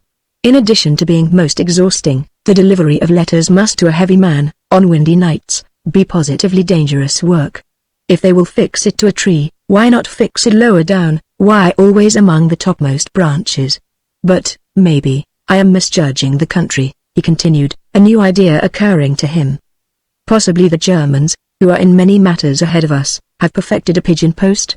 Even so, I cannot help thinking they would have been wiser to train the birds, while they were about it, to deliver the letters nearer the ground. Getting your letters out of those boxes must be tricky work even to the average middle-aged German. I followed his gaze out of window. I said, "Those are not letterboxes, they are birds' nests. You must understand this nation. The German loves birds, but he likes tidy birds. A bird left to himself builds his nest just anywhere. It is not a pretty object, according to the German notion of prettiness. There is not a bit of paint on it anywhere, not a plaster image all round, not even a flag. The nest finished, the bird proceeds to live outside it. He drops things on the grass, twigs, ends of worms, all sorts of things. He is indelicate. He makes love, quarrels with his wife, and feeds the children quite in public. The German householder is shocked. He says to the bird, 'For many things I like you. I like to look at you. I like to hear you sing. But I don't like your ways. Take this little box, and put your rubbish inside where I can't see it. Come out when you want to sing, but let your domestic arrangements be confined to the interior. Keep to the box, and don't make the garden untidy.' In Germany one breathes in love of order with the air. In Germany the babies beat time with their rattles, and the German bird has come to prefer the box, and to regard with contempt the few uncivilized outcasts who continue to build their nests in trees and hedges. In course of time every German bird, one is confident, will have his proper place in the full chorus. This promiscuous and desultory warbling of his must, one feels, be irritating to the precise German mind. There is no method in it. The music-loving German will organize him. Some stout bird with a specially well-developed crop will be trained to conduct him, and, instead of wasting himself in a wood at 4 o'clock in the morning, he will, at the advertised time, sing in a beer garden, accompanied by a piano. Things are drifting that way. Your German likes nature, but his idea of nature is a glorified Welsh harp. He takes great interest in his garden. He plants 7 rose trees on the north side and 7 on the south, and if they do not grow up all the same size and shape it worries him so that he cannot sleep of nights. Every flower he ties to a stick. This interferes with his view of the flower, but he has the satisfaction of knowing it is there, and that it is behaving itself. The lake is lined with zinc, and once a week he takes it up, carries it into the kitchen, and scours it. In the geometrical center of the grass plot, which is sometimes as large as a tablecloth and is generally railed round, he places a china dog. The Germans are very fond of dogs, but as a rule they prefer them of china. The china dog never digs holes in the lawn to bury bones, and never scatters a flower bed to the winds with his hind legs. From the German point of view, he is the ideal dog. He stops where you put him, and he is never where you do not want him. You can have him perfect in all points, according to the latest requirements of the Kennel Club, or you can indulge your own fancy and have something unique. You are not, as with other dogs, limited to breed. In China, you can have a blue dog or a pink dog. For a little extra, you can have a double-headed dog. On a certain fixed date in the autumn the German stakes his flowers and bushes to the earth, and covers them with Chinese matting, and on a certain fixed date in the spring he uncovers them, and stands them up again. If it happens to be an exceptionally fine autumn, or an exceptionally late spring, so much the worse for the unfortunate vegetable. No true German would allow his arrangements to be interfered with by so unruly a thing as the solar system. Unable to regulate the weather, he ignores it. Among trees, your German's favorite is the poplar. Other disorderly nations may sing the charms of the rugged oak, the spreading chestnut, or the waving elm. To the German all such, with their willful, untidy ways, are eyesores. The poplar grows where it is planted, and how it is planted. It has no improper rugged ideas of its own. It does not want to wave or to spread itself. It just grows straight and upright as a German tree should grow, and so gradually the German is rooting out tall other trees, and replacing them with poplars. Your German likes the country, but he prefers it as the lady thought she would, the noble savage more dressed. He likes his walk through the wood to a restaurant. But the pathway must not be too steep, it must have a brick gutter running down one side of it to drain it, and every 20 yards or so it must have its seat on which he can rest and mop his brow, for your German would no more think of sitting on the grass than would an English bishop dream of rolling down one tree hill. He likes his view from the summit of the hill, but he likes to find there a stone tablet telling him what to look at, find a table and bench at which he can sit to partake of the frugal beer and beleged semmel he has been careful to bring with him. If, in addition, he can find a police notice posted on a tree, forbidding him to do something or other, that gives him an extra sense of comfort and security, Your German is not averse even to wild scenery, provided it be not too wild. But if he consider it too savage, he sets to work to tame it. I remember, in the neighborhood of Dresden, discovering a picturesque and narrow valley leading down towards the Elbe. The winding roadway ran beside a mountain torrent, which for a mile or so fretted and foamed over rocks and boulders between wood-covered banks. I followed it enchanted until, turning a corner, I suddenly came across a gang of 80 or 100 workmen. They were busy tidying up that valley, and making that stream respectable. All the stones that were impeding the course of the water they were carefully picking out and carting away. The bank on either side they were bricking up and cementing. The overhanging trees and bushes, the tangled vines and creepers they were rooting up and trimming down. A little further I came upon the finished work, the mountain valley as it ought to be, according to German ideas. The water, now a broad, sluggish stream, flowed over a level, gravelly bed, between two walls crowned with stone coping. At every 100 yards it gently descended down 3 shallow wooden platforms. For a space on either side the ground had been cleared, and at regular intervals young poplars planted. Each sapling was protected by a shield of wickerwork and bossed by an iron rod. In the course of a couple of years it is the hope of the local council to have finished that valley throughout its entire length, and made it fit for a tidy-minded lover of German nature to walk in. There will be a seat every 50 yards, a police notice every 100, and a restaurant every half mile. They are doing the same from the Bummel to the Rhine. They are just tidying up the country. I remember well the Waythal. It was once the most romantic ravine to be found in the Black Forest.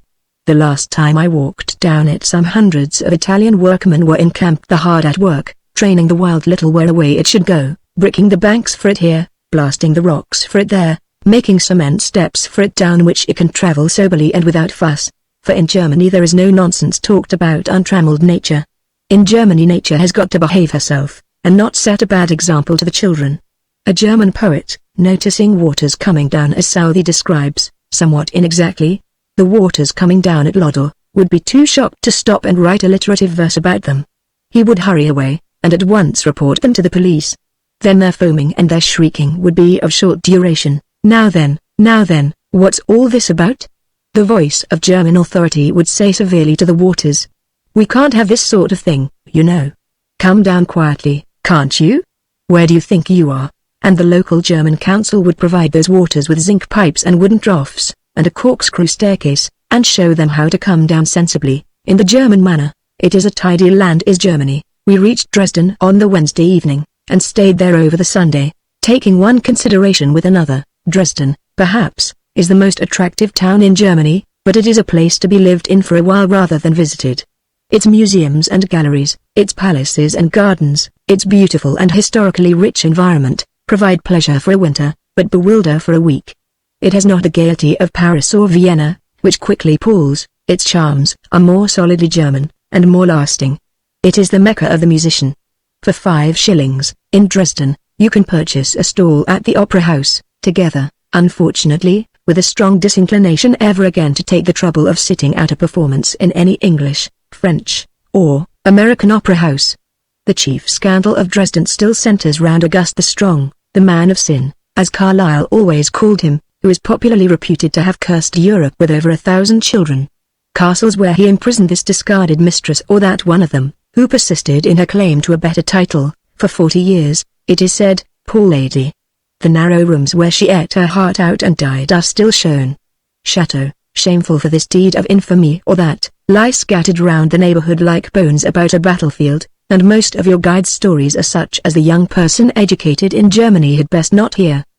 His life-sized portrait hangs in the Finds-Winner, which he built as an arena for his wild beast fights when the people grew tired of them in the marketplace, a beetle-browed, frankly animal man, but with the culture and taste that so often wait upon animalism. Modern Dresden undoubtedly owes much to him. But what the stranger in Dresden stares at most is, perhaps, its electric trams. These huge vehicles flash through the streets at from 10 to 20 miles an hour, taking curves and corners after the manner of an Irish car driver. Everybody travels by them, excepting only officers in uniform, who must not. Ladies in evening dress, going to ball or opera, porters with their baskets, sit side by side. They are all important in the streets, and everything and everybody makes haste to get out of their way. If you do not get out of their way, and you still happen to be alive when picked up, then on your recovery you are fined for having been in their way. This teaches you to be wary of them, One afternoon Harris took a Bummel by himself. In the evening, as we sat listening to the band at the Belvedere, Harris said, apropos of nothing in particular, "These Germans have no sense of humor. What makes you think that?" I asked. "Why, this afternoon," he answered, "I jumped on one of those electric tramcars. I wanted to see the town, so I stood outside on the little platform. What do you call it? The Stehplatz, I suggested." "That's it," said Harris. "Well, you know the way they shake you about, and how you have to look out for the corners, and mind yourself when they stop and when they start." I nodded. "There were about half a dozen of us standing there," he continued, "and, of course, I am not experienced. The thing started suddenly, and that jerked me backwards. I fell against a stout gentleman, just behind me. He could not have been standing very firmly himself, and he, in his turn, fell back against a boy who was carrying a trumpet in a green baize case. They never smiled, neither the man nor the boy with the trumpet. They just stood there and looked sulky. I was going to say I was sorry, but before I could get the words out the tram eased up, for some reason or other, and that, of course, shot me forward again, and I butted into a white-haired old chap, who looked to me like a professor. Well, he never smiled, never moved a muscle. Maybe he was thinking of something else," I suggested. "That could not have been the case with Bummel," replied Harris, "and in the course of that journey, I must have fallen against every one of them at least 3 times. You see," explained Harris, "they knew when the corners were coming, and in which direction to brace themselves. I, as a stranger, was naturally at a disadvantage. The way I rolled and staggered about that platform, clutching wildly now at this man and now at that, must have been really comic. I don't say it was high-class humor, but it would have amused most people. Those Germans seemed to see no fun in it whatever, just seemed anxious, that was all. There was one man, a little man, who stood with his back against the brake. I fell against him 5 times, I counted them. You would have expected the 5th time would have dragged a laugh out of him, but it didn't. He merely looked tired. They are a dull lot." George also had an adventure at Dresden. There was a shop near the Allmarkt, in the window of which were exhibited some cushions for sale. The proper business of the shop was handling of glass and china. The cushions appeared to be in the nature of an experiment. They were very beautiful cushions, hand-embroidered on satin. We often passed the shop, and every time George paused and examined those cushions. He said he thought his aunt would like one. George has been very attentive to this aunt of his during the journey. He has written her quite a long letter every day, and from every town we stop at he sends her off a present. To my mind, he is overdoing the business, and more than once I have expostulated with him. His aunt will be meeting other aunts, and talking to them. The whole class will become disorganized and unruly. As a nephew, I object to the impossible standard that George is setting up. But he will not listen. Therefore it was that on the Saturday he left us after lunch, saying he would go round to that shop and get one of those cushions for his aunt. He said he would not be long, and suggested our waiting for him. We waited for what seemed to me rather a long time. When he rejoined us he was empty-handed, and looked worried. We asked him where his cushion was. He said he hadn't got a cushion, said he had changed his mind, said he didn't think his aunt would care for a cushion. Evidently something was amiss. We tried to get at the bottom of it, but he was not communicative. Indeed, his answers after our 20th question or thereabouts became quite short. In the evening, however, when he and I happened to be alone, he broached the subject himself. He said, "They are somewhat peculiar in some things, these Germans." I said, "What has happened?" "Well," he answered, "there was that cushion I wanted, for your aunt." I remarked, "Why not?" He returned. He was huffy in a moment. I never knew a man so touchy about an aunt. "Why shouldn't I send a cushion to my aunt?" "Don't get excited," I replied. "I am not objecting, I respect you for it." He recovered his temper, and went on. "There were 4 in the window, if you remember, all very much alike, and each one labeled in plain figures 20 marks. I don't pretend to speak German fluently, but I can generally make myself understood with a little effort, and gather the sense of what is said to me, provided they don't gabble. I went into the shop. A young girl came up to me. She was a pretty, quiet little soul, one might almost say, demure, not at all the sort of girl from whom you would have expected such a thing.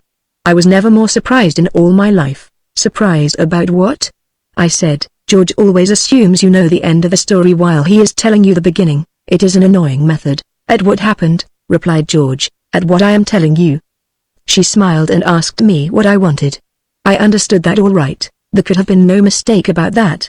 I put down a 20-mark piece on the counter and said, "Please give me a cushion."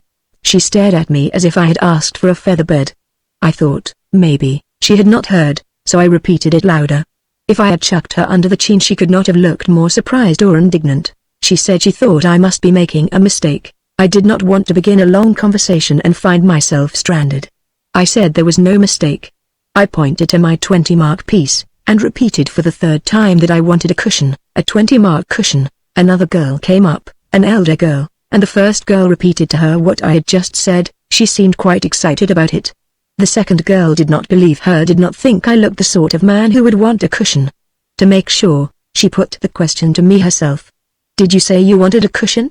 she asked. "I have said it 3 times, I answered. "I will say it again, I want a cushion," she said. "Then you can't have one." I was getting angry by this time. If I hadn't really wanted the thing I should have walked out of the shop, but there the cushions were in the window, evidently for sale.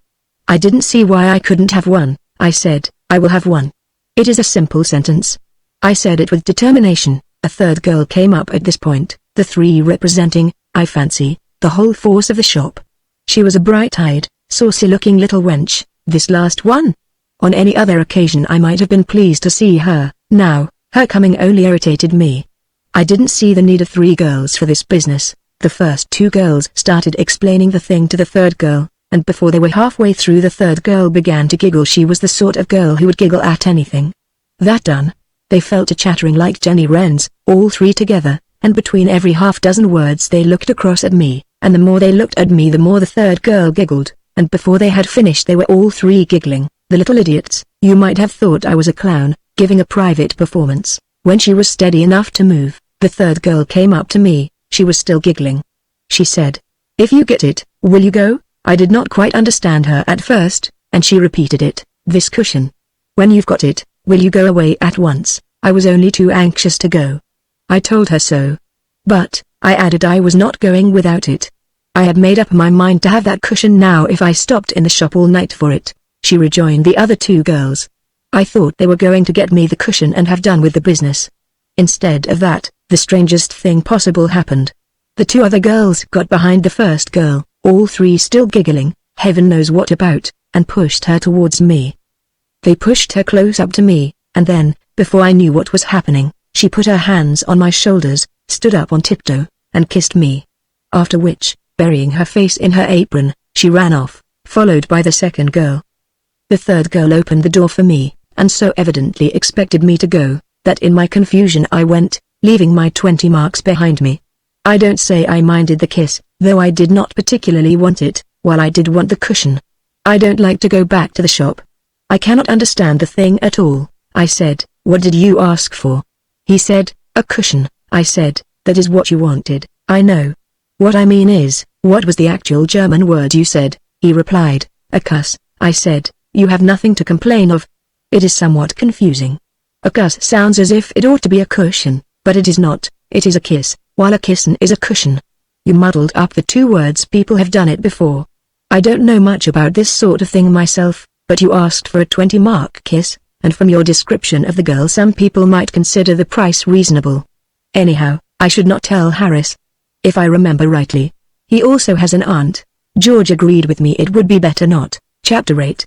Mr. and Miss Jones, of Manchester. The benefits of cocoa. A hint to the Peace Society. The window as a medieval argument. The favorite Christian recreation. The language of the guide. How to repair the ravages of time. George tries a bottle. The fate of the German beer drinker. Harris and I resolve to do a good action. The usual sort of stature. Harris and his friends. A pepperless paradise. Women in towns. We were on our way to Prague, and were waiting in the great hall of the Dresden station until such time as the powers that be should permit us onto the platform. George, who had wandered to the bookstall, returned to us with a wild look in his eyes. He said, "I've seen it." I said, "Seen what?" He was too excited to answer intelligently. He said, "It's here. It's coming this way, both of them. If you wait, you'll see it for yourselves." I'm not joking, it's the real thing. As is usual about this period, some paragraphs, more or less serious, had been appearing in the papers concerning the sea serpent, and I thought for the moment he must be referring to this. A moment's reflection, however, told me that here, in the middle of Europe, 300 miles from the coast, such a thing was impossible.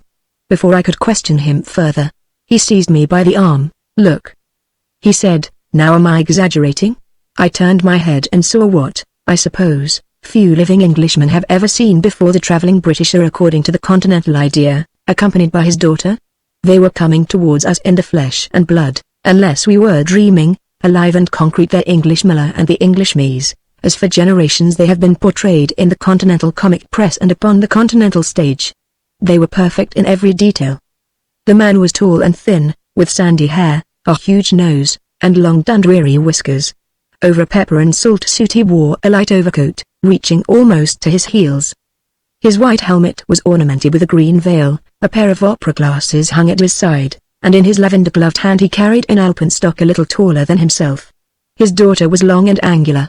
Her dress I cannot describe. My grandfather, poor gentleman, might have been able to do so. It would have been more familiar to him. I can only say that it appeared to me unnecessarily short, exhibiting a pair of ankles, if I may be permitted to refer to such points that, from an artistic point of view, called rather for concealment. Her hat made me think of Mrs. Hemans, but why I cannot explain. She wore side-spring boots prunella, I believe, used to be the trade name mittens, and pince-nez. She also carried an alpenstock. There is not a mountain within 100 miles of Dresden, and a black bag strapped to her waist. Her teeth stuck out like a rabbit's, and her figure was that of a bolster on stilts. Harris rushed for his camera, and of course could not find it. He never can when he wants it. Whenever we see Harris scuttling up and down like a lost dog, shouting, "Where's my camera? What the dickens have I done with my camera? Don't either of you remember where I put my camera?" Then we know that for the first time that day he has come across something worth photographing. Later on, he remembered it was in his bag. That is where it would be on an occasion like this. They were not content with appearance, they acted the thing to the letter. They walked gaping round them at every step. The gentleman had an open Decker in his hand, and the lady carried a phrase book. They talked French that nobody could understand, and German that they could not translate themselves. The man poked at officials with his alpenstock to attract their attention, and the lady, her eye catching sight of an advertisement of somebody's cocoa, said shocking. And turned the other way. Really, there was some excuse for her. One notices, even in England, the home of the proprieties, that the lady who drinks cocoa appears, according to the poster, to require very little else in this world, a yard or so of art muslin at the most. On the continent she dispenses, so far as one can judge, with every other necessity of life. Not only is cocoa food and drink to her, it should be clothes also, according to the idea of the cocoa manufacturer. But this by the way, of course, they immediately became the center of attraction.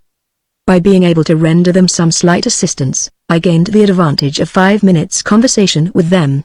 They were very affable. The gentleman told me his name was Jones, and that he came from Manchester, but he did not seem to know what part of Manchester, or where Manchester was. I asked him where he was going to, but he evidently did not know. He said it depended. I asked him if he did not find an alpenstock a clumsy thing to walk about with through a crowded town. He admitted that occasionally it did get in the way. I asked him if he did not find a veil interfere with his view of things. He explained that you only wore it when the flies became troublesome. I inquired of the lady if she did not find the wind blow cold. She said she had noticed it, especially at the corners. I did not ask these questions one after another as I have here put them down. I mixed them up with general conversation, and we parted on good terms. I have pondered much upon the apparition, and have come to a definite opinion.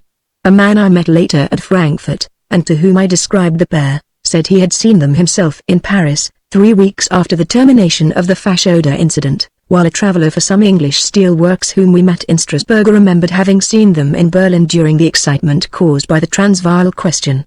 My conclusion is that they were actors out of work, hired to do this thing in the interest of international peace. The French Foreign Office, wishful to allay the anger of the Parisian mob clamouring for war with England, secured this admirable couple and sent them round the town. You cannot be amused at a thing, and at the same time want to kill it. The French nation saw the English citizen and citizeness no caricature, but the living reality, and their indignation exploded in laughter. The success of the stratagem prompted them later on to offer their services to the German government, with the beneficial results that we all know. Our own government might learn the lesson. It might be as well to keep near Downing Street a few small, fat Frenchmen, to be sent round the country when occasion called for it, shrugging their shoulders and eating frog sandwiches, or a file of untidy, lank-haired Germans might be retained, to walk about, smoking long pipes, saying so. The public would laugh and exclaim, "War with such? It would be too absurd." Failing the government, I recommend the scheme to the Peace Society. Our visit to Prague we were compelled to lengthen somewhat. Prague is one of the most interesting towns in Europe. Its stones are saturated with history and romance. Its every suburb must have been a battlefield. It is the town that conceived the Reformation and hatched the 30 Years' War. But half Prague's troubles, one imagines, might have been saved to it, had it possessed windows less large and temptingly convenient. The first of these mighty catastrophes it set rolling by throwing the 7 Catholic councillors from the windows of its rataus onto the pikes of the Hussites below. Later, it gave the signal for the second by again throwing the imperial councillors from the windows of the old burg in the Radskin, Prague's second fenced church. Since, other fateful questions have been decided in Prague, one assumes from their having been concluded without violence that such must have been discussed in cellars. The window, as an argument, one feels, would always have proved too strong a temptation to any true-born Prager. In the Tenkerker stands the worm-eaten pulpit from which preached John Huss. One may hear from the self-same desk today the voice of a papist priest, while in far-off Constance a rude block of stone, half ivy hidden, marks the spot where Huss and Jerome died burning at the stake. History is fond of her little ironies. In this same Tenkerker lies buried Tycho Brahe, the astronomer, who made the common mistake of thinking the Earth, with its 1100 creeds and one humanity, the center of the universe, but who otherwise observed the stars clearly. Through Prague's dirty, palace-bordered alleys must have pressed often in hot haste blind Siska and open-minded Wallenstein. They have dubbed him the hero in Prague, and the town is honestly proud of having owned him for citizen. In his gloomy palace in the Waldsteinplatz they show as a sacred spot the cabinet where he prayed, and seem to have persuaded themselves he really had a soul. Its deep, winding ways must have been choked a dozen times, now by Sigismund's flying legions, followed by fierce killing Taborites, and now by pale Protestants pursued by the victorious Catholics of Maximilian. Now Saxons, now Bavarians, and now French, now the saints of Gustavus Adolphus, and now the steel-fighting machines of Frederick the Great, have thundered at its gates and fought upon its bridges. The Jews have always been an important feature of Prague. Occasionally they have assisted the Christians in their favorite occupation of slaughtering one another, and the great flag suspended from the vaulting of the Altnachal testifies to the courage with which they helped Catholic Ferdinand to resist the Protestant Swedes. The Prague Ghetto was one of the first to be established in Europe, and in the tiny synagogue, still standing, the Jew of Prague has worshipped for 800 years, his women folk devoutly listening, without, are the ear holes provided for them in the massive walls. A Jewish cemetery adjacent, Bethsheim, or the House of Life, seems as though it were bursting with its dead. Within its narrow acre it was the law of centuries that here or nowhere must the bones of Israel rest. So the worn and broken tombstones lie piled in close confusion, as though tossed and tumbled by the struggling host beneath. The ghetto walls have long been leveled, but the living Jews of Prague still cling to their fetid lanes, though these are being rapidly replaced by fine new streets that promise to eventually transform this quarter into the handsomest part of the town. At Dresden they advised us not to talk German in Prague. For years racial animosity between the German minority and the Czech majority has raged throughout Bohemia, and to be mistaken for a German in certain streets of Prague is inconvenient to a man whose staying powers in a race are not what once they were. However, we did talk German in certain streets in Prague. It was a case of talking German or nothing. The Czech dialect is said to be of great antiquity and of highly scientific cultivation. Its alphabet contains 42 letters, suggestive to a stranger of Chinese. It is not a language to be picked up in a hurry. We decided that on the whole there would be less risk to our constitution in keeping to German, and as a matter of fact no harm came to us. The explanation I can only surmise. The Prager is an exceedingly acute person. Some subtle falsity of accent, some slight grammatical inaccuracy, may have crept into our German, revealing to him the fact that, in spite of all appearances to the contrary, we were no true-born Teucer. I do not assert this, I put it forward as a possibility. To avoid unnecessary danger, however, we did our sightseeing with the aid of a guide. No guide I have ever come across is perfect. This one had two distinct failings. His English was decidedly weak. Indeed, it was not English at all. I do not know what you would call it. It was not altogether his fault. He had learned English from a Scotch lady. I understand Scotch fairly well to keep abreast of modern English literature. This is necessary, but to understand broad Scotch talks with a Slavonic accent, occasionally relieved by German modifications, taxes the intelligence. For the first hour it was difficult to rid oneself of the conviction that the man was choking. Every moment we expected him to die on our hands. In the course of the morning we grew accustomed to him, and rid ourselves of the instinct to throw him on his back every time he opened his mouth, and tear his clothes from him. Later, we came to understand a part of what he said, and this led to the discovery of his second failing. It would seem he had lately invented a hair restorer, which he had persuaded a local chemist to take up and advertise. Half his time he had been pointing out to us, not the beauties of Prague, but the benefits likely to accrue to the human race from the use of this concoction, and the conventional agreement with which, under the impression he was waxing eloquent concerning views and architecture, we had met his enthusiasm he had attributed to sympathetic interest in this wretched wash of his. The result was that now there was no keeping him away from the subject. Ruined palaces and crumbling churches he dismissed with curt reference as mere frivolities, encouraging a morbid taste for the decadent. His duty, as he saw it, was not to lead us to dwell upon the ravages of time, but rather to direct our attention to the means of repairing them. What had we to do with broken-headed heroes, or bald-headed saints? Our interest should be surely in the living world, in the maidens with their flowing tresses, or the flowing tresses they might have, by judicious use of Kofkio, in the young men with their fierce moustaches as pictured on the label. Unconsciously, in his own mind, he had divided the world into two sections. The past, before use, a sickly, disagreeable-looking, uninteresting world. The future, after use, a fat, jolly, God bless everybody sort of world, and this unfitted him as a guide to scenes of medieval history. He sent us each a bottle of the stuff to our hotel. It appeared that in the early part of our converse with him we had, unwittingly, clamoured for it. Personally, I can neither praise it nor condemn it. A long series of disappointments has disheartened me, added to which a permanent atmosphere of paraffin, however faint, is apparent to cause remark, especially in the case of a married man. Now, I never try even the sample. I gave my bottle to George. He asked for it to send to a man he knew in Leeds. I learned later that Harris had given him his bottle also, to send to the same man. A suggestion of onions has clung to this tour since we left Prague. George has noticed it himself. He attributes it to the prevalence of garlic in European cooking. It was in Prague that Harris and I did a kind and friendly thing to George. We had noticed for some time past that George was getting too fond of Pilsner beer. This German beer is an insidious drink, especially in hot weather, but it does not do to imbibe too freely of it. It does not get into your head, but after a time it spoils your waist. I always say to myself on entering Germany, now, I will drink no German beer. The white wine of the country, with a little soda water, perhaps occasionally a glass of Ems or potash.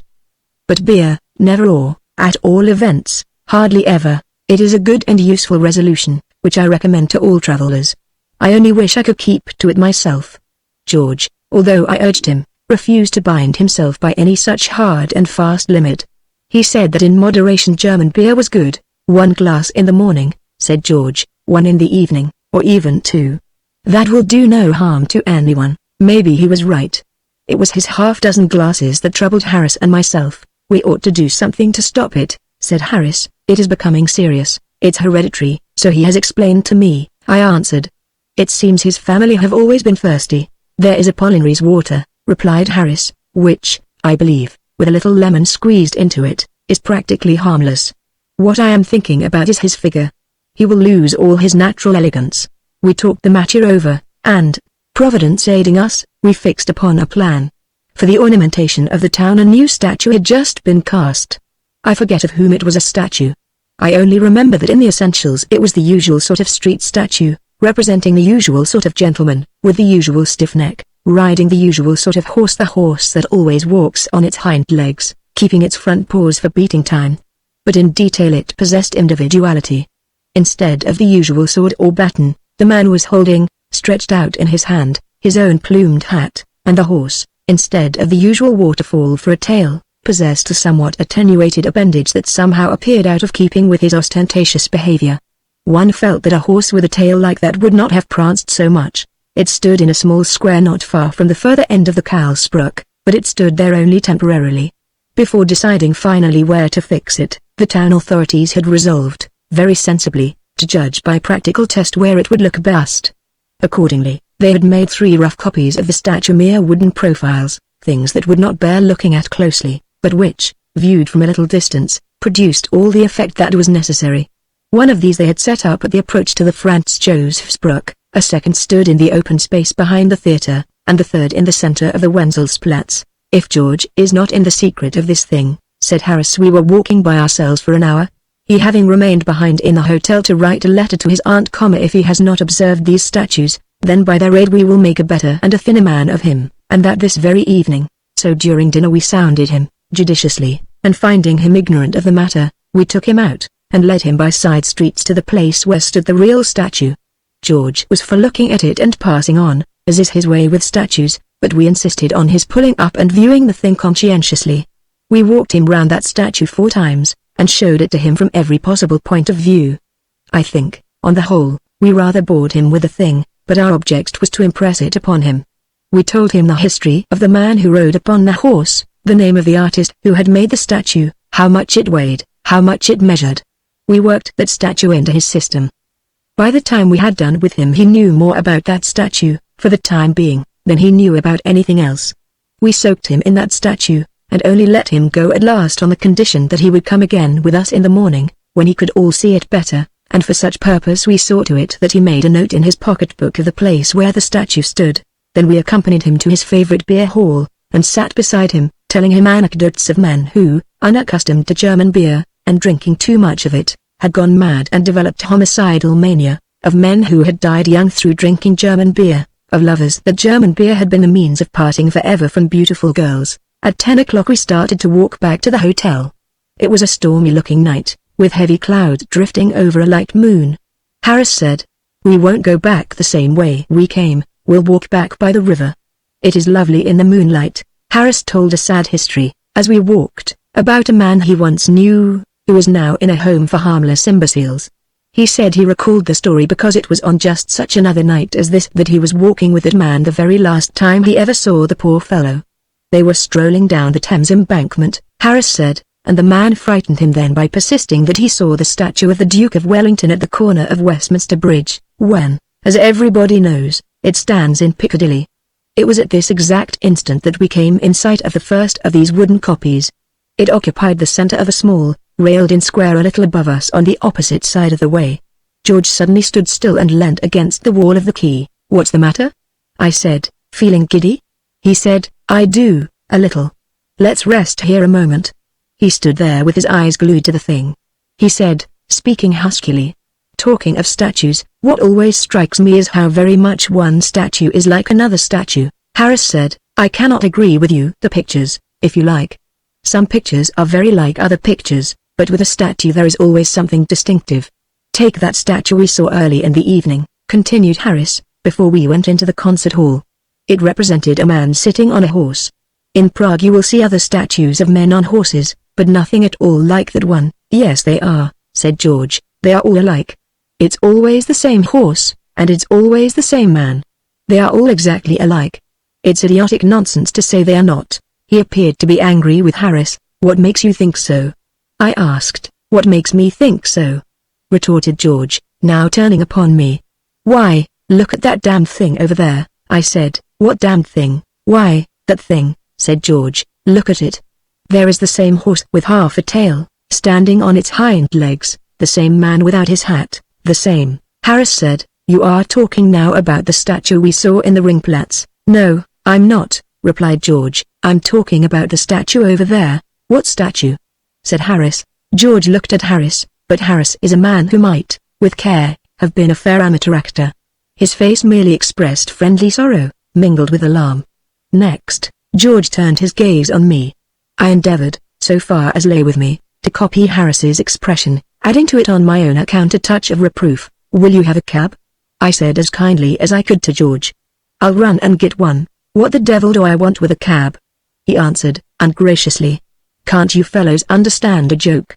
It's like being out with a couple of confounded old women," saying which, he started off across the bridge, leaving us to follow. "I am so glad that was only a joke of yours," said Harris, on our overtaking him.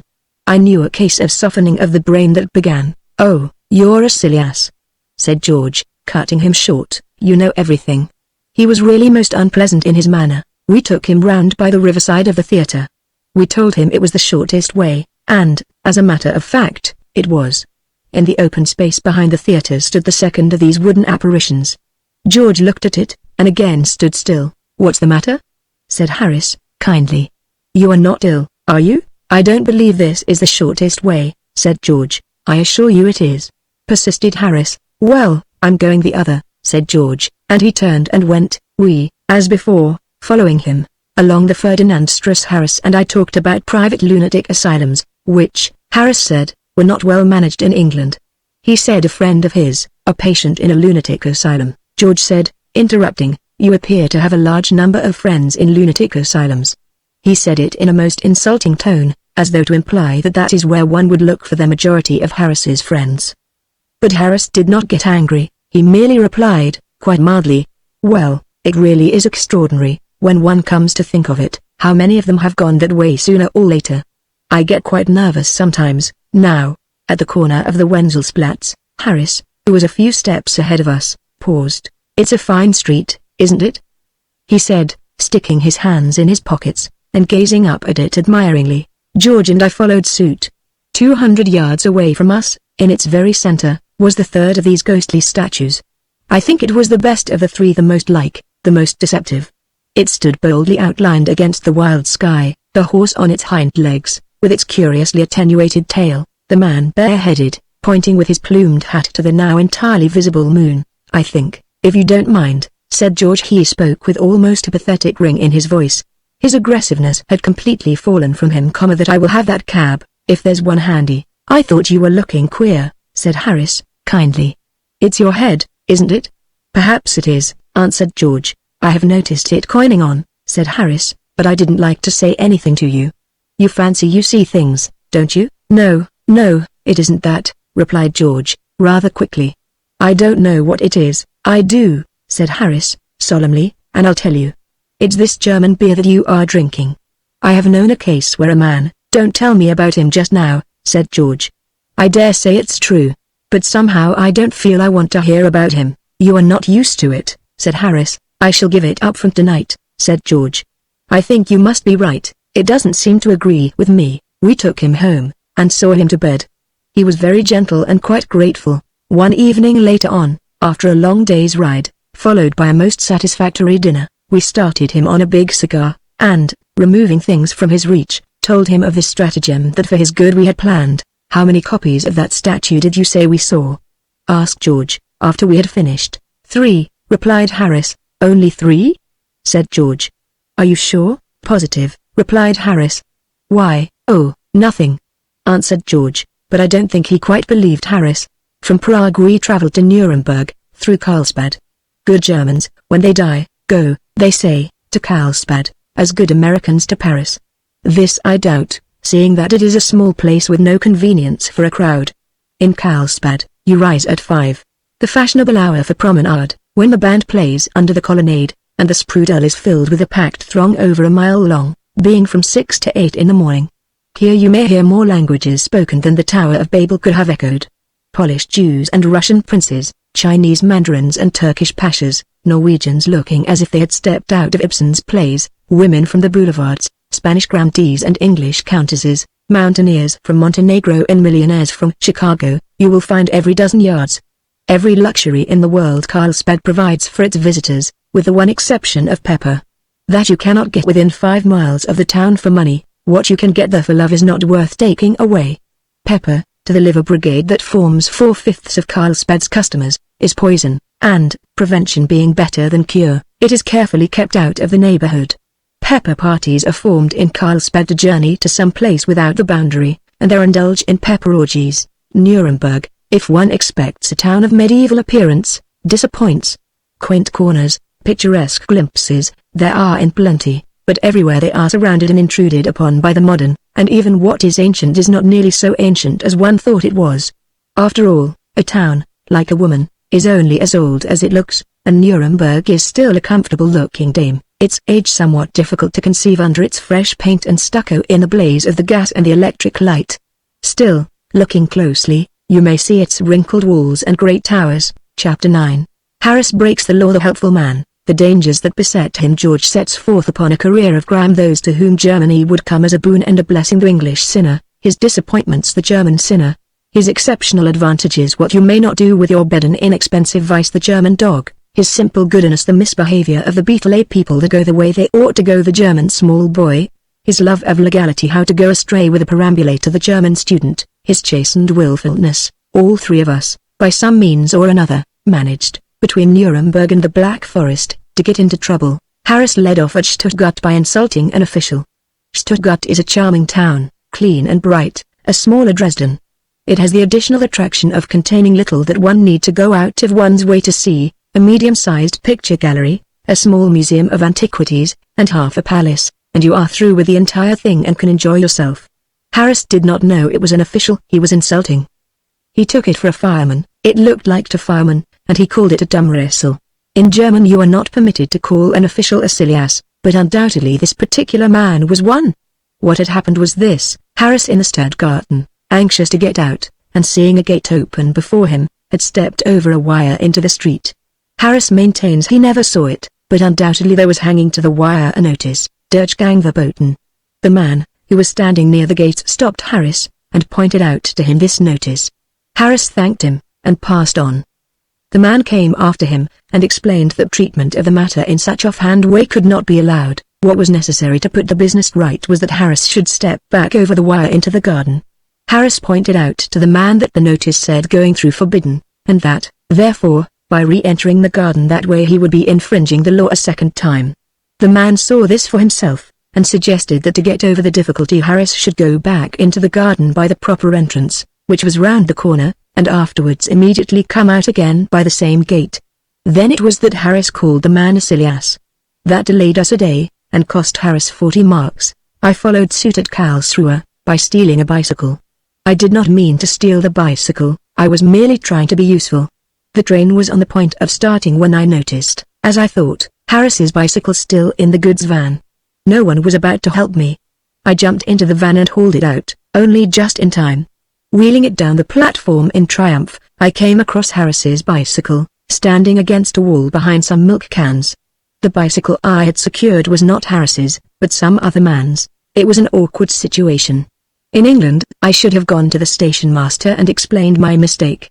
But in Germany they are not content with your explaining a little matter of this sort to one man, they take you round and get you to explain it to about half a dozen, and if any one of the half dozen happens not to be handy, or not to have time just then to listen to you, they have a habit of leaving you over for the night to finish your explanation the next morning. I thought I would just put the thing out of sight, and then, without making any fuss or show, take a short walk.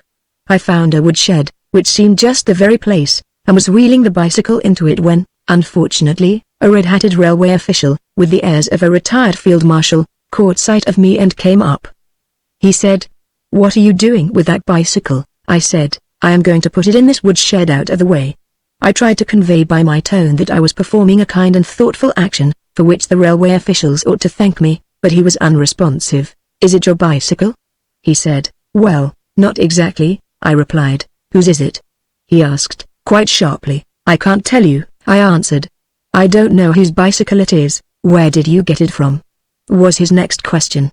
There was a suspiciousness about his tone that was almost insulting. "I got it," I answered, with as much calm dignity as at the moment I could assume, "out of the train. The fact is," I continued, "frankly, I have made a mistake." He did not allow me time to finish. He merely said he thought so too, and blew a whistle. Recollection of the subsequent proceedings is not, so far as I am concerned, amusing. By a miracle of good luck they say Providence watches over certain of us. The incident happened in Karlsruhe, where I possess a German friend, an official of some importance. Upon what would have been my fate had the station not been at Karlsruhe, or had my friend been from home, I do not care to dwell. As it was I got off, as the saying is, by the skin of my teeth. I should like to add that I left Karlsruhe without a stain upon my character, but that would not be the truth. My going scot-free is regarded in police circles there to this day as a grave miscarriage of justice. But all lesser sin sinks into insignificance beside the lawlessness of George. The bicycle incident had thrown us all into confusion, with the result that we lost George altogether. It transpired subsequently that he was waiting for us outside the police court, but this at the time we did not know. We thought, maybe, he had gone on to Baden by himself, and anxious to get away from Karlsruhe, and not, perhaps, thinking out things too clearly, we jumped into the next train that came up and proceeded there. When George, tired of waiting, returned to the station, he found us gone and he found his luggage gone. Harris had his ticket. I was acting as banker to the party, so that he had in his pocket only some small change. Excusing himself upon these grounds, he thereupon commenced deliberately a career of crime that, reading it later, as set forth boldly in the official summons, made the hair of Harris and myself almost to stand on end. German traveling, it may be explained, is somewhat complicated. You buy a ticket at the station you start from for the place you want to go to. You might think this would enable you to get there, but it does not. When your train comes up, you attempt to swarm into it, but the guard magnificently waves you away. Where are your credentials? You show him your ticket. He explains to you that by itself that is of no service whatever. You have only taken the first step towards traveling. You must go back to the booking office and get in addition what is called a Schnellzug ticket. With this you return, thinking your troubles over.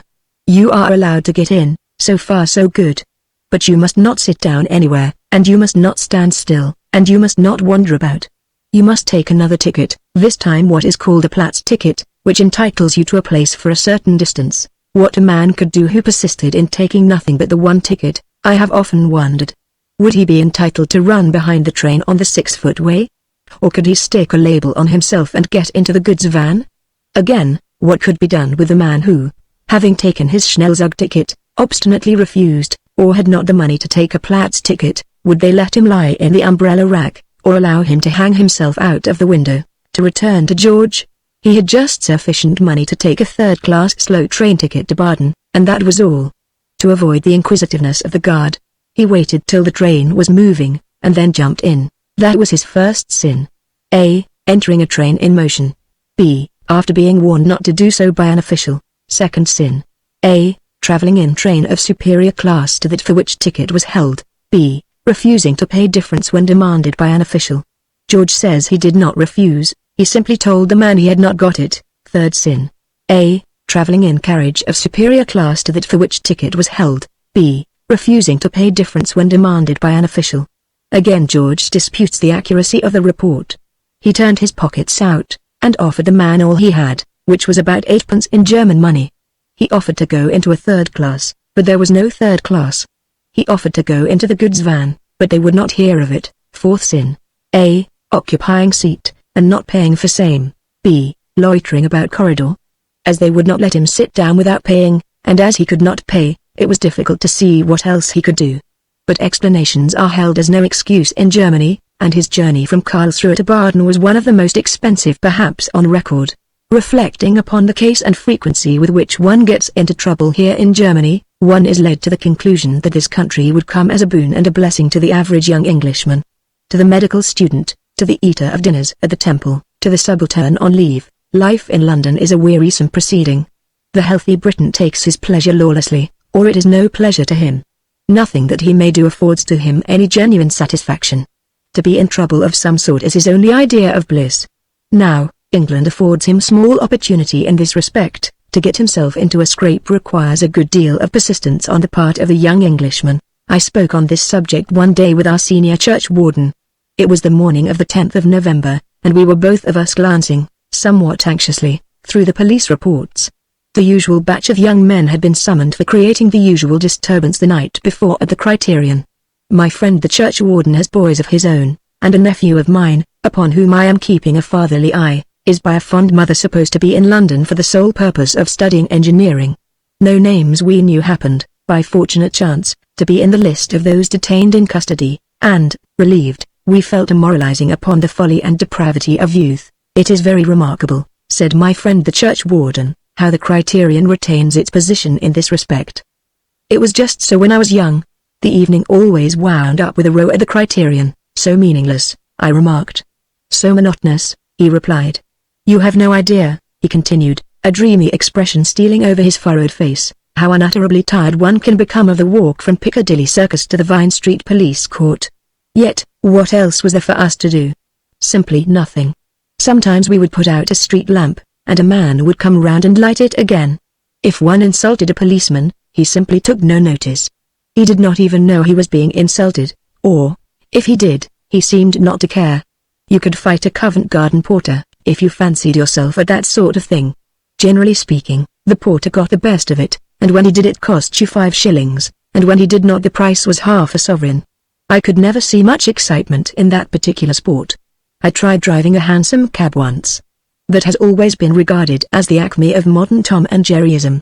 I stole it late one night from outside a public house in Dean Street, and the first thing that happened to me was that I was hailed in Golden Square by an old lady surrounded by 3 children, 2 of them crying and the third one half asleep.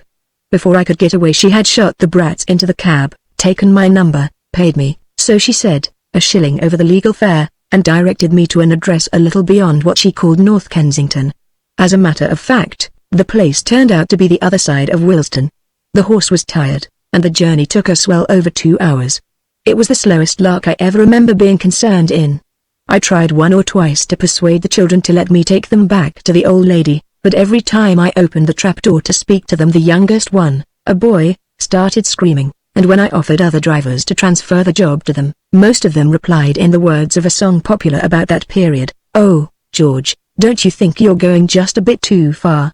One man offered to take home to my wife any last message I might be thinking of, while another promised to organize a party to come and dig me out in the spring.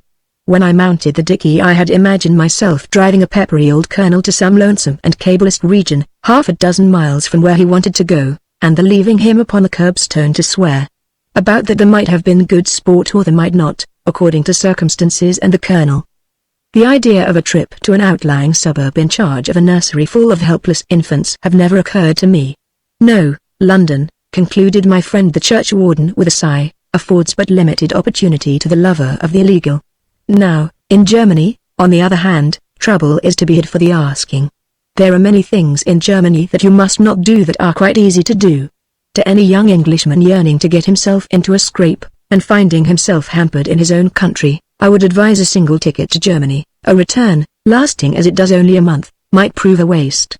In the police guide of the fatherland he will find set forth a list of the things the doing of which will bring to him interest and excitement. In Germany you must not hang your bed out of window. He might begin with that. By waving his bed out of window he could get into trouble before he had his breakfast. At home he might hang himself out of window, and nobody would mind much, provided he did not obstruct anybody's ancient lights or break away and injure any passer underneath. In Germany you must not wear fancy dress in the streets. A Highlander of my acquaintance who came to pass the winter in Dresden spent the first few days of his residence there in arguing this question with the Saxon government. They asked him what he was doing in those clothes. He was not an amiable man. He answered, he was wearing them. They asked him why he was wearing them. He replied, to keep himself warm. They told him frankly that they did not believe him, and sent him back to his lodgings in a closed landau. The personal testimony of the English minister was necessary to assure the authorities that the Highland garb was the customary dress of many respectable, law-abiding British subjects. They accepted the statement, as diplomatically bound, but retained their private opinion to this day. The English tourist they have grown accustomed to, but a Leicestershire gentleman, invited to hunt with some German officers, on appearing outside his hotel, was promptly marched off, horse and all, to explain his frivolity at the police court. Another thing you must not do in the streets of German towns is to feed horses, mules, or donkeys, whether your own or those belonging to other people. If a passion seizes you to feed somebody else's horse, you must make an appointment with the animal, and the meal must take place in some properly authorized place. You must not break glass or china in the street, nor, in fact, in any public resort whatever, and if you do, you must pick up all the pieces. What you are to do with the pieces when you have gathered them together I cannot say. The only thing I know for certain is that you are not permitted to throw them anywhere, to leave them anywhere, or apparently to part with them in any way whatever. Presumably, you are expected to carry them about with you until you die, and then be buried with them, or, maybe, you are allowed to swallow them. In German streets you must not shoot with a crossbow. The German lawmaker does not content himself with the misdeeds of the average man, the crime one feels one wants to do, but must not. He worries himself imagining all the things a wandering maniac might do. In Germany there is no law against a man standing on his head in the middle of the road. The idea has not occurred to them. One of these days a German statesman, visiting a circus and seeing acrobats, will reflect upon this omission. Then he will straightway set to work and frame a clause forbidding people from standing on their heads in the middle of the road, and fixing a fine. This is the charm of German law. Misdemeanor in Germany has its fixed price. You are not kept awake all night, as in England, wondering whether you will get off with a caution, be fined 40 shillings, or, catching the magistrate in an unhappy moment for yourself, get 7 days. You know exactly what your fun is going to cost you. You can spread out your money on the table, open your police guide, and plan out your holiday to a 50 pfennig piece. For a really cheap evening, I would recommend walking on the wrong side of the pavement after being cautioned not to do so. I calculate that by choosing your district and keeping to the quiet side streets you could walk for a whole evening on the wrong side of the pavement at a cost of little over 3 marks. In German towns you must not ramble about after dark in droves. I am not quite sure how many constitute a drove, and no official to whom I have spoken on this subject has felt himself competent to fix the exact number. I once put it to a German friend who was starting for the theater with his wife, his mother-in-law, 5 children of his own, his sister and her fiancé, and 2 nieces, if he did not think he was running a risk under this bylaw. He did not take my suggestion as a joke. He cast an eye over the group. "Oh, I don't think so," he said. "You see, we are all one family. The paragraph says nothing about its being a family drove or not," I replied. "It simply says drove. I do not mean it in any uncomplimentary sense, but, speaking etymologically, I am inclined personally to regard your collection as a drove. Whether the police will take the same view or not remains to be seen.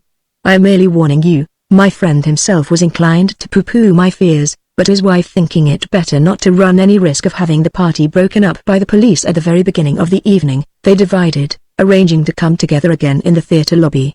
Another passion you must restrain in Germany is that prompting you to throw things out of window.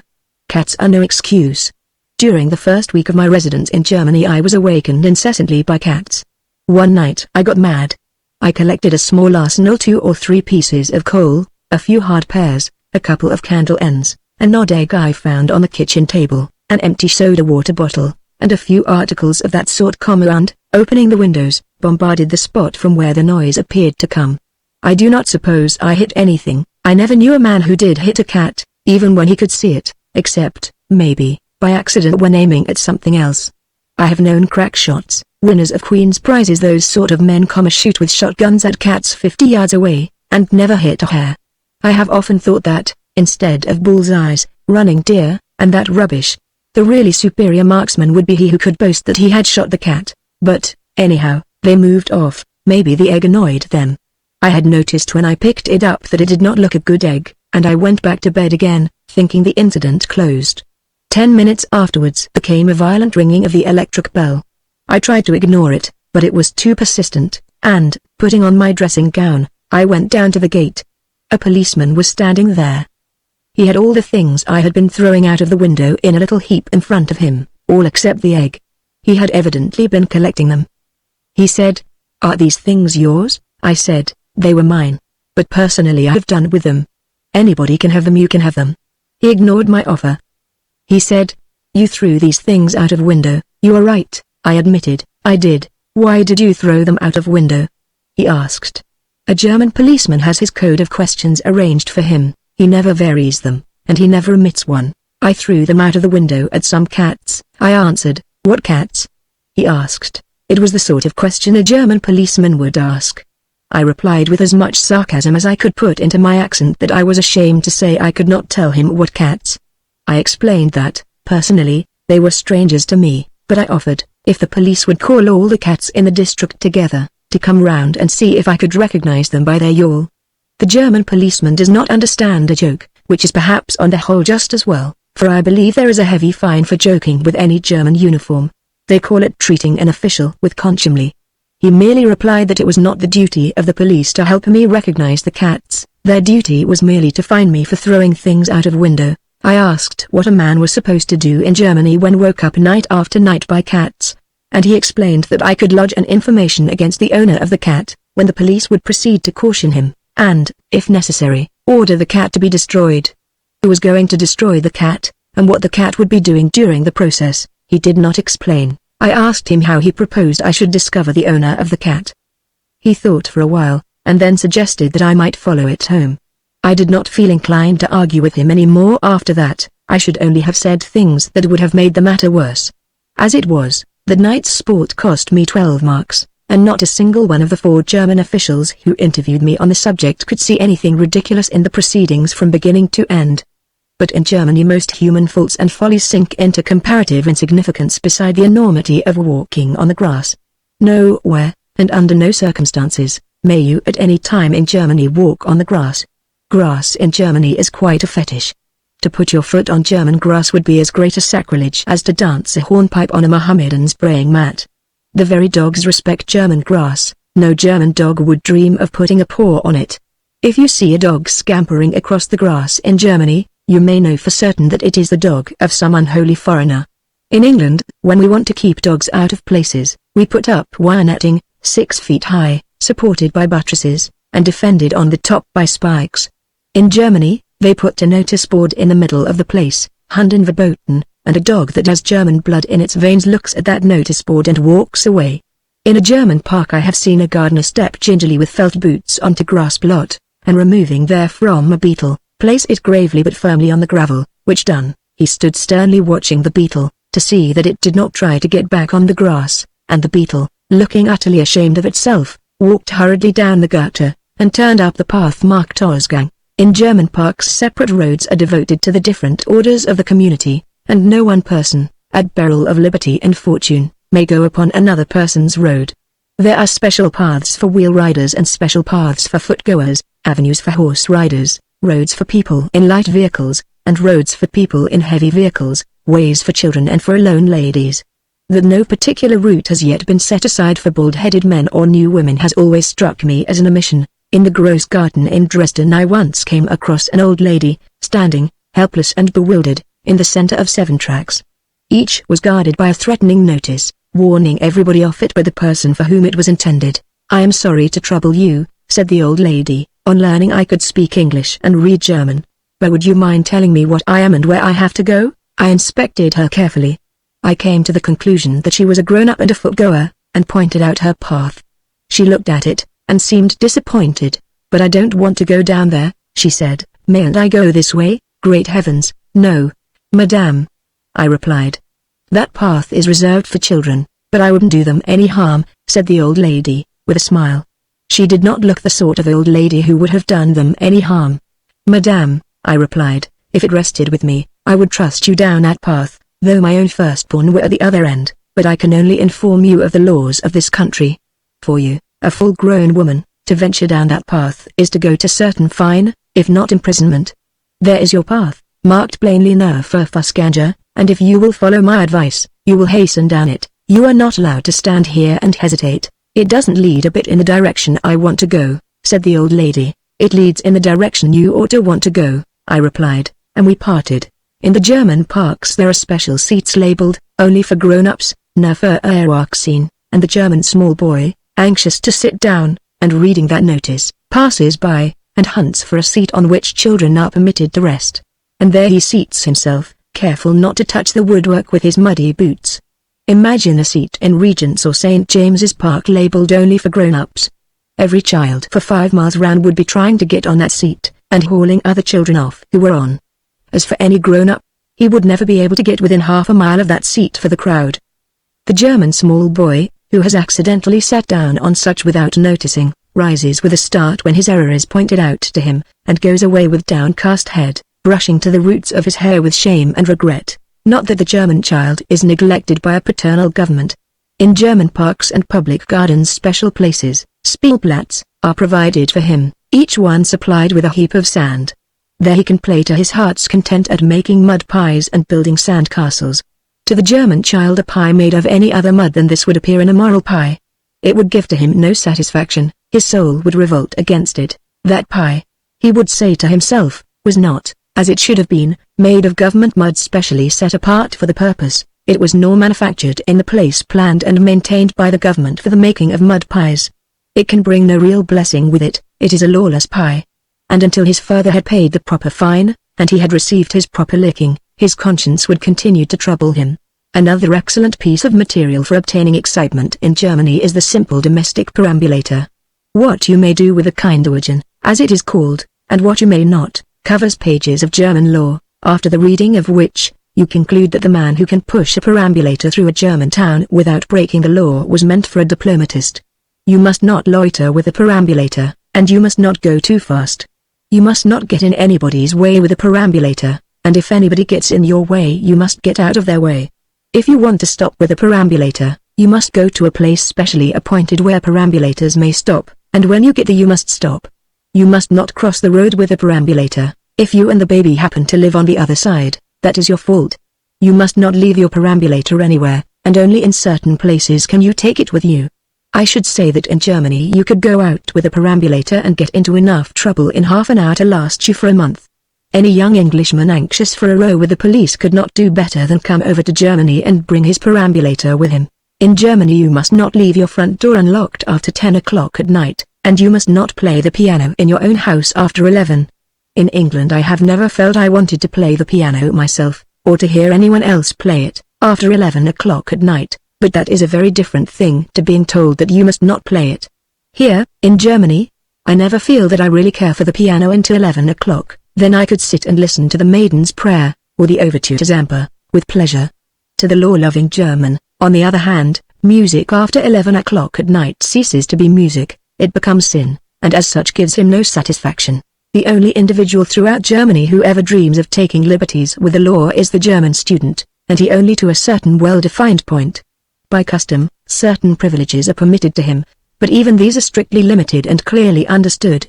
For instance, the German student may get drunk and fall asleep in the gutter with no other penalty than that of having the next morning to tip the policeman who has found him and brought him home. But for this purpose he must choose the gutters of side streets. The German student, conscious of the rapid approach of oblivion, uses all his remaining energy to get round the corner, where he may collapse without anxiety. In certain districts he may ring bells. The rent of flats in these localities is lower than in other quarters of the town, while the difficulty is further met by each family preparing for itself a secret code of bell ringing by means of which it is known whether the summons is genuine or not. When visiting such a household late at night it is well to be acquainted with this code, or you may, if persistent, get a bucket of water thrown over you. Also the German student is allowed to put out lights at night, but there is a prejudice against his putting out too many. The lucky German student generally keeps count, contenting himself with half a dozen lights per night. Likewise, he may shout and sing as he walks home, up till 2:30, and at certain restaurants it is permitted to him to put his arm round the Fräulein's waist. To prevent any suggestion of unseemliness, the waitresses at restaurants frequented by students are always carefully selected from among a staid and elderly class of women, by reason of which the German student can enjoy the delights of flirtation without fear and without reproach to anyone. They are a law-abiding people. The Germans. Chapter 10.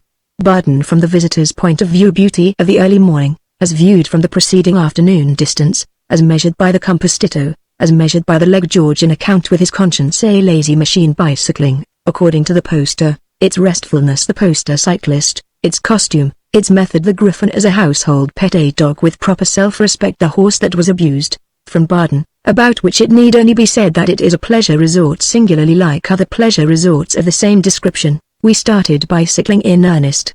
We planned a 10 days tour, which, while completing the Black Forest, should include a spin down the Donauthal, which for the 20 miles from Tuttlingen to Sigmaringen is, perhaps, the finest valley in Germany, the Danube stream here winding its narrow way past old world unspoilt villages, past ancient monasteries, nestling in green pastures, where still the barefooted and bareheaded friar, his rope girdle tight about his loins, shepherds, with crook in hand, his sheep upon the hillsides, through rocky woods, between sheer walls of cliff, whose every towering crag stands crowned with ruined fortress, church, or castle, together with a blick at the Vosges mountains, where half the population is bitterly pained if you speak to them in French, the other half being insulted when you address them in German, and the whole indignantly contemptuous at the first sound of English, a state of things that renders conversation with the stranger somewhat nervous work. We did not succeed in carrying out our program in its entirety, for the reason that human performance lags ever behind human intention. It is easy to say and believe at 3 o'clock in the afternoon that we will rise at 5, breakfast lightly at 1:30, and start away at 6, then we shall be well on our way before the heat of the day sets in, remarks one. This time of the year, the early morning is really the best part of the day. Don't you think so? Adds another. Oh, undoubtedly, so cool and fresh, and the half-lights are so exquisite. The first morning one maintains one's vows. The party assembles at 5:30. It is very silent, individually, somewhat snappy, inclined to grumble with its food, also with most other things, the atmosphere charged with compressed irritability seeking its vent. In the evening the tempter's voice is heard. I think if we got off by 6:30, sharp, That would be time enough. The voice of virtue protests, faintly. It will be breaking our resolution. The tempter replies, resolutions were made for man, not man for resolutions. The devil can paraphrase scripture for his own purpose. Besides, it is disturbing the whole hotel. Think of the poor servants. The voice of virtue continues, but even feebler. But everybody gets up early in these parts. They would not if they were not obliged to, poor things. Say breakfast at 6:30, punctual. That will be disturbing nobody. Thus sin masquerades under the guise of good, and one sleeps till 6, explaining to one's conscience, who, however, doesn't believe it, that one does this because of unselfish consideration for others. I have known such consideration extend until 7 of the clock. Likewise, distance measured with a pair of compasses is not precisely the same as when measured by the leg. 10 miles an hour for 7 hours, 70 miles. A nice easy day's work. There are some stiff hills to climb, the other side to come down. Say, 8 miles an hour, and call it 60 miles. God in Himmel. If we can't average 8 miles an hour, we had better go in bath chairs. It does seem somewhat impossible to do less, on paper, but at 4 o'clock in the afternoon the voice of duty rings less trumpet-toned. Well, I suppose we ought to be getting on. Oh, there's no hurry. Don't fuss. Lovely view from here, isn't it? Very. Don't forget we are 25 miles from Street Bellician. How far? 25 miles, a little over if anything. Do you mean to say we have only come 35 miles? That's all. Nonsense. I don't believe that map of yours. It is impossible, you know. We have been riding steadily ever since the first thing this morning. No, we haven't. We didn't get away till 8, to begin with, 7:45. Well, 7:45, and every half-dozen miles we have stopped. We have only stopped to look at the view. It's no good coming to see a country, and then not seeing it, and we have had to pull up some stiff hills.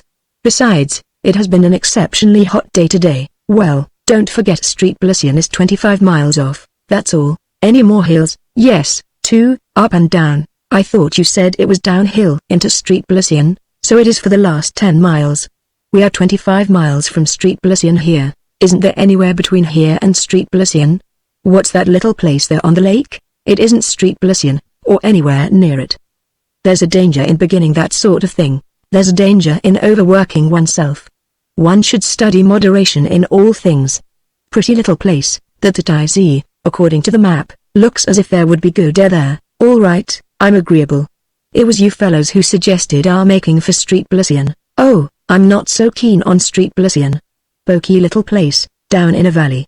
This I.Z., I should say, was ever so much nicer, quite near, isn't it? 5 miles, general chorus, we'll stop at I.Z. George made discovery of this difference between theory and practice on the very first day of our ride. I thought, said George, he was riding the single, Harris and I being a little ahead on the tandem, that the idea was to train up the hills and ride down them. So it is, answered Harris, as a general rule. But the trains don't go up every hill in the Black Forest. Somehow, I felt a suspicion that they wouldn't, growled George, and for a while silence reigned.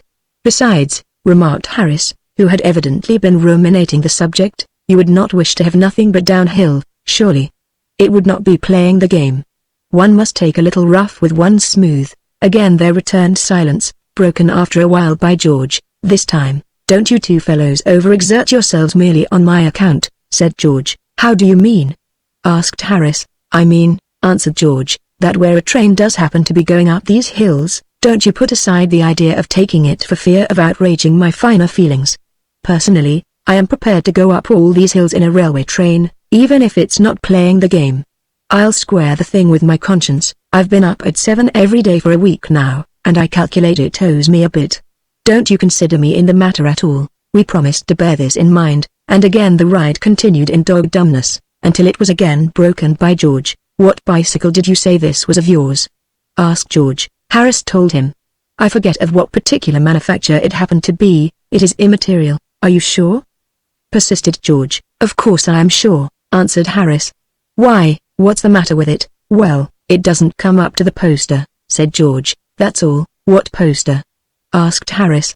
The poster advertising this particular brand of cycle, explained George.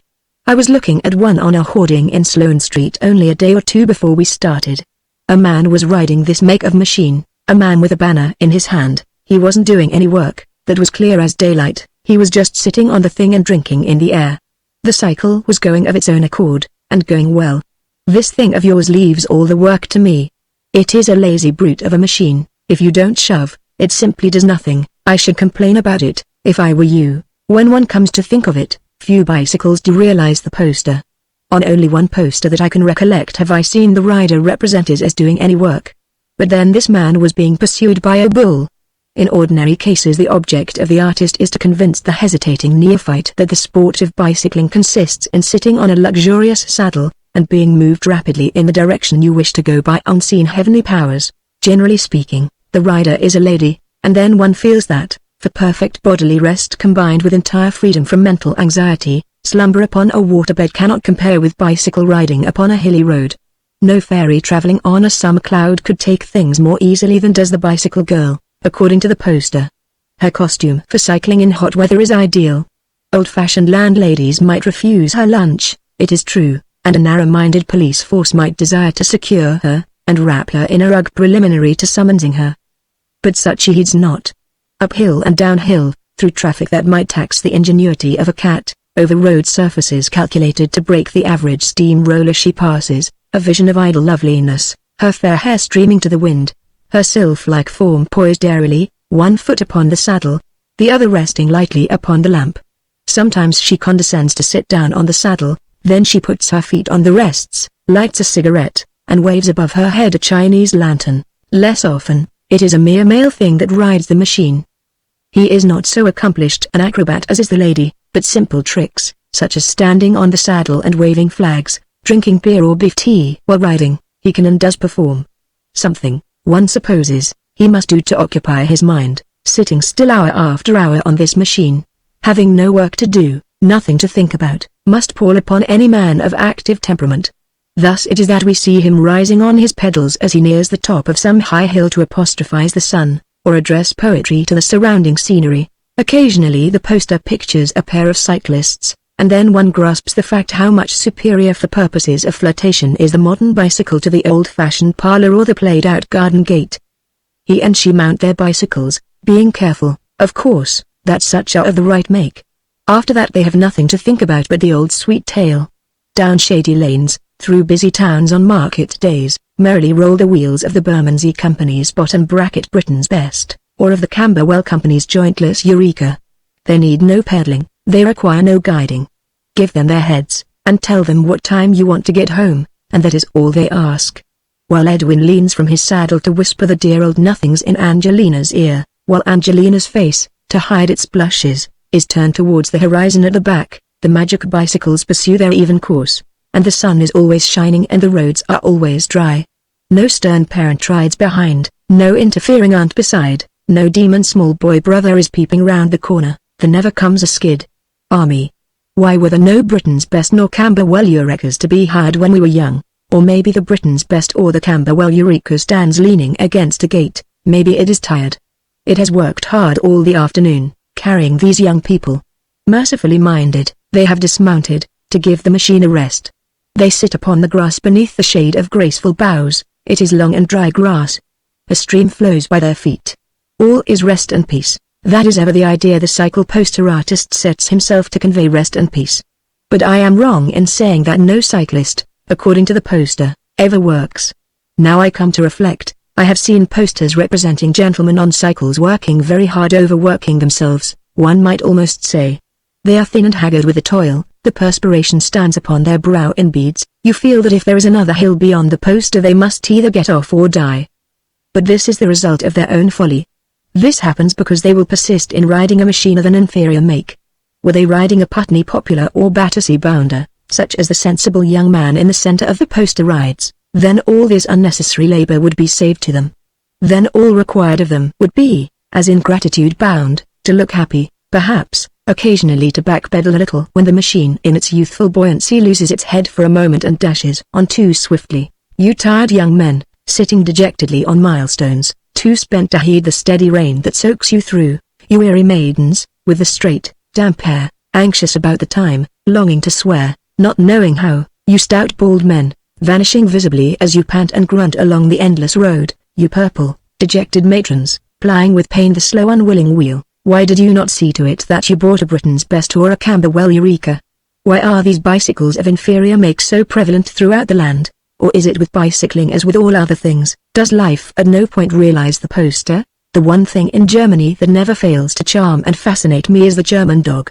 In England one grows tired of the old breeds, one knows them all so well, the Mastiff, the plum-pudding dog, the terrier, black, white or rough-haired, as the case may be, but always quarrelsome, the collie, the bulldog, never anything new.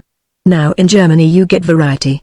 You come across dogs the like of which you have never seen before, that until you hear them bark you do not know are dogs. It is also fresh, so interesting. George stopped a dog in Sigmaringen and drew our attention to it. It suggested a cross between a codfish and a poodle. I would not like to be positive it was not a cross between a codfish and a poodle. Harris tried to photograph it, but it ran up a fence and disappeared through some bushes. I do not know what the German breeder's idea is. At present he retains his secret. George suggests he is aiming at a griffin. There is much to bear out this theory, and indeed in 1 or 2 cases I have come across success on these lines would seem to have been almost achieved. Yet I cannot bring myself to believe that such are anything more than mere accidents. The German is practical, and I fail to see the object of a griffin. If mere quaintness of design be desired, is there not already the dachshund? What more is needed? Besides, about a house, a griffin would be so inconvenient, people would be continually treading on its tail. My own idea is that what the Germans are trying for is a mermaid, which they will then train to catch fish, for your German does not encourage laziness in any living thing. He likes to see his dogs work, and the German dog loves work, of that there can be no doubt. The life of the English dog must be a misery to him. Imagine a strong, active, and intelligent being, of exceptionally energetic temperament, condemned to spend 24 hours a day in absolute idleness. How would you like it yourself?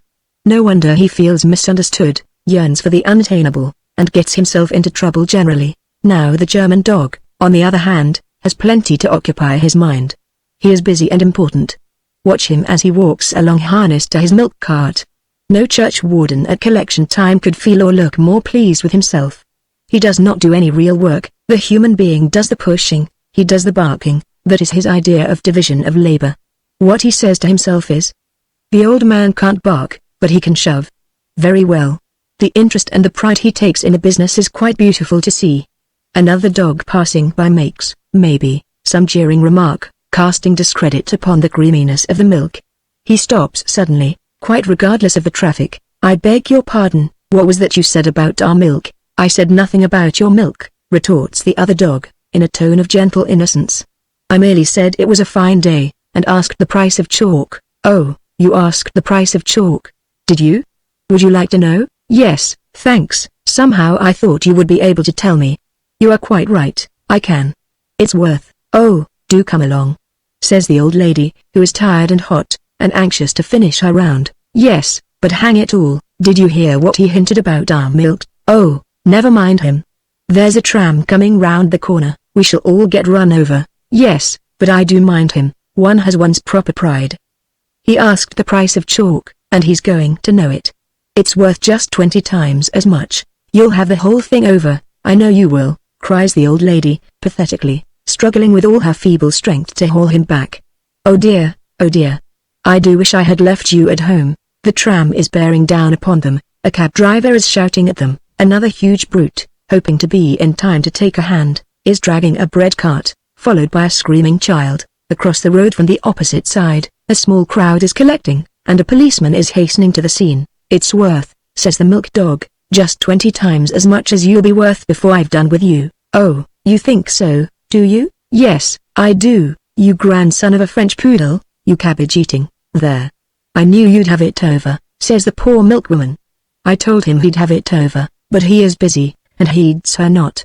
5 minutes later, when the traffic is renewed, when the bread girl has collected her muddy rolls, and the policeman has gone off with the name and address of everybody in the street, he consents to look behind him. It is a bit of an upset, he admits. Then shaking himself free of care, he adds, cheerfully, "But I guess I taught him the price of chalk. He won't interfere with us again, I'm thinking." "I'm sure I hope not," says the old lady, regarding dejectedly the milky road, but his favorite sport is to wait at the top of the hill for another dog, and then race down.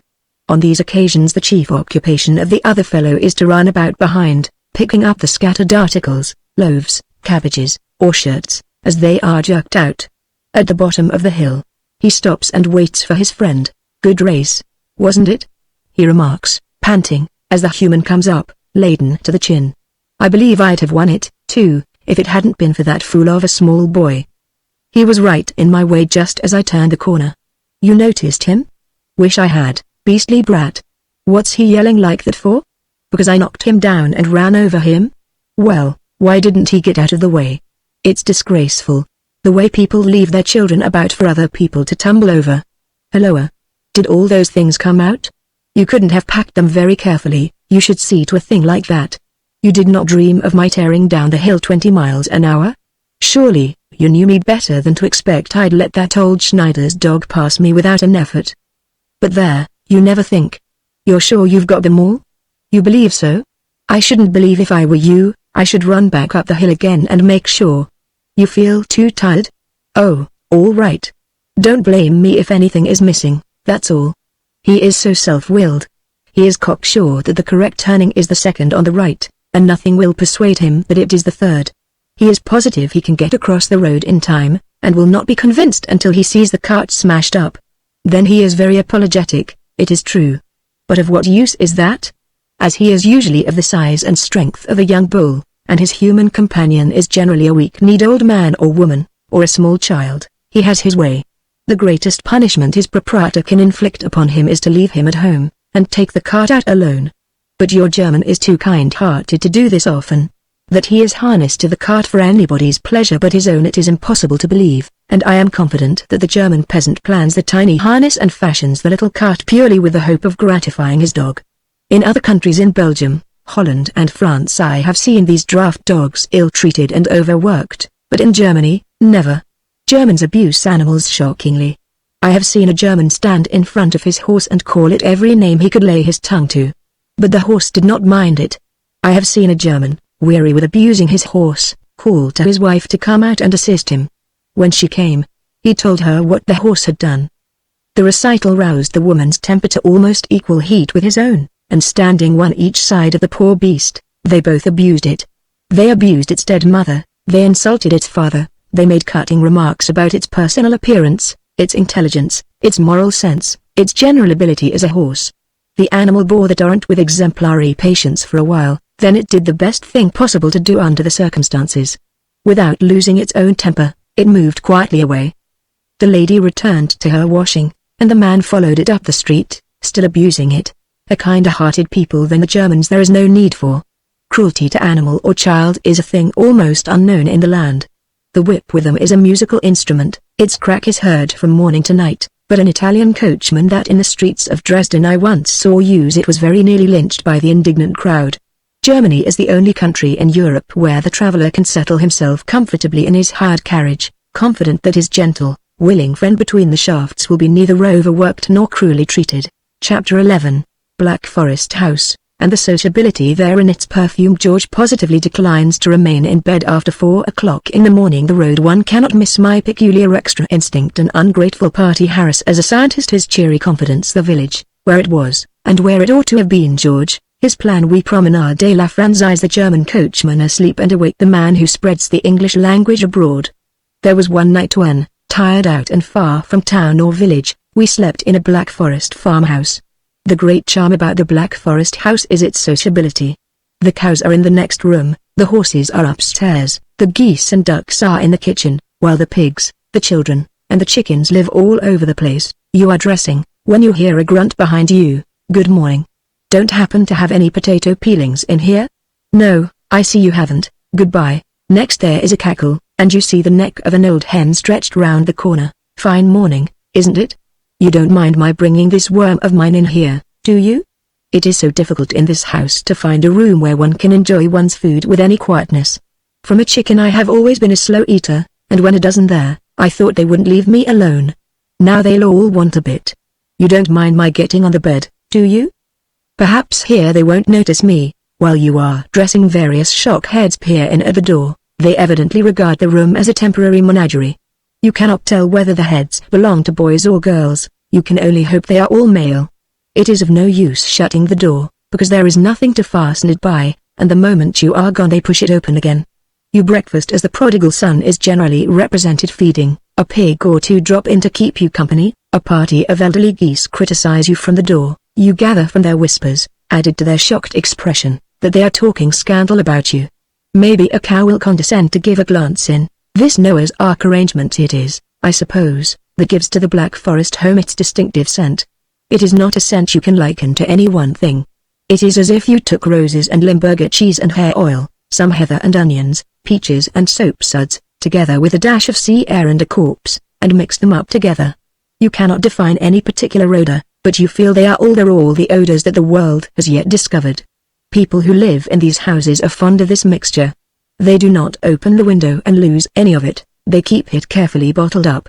If you want any other scent, you can go outside and smell the wood violets and the pines. Inside there is the house, and after a while, I am told, you get used to it, so that you miss it, and are unable to go to sleep in any other atmosphere. We had a long walk before us the next day, and it was our desire, therefore, to get up early, even so early as 6 o'clock, if that could be managed without disturbing the whole household. We put it to our hostess whether she thought this could be done. She said she thought it could. She might not be about herself at that time, it was her morning for going into the town, some 8 miles off, and she rarely got back much before 7, but, possibly, her husband or one of the boys would be returning home to lunch about that hour. Anyhow, somebody should be sent back to wake us and get our breakfast. As it turned out, we did not need any waking. We got up at 4, all by ourselves. We got up at 4 in order to get away from the noise and the din that was making our heads ache. What time the Black Forest peasant rises in the summer time I am unable to say. To us they appeared to be getting up all night. And the first thing the Black Forester does when he gets up is to put on a pair of stout boots with wooden soles, and take a constitutional round the house. Until he has been 3 times up and down the stairs, he does not feel he is up. Once fully awake himself, the next thing he does is to go upstairs to the stables, and wake up a horse.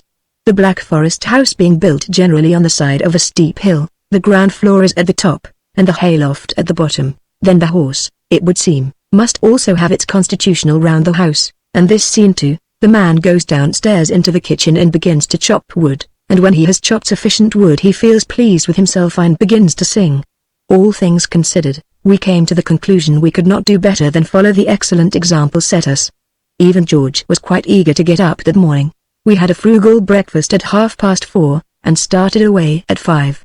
Our road lay over a mountain, and from inquiries made in the village it appeared to be one of those roads you cannot possibly miss. I suppose everybody knows this sort of road. Generally, it leads you back to where you started from, and when it doesn't, you wish it did, so that at all events you might know where you were.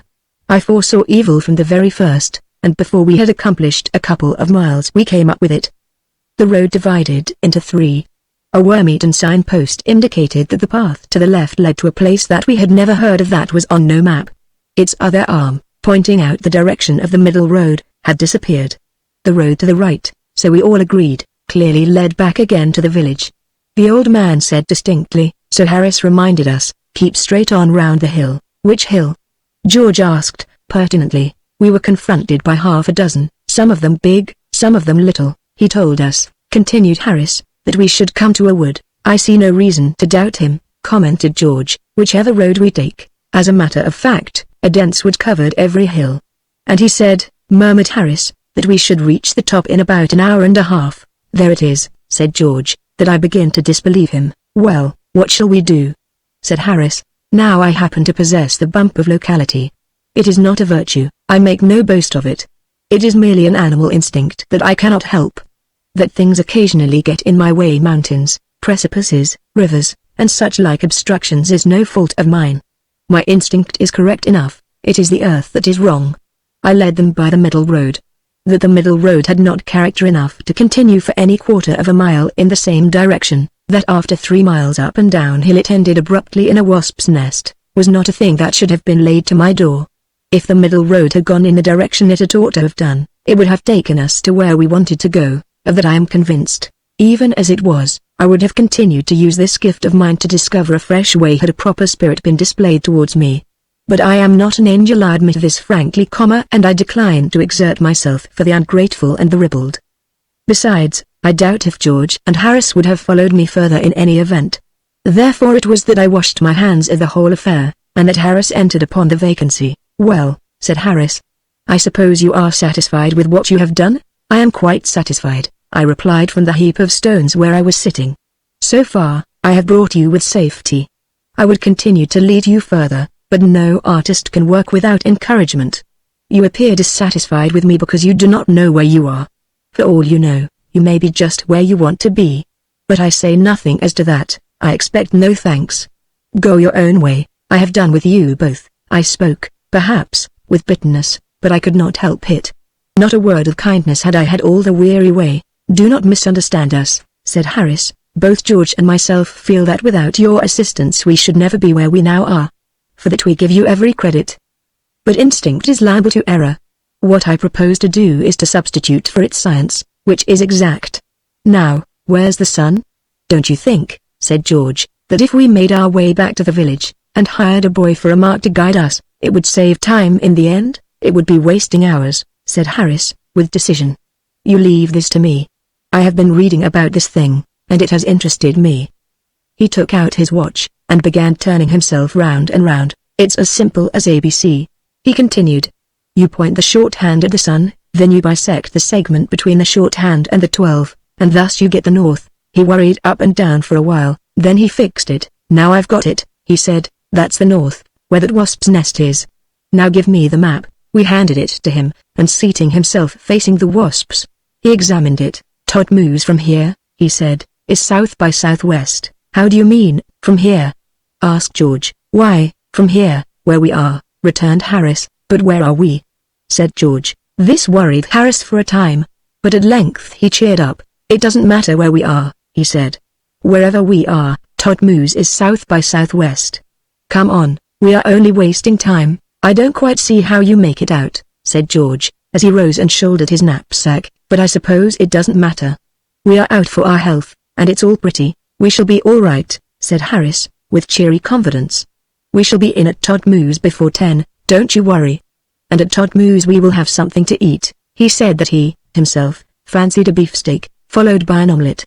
George said that, personally, he intended to keep his mind off the subject until he saw Todmose. We walked for half an hour, then emerging upon an opening, we saw below us, about 2 miles away, the village through which we had passed that morning. It had a quaint church with an outside staircase, a somewhat unusual arrangement. The sight of it made me sad.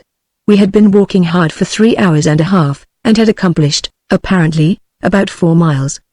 But Harris was delighted. "Now, at last," said Harris, "we know where we are." "I thought you said it didn't matter," George reminded him. "No more it does, practically," replied Harris. "But it is just as well to be certain. Now I feel more confidence in myself." "I'm not so sure about that being an advantage," muttered George. But I do not think Harris heard him. "We are now," continued Harris, "east of the sun, and Todmose is southwest of where we are. So that if—" He broke off. "By the by," he said, "do you remember whether I said the bisecting line of that segment pointed to the north or to the south?" "You said it pointed to the north," replied George. "Are you positive?" persisted Harris. "Positive," answered George, "but don't let that influence your calculations. In all probability you were wrong." Harris thought for a while, then his brow cleared. "That's all right," he said. "Of course, it's the north. It must be the north. How could it be the south? Now we must make for the west." "Come on, I am quite willing to make for the west," said George. "Any point of the compass is the same to me.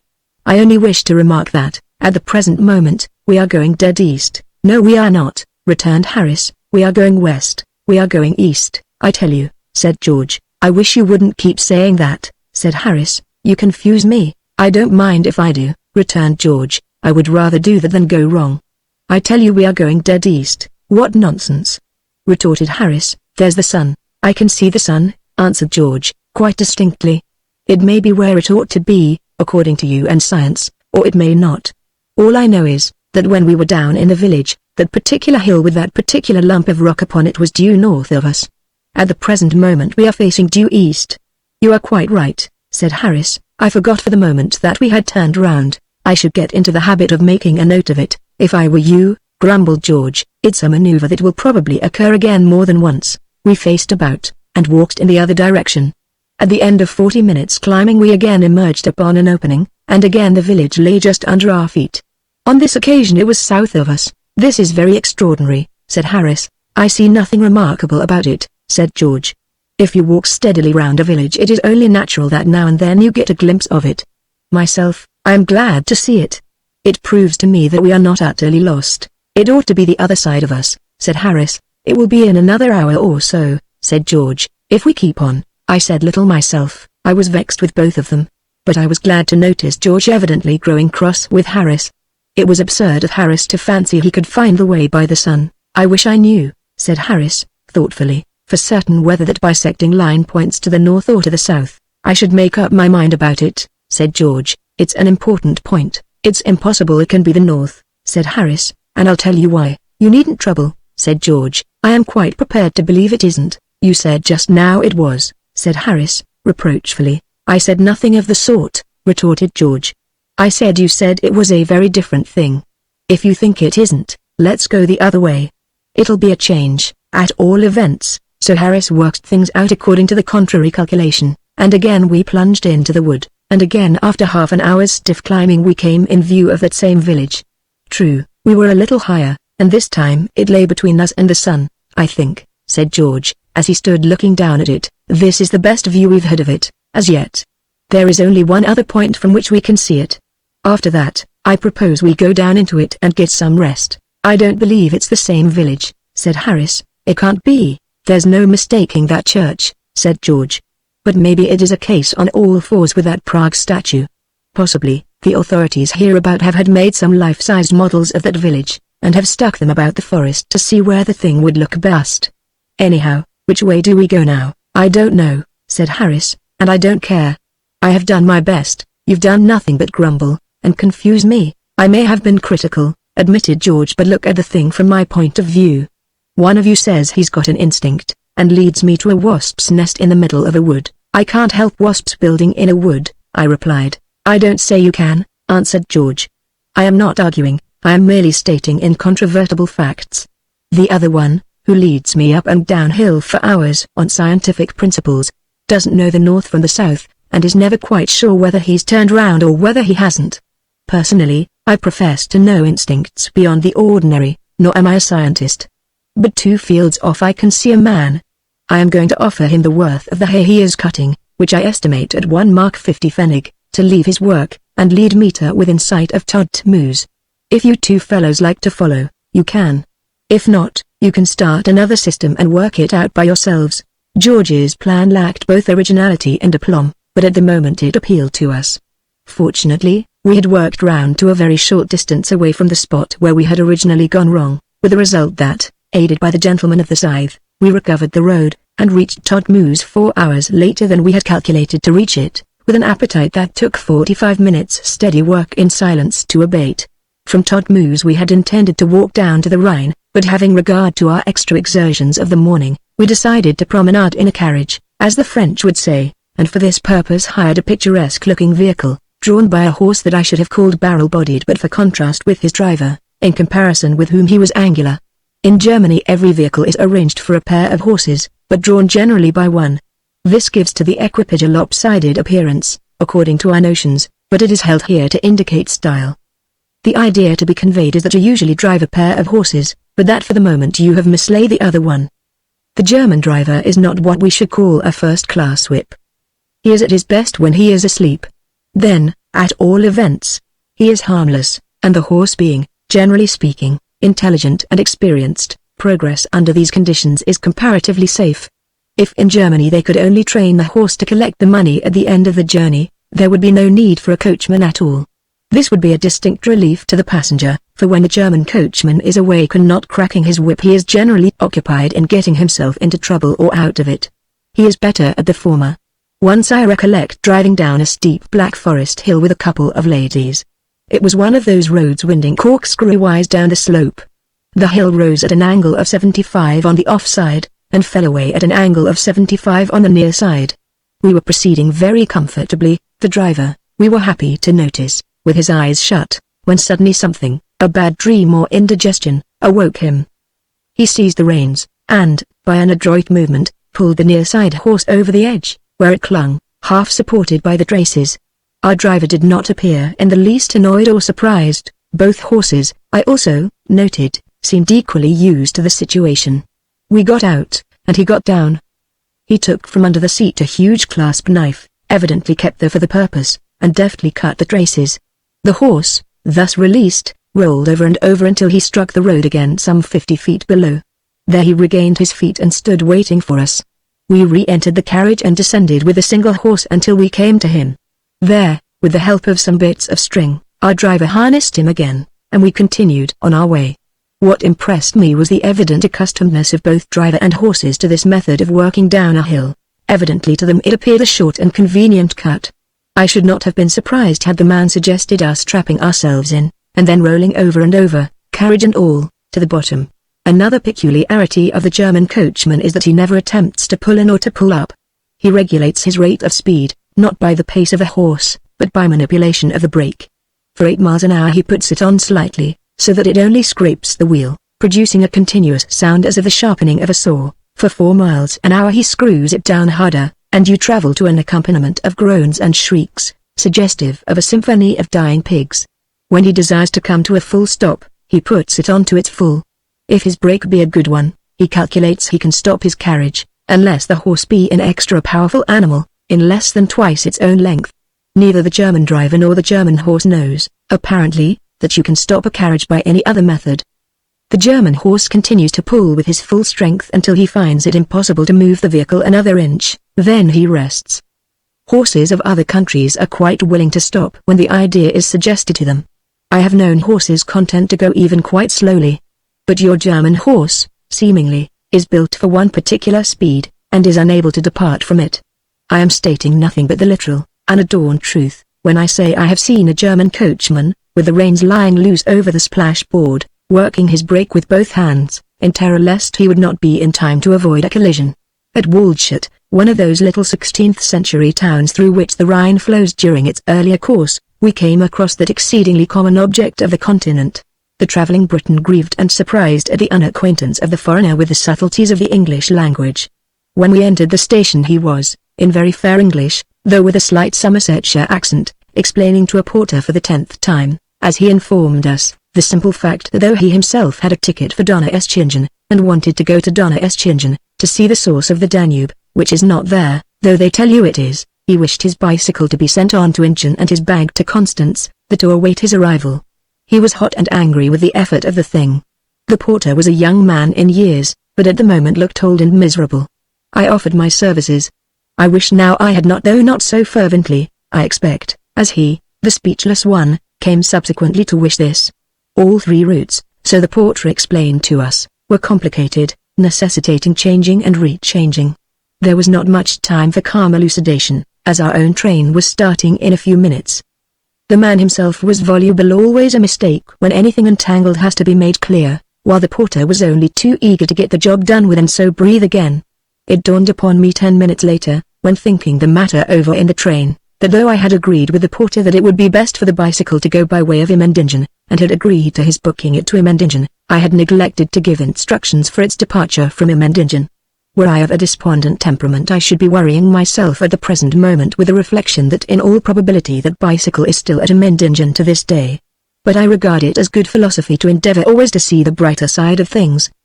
Possibly the porter corrected my omission on his own account, or some simple miracle may have happened to restore that bicycle to its owner some time before the end of his tour. The bag we sent to Radolfzell, but here I console myself with the recollection that it was labelled Constance, and no doubt after a while the railway authorities, finding it unclaimed at Radolfzell, forwarded it on to Constance. But all this is apart from the moral I wished to draw from the incident.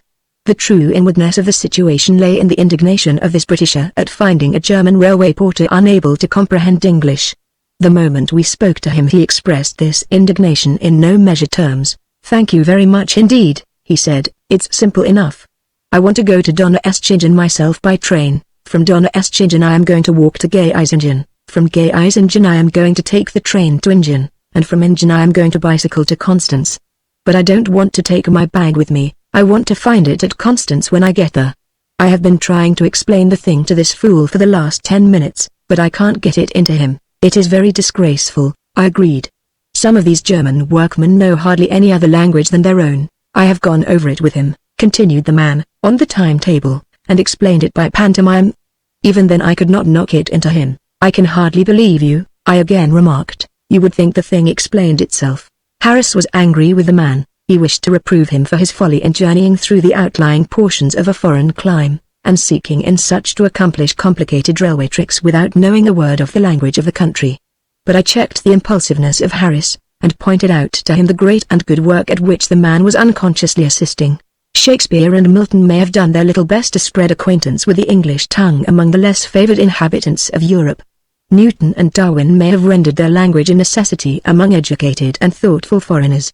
Dickens and Uda, for your folk who imagine that the literary world is bounded by the prejudices of New Grub Street, would be surprised and grieved at the position occupied abroad by this at-home sneered-at lady, may have helped still further to popularize it. But the man who has spread the knowledge of English from Cape St. Vincent to the Ural Mountains is the Englishman who, unable or unwilling to learn a single word of any language but his own, travels purse in hand into every corner of the continent. One may be shocked at his ignorance, annoyed at his stupidity, angry at his presumption. But the practical fact remains, he it is that is anglicizing Europe. For him the Swiss peasant tramps through the snow on winter evenings to attend the English class open in every village. For him the coachman and the guard, the chambermaid and the laundress, pore over their English grammars and colloquial phrase books.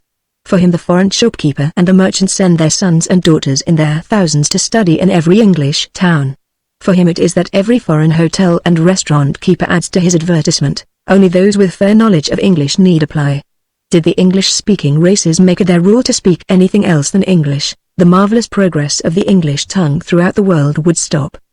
The English-speaking man stands amid the strangers and jingles his gold. "Here," cries, "is payment for all such as can speak English." He it is who is the great educator. Theoretically we may scold him, practically we should take our hats off to him.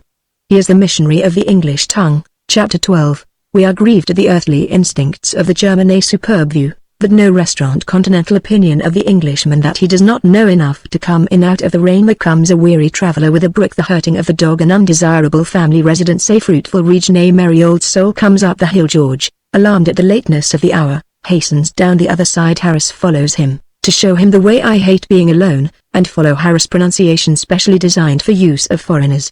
A thing that vexes much the high-class Anglo-Saxon soul is the earthly instinct prompting the German to fix a restaurant at the goal of every excursion. On mountain summit, in fairy glen, on lonely pass, by waterfall or winding stream, stands ever the busy workaft. How can one rhapsodize over a view when surrounded by beer-stained tables? How lose oneself in historical reverie amid the odor of roast veal and spinach? One day, on elevating thought's intent, we climbed through tangled woods, and at the top, said Harris, bitterly, as we paused to breathe a space and pull our belts a hole tighter, there will be a gaudy restaurant, where people will be guzzling beefsteaks and plum tarts and drinking white wine. Do you think so? Said George. Sure to be, answered Harris, you know their way. Not one grove will they consent to dedicate to solitude and contemplation, not one height will they leave to the lover of nature unpolluted by the gross and the material. I calculate, I remarked, that we shall be there a little before 1 o'clock, provided we don't dawdle.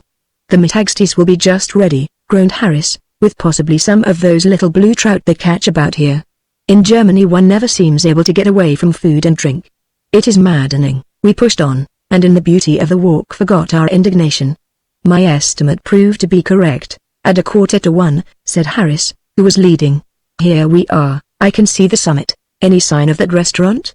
Said George. I don't notice it, replied Harris, but it's there, you may be sure, confound it. 5 minutes later we stood upon the top. We looked north, south, east and west, then we looked at one another. Grand view, isn't it? Said Harris. Magnificent, I agreed. Superb, remarked George. They have had the good sense for once, said Harris, to put that restaurant out of sight. They do seem to have hidden it, said George. One doesn't mind the thing so much when it is not forced under one's nose, said Harris. Of course, in its place, I observed, a restaurant is right enough. I should like to know where they have put it, said George. Suppose we look for it?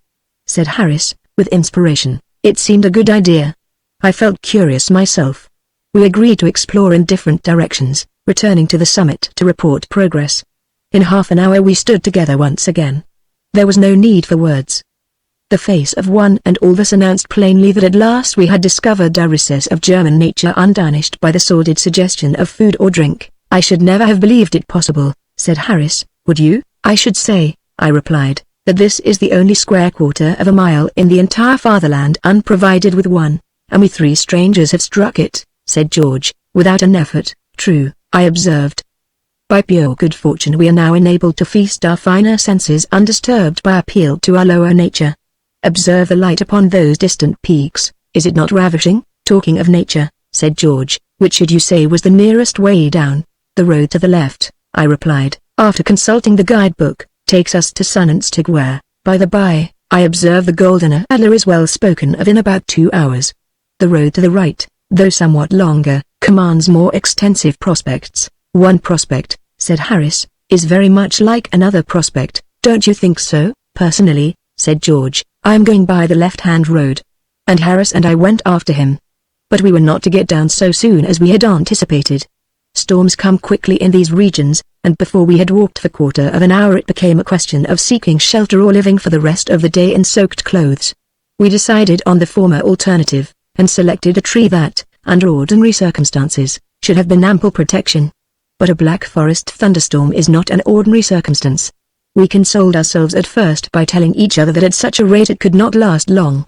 Next, we endeavored to comfort ourselves with the reflection that if it did we should soon be too wet to fear getting wetter. As it turned out, said Harris, I should have been almost glad if there had been a restaurant up here. I see no advantage in being both wet and hungry, said George.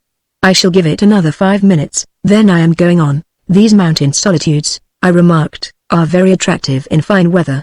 On a rainy day, especially if you happen to be past the age when, at this point there hailed us a voice, proceeding from a stout gentleman, who stood some 50 feet away from us under a big umbrella. Won't you come inside? Asked the stout gentleman. Inside where? I called back. I thought at first he was one of those fools that will try to be funny when there is nothing to be funny about. Inside the restaurant, he answered. We left our shelter and made for him. We wished for further information about this thing. I did call to you from the window, said the stout gentleman, as we drew near to him. But I suppose you did not hear me. This storm may last for another hour, you will get so wet. He was a kindly old gentleman, he seemed quite anxious about us. I said, it is very kind of you to have come out. We are not lunatics. We have not been standing under that tree for the last half hour knowing all the time there was a restaurant, hidden by the trees, within 20 yards of us. We had no idea we were anywhere near a restaurant. I thought maybe you hadn't, said the old gentleman, that is why I came. It appeared that all the people in the inn had been watching us from the windows also, wondering why we stood there looking miserable. If it had not been for this nice old gentleman the fools would have remained watching us, I suppose, for the rest of the afternoon. The landlord excused himself by saying he thought we looked like English. It is no figure of speech. On the continent they do sincerely believe that every Englishman is mad. They are as convinced of it as is every English peasant that Frenchmen live on frogs. Even when one makes a direct personal effort to disabuse them of the impression one is not always successful. It was a comfortable little restaurant, where they cooked well, while the Tisson was really most passable. We stopped there for a couple of hours, and dried ourselves and fed ourselves, and talked about the view, and just before we left an incident occurred that shows how much more stirring in this world are the influences of evil compared with those of good. A traveler entered. He seemed a careworn man. He carried a brick in his hand, tied to a piece of rope. He entered nervously and hurriedly, closed the door carefully behind him, saw to it that it was fastened, peered out of the window long and earnestly, and then, with a sigh of relief, laid his brick upon the bench beside him and called for food and drink. There was something mysterious about the whole affair. One wondered what he was going to do with the brick, why he had closed the door so carefully, why he had looked so anxiously from the window, but his aspect was too wretched to invite conversation, and we forbore, therefore, to ask him questions. As he ate and drank he grew more cheerful, sighed less often.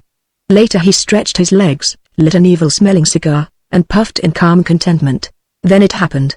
It happened too suddenly for any detailed explanation of the thing to be possible. I recollect a Fräulein entering the room from the kitchen with a pan in her hand. I saw her cross to the outer door. The next moment the whole room was in an uproar.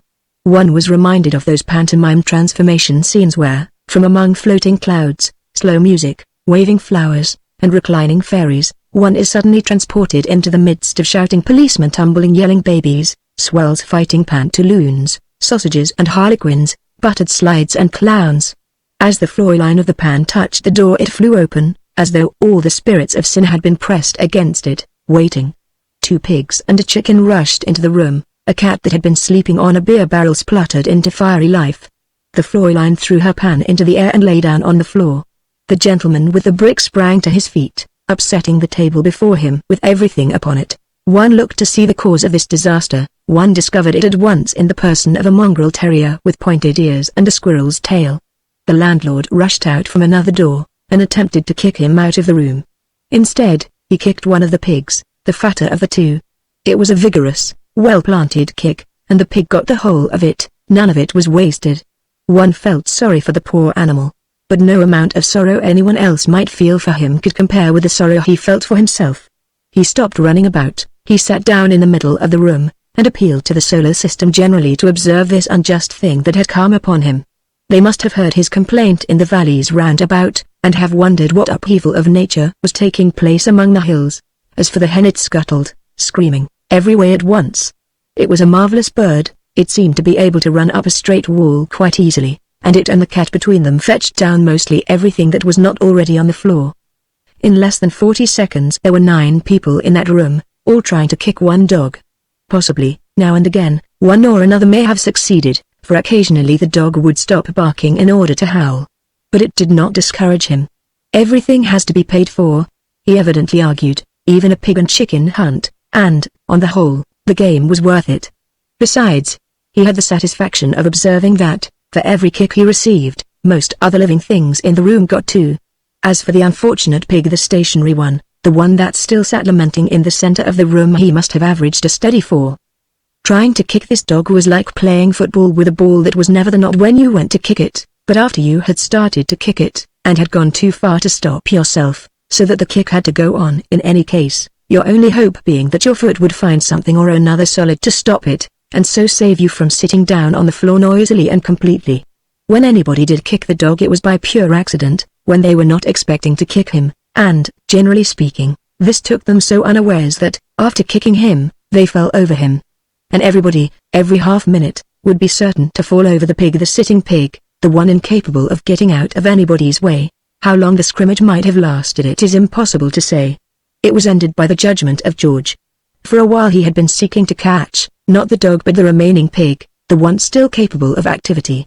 Cornering it at last, he persuaded it to cease running round and round the room, and instead to take a spin outside. It shot through the door with one long wail. We always desire the thing we have not. 1 pig, a chicken, 9 people, and a cat, whereas nothing in that dog's opinion compared with the quarry that was disappearing. Unwisely, he darted after it, and George closed the door upon him and shut the bolt. Then the landlord stood up, and surveyed all the things that were lying on the floor. "That's a playful dog of yours," said he to the man who had come in with the brick. "He is not my dog," replied the man sullenly. "Whose dog is it then?" said the landlord. "I don't know whose dog it is," answered the man. "That won't do for me, you know," said the landlord, picking up a picture of the German emperor, and wiping beer from it with his sleeve. "I know it won't," replied the man. "I never expected it would. I'm tired of telling people it isn't my dog. They none of them believe me. What do you want to go about with him for, if he's not your dog?" said the landlord. "What's the attraction about him?" "I don't go about with him," replied the man. "He goes about with me. He picked me up this morning at 10 o'clock, and he won't leave me. I thought I had got rid of him when I came in here. I left him busy killing a duck more than a quarter of an hour away. I'll have to pay for that, I expect, on my way back." "Have you tried throwing stones at him?" asked Harris. "Have I tried throwing stones at him?" replied the man, contemptuously. "I've been throwing stones at him till my arm aches with throwing stones, and he thinks it's a game, and brings them back to me. I've been carrying this beastly brick about with me for over an hour, in the hope of being able to drown him, but he never comes near enough for me to get hold of him. He just sits 6 inches out of reach with his mouth open, and looks at me. It's the funniest story I've heard for a long while," said the landlord. "Glad it amuses somebody," said the man. We left him helping the landlord to pick up the broken things, and went our way. A dozen yards outside the door the faithful animal was waiting for his friend. He looked tired, but contented. He was evidently a dog of strange and sudden fancies, and we feared for the moment lest he might take a liking to us. But he let us pass with indifference. His loyalty to this unresponsive man was touching, and we made no attempt to undermine it. Having completed to our satisfaction the Black Forest, we journeyed on our wheels through Alt-Breisach and Colmar to Munster, whence we started a short exploration of the Vosges range, where, according to the present German emperor, humanity stops. Of old, Alt-Breisach, a rocky fortress with a river now on one side of it and now on the other, for in its inexperienced youth the Rhine never seems to have been quite sure of its way, must, as a place of residence, have appealed exclusively to the lover of change and excitement. Whoever the war was between, and whatever it was about, Alt-Breisach was bound to be in it. Everybody besieged it, most people captured it, the majority of them lost it again, nobody seemed able to keep it. Whom he belonged to, and what he was, the dweller in Alt-Breisach could never have been quite sure. One day he would be a Frenchman, and then before he could learn enough French to pay his taxes he would be an Austrian. While trying to discover what you did in order to be a good Austrian, he would find he was no longer an Austrian, but a German, though what particular German out of a dozen must always have been doubtful to him. One day he would discover that he was a Catholic, the next an ardent Protestant. The only thing that could have given any stability to his existence must have been the monotonous necessity of paying heavily for the privilege of being whatever for the moment he was. But when one begins to think of these things one finds oneself wondering why anybody in the Middle Ages, except kings and tax collectors, ever took the trouble to live at all. For variety and beauty, the Vosges will not compare with the hills of the Schwarzwald. The advantage about them from the tourist's point of view is their superior poverty. The Vosges peasant has not the unromantic air of contented prosperity that spoils his vis-à-vis across the Rhine. The villages and farms possess more the charm of decay. Another point wherein the Vosges district excels is its ruins. Many of its numerous castles are perched where you might think only eagles would care to build. In others, commenced by the Romans and finished by the troubadours, covering acres with the maze of their still-standing walls, one may wander for hours. The fruit-ruined greengrocer is a person unknown in the Vosges. Most things of that kind grow wild, and are to be had for the picking. It is difficult to keep to any program when walking through the Vosges, the temptation on a hot day to stop and eat fruit generally being too strong for resistance. Raspberries, the most delicious I have ever tasted, wild strawberries, currants, and gooseberries, grow upon the hillsides as blackberries by English lanes. The Vosges small boy is not called upon to rob an orchard, he can make himself fill without sin. Orchards exist in the Vosges mountains in plenty, but to trespass into one for the purpose of stealing fruit would be as foolish as for a fish to try and get into a swimming bath without paying. Still, of course, mistakes do occur. One afternoon in the course of a climb we emerged upon a plateau, where we lingered perhaps too long, eating more fruit than may have been good for us. It was so plentiful around us, so varied. We commenced with a few late strawberries, and from those we passed to raspberries. Then Harris found a greengage tree with some early fruit upon it, just perfect. "This is about the best thing we have struck," said George. "We had better make the most of this." Which was good advice, on the face of it. "It is a pity," said Harris, "that the pears are still so hard." He grieved about this for a while, but later on came across some remarkably fine yellow plums and these consoled him somewhat. "I suppose we are still a bit too far north for pineapples," said George. "I feel I could just enjoy a fresh pineapple. This commonplace fruit palls upon one after a while. Too much bush fruit and not enough tree, is the fault I find," said Harris. Myself, I should have liked a few more greengages. "Here is a man coming up the hill," I observed, "who looks like a native. Maybe he will know where we can find some more greengages." "He walks well for an old chap," remarked Harris. He certainly was climbing the hill at a remarkable pace. Also, so far as we were able to judge at that distance, he appeared to be in a remarkably cheerful mood, singing and shouting at the top of his voice, gesticulating, and waving his arms. "What a merry old soul it is," said Harris. "It does one good to watch him. But why does he carry his stick over his shoulder? Why doesn't he use it to help him up the hill?" "Do you know, I don't think it is a stick," said George. "What can it be, then?" asked Harris. "Well, it looks to me," said George, "more like a gun." "You don't think we can have made a mistake?" suggested Harris. "You don't think this can be anything in the nature of a private orchard?" I said. "Do you remember the sad thing that happened in the south of France some 2 years ago? A soldier picked some cherries as he passed a house, and the French peasant to whom the cherries belonged came out, and without a word of warning shot him dead. But surely you are not allowed to shoot a man dead for picking fruit, even in France?" said George. "Of course not," I answered. "It was quite illegal." The only excuse offered by his counsel was that he was of a highly excitable disposition, and especially keen about these particular cherries. "I recollect something about the case," said Harris, "now you mention it. I believe the district in which it happened, the commune, as I think it is called, had to pay heavy compensation to the relatives of the deceased soldier, which was only fair." George said, "I am tired of this place. Besides, it's getting late." Harris said, "If he goes at that rate he will fall and hurt himself. Besides, I don't believe he knows the way." I felt lonesome up there all by myself, with nobody to speak to. Besides, not since I was a boy, I reflected, had I enjoyed a run down a really steep hill. I thought I would see if I could revive the sensation. It is a jerky exercise, but good, I should say, for the liver. We slept that night at Bar, a pleasant little town on the way to St. Ottilienburg, an interesting old convent among the mountains, where you are waited upon by real nuns, and your bill made out by a priest. At Bar, just before supper, a tourist entered. He looked English, but spoke a language the like of which I have never heard before. Yet it was an elegant and fine-sounding language. The landlord stared at him blankly. The landlady shook her head.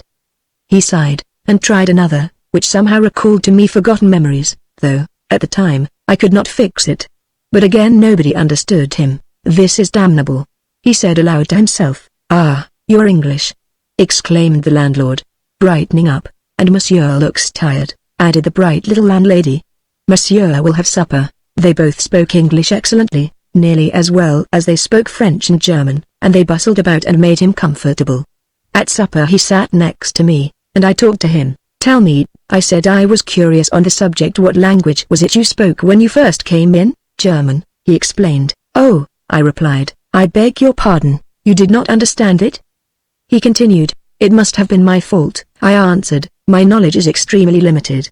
One picks up a little here and there as one goes about, but of course that is a different thing." "But they did not understand it," he replied, "the landlord and his wife, and it is their own language." "I do not think so," I said. "The children hereabout speak German, it is true, and our landlord and landlady know German to a certain point. But throughout Alsace and Lorraine the old people still talk French, and I spoke to them in French also," he added, "and they understood that no better." "It is certainly very curious," I agreed. "It is more than curious," he replied, "in my case it is incomprehensible. I possess a diploma for modern languages. I won my scholarship purely on the strength of my French and German. The correctness of my construction, the purity of my pronunciation, was considered at my college to be quite remarkable. Yet, when I come abroad hardly anybody understands a word I say." "Can you explain it?" "I think I can," I replied. "Your pronunciation is too faultless. You remember what the Scotsman said when for the first time in his life he tasted real whiskey, 'It may be pure, but I cannot drink it.' So it is with your German. It strikes one less as a language than as an exhibition.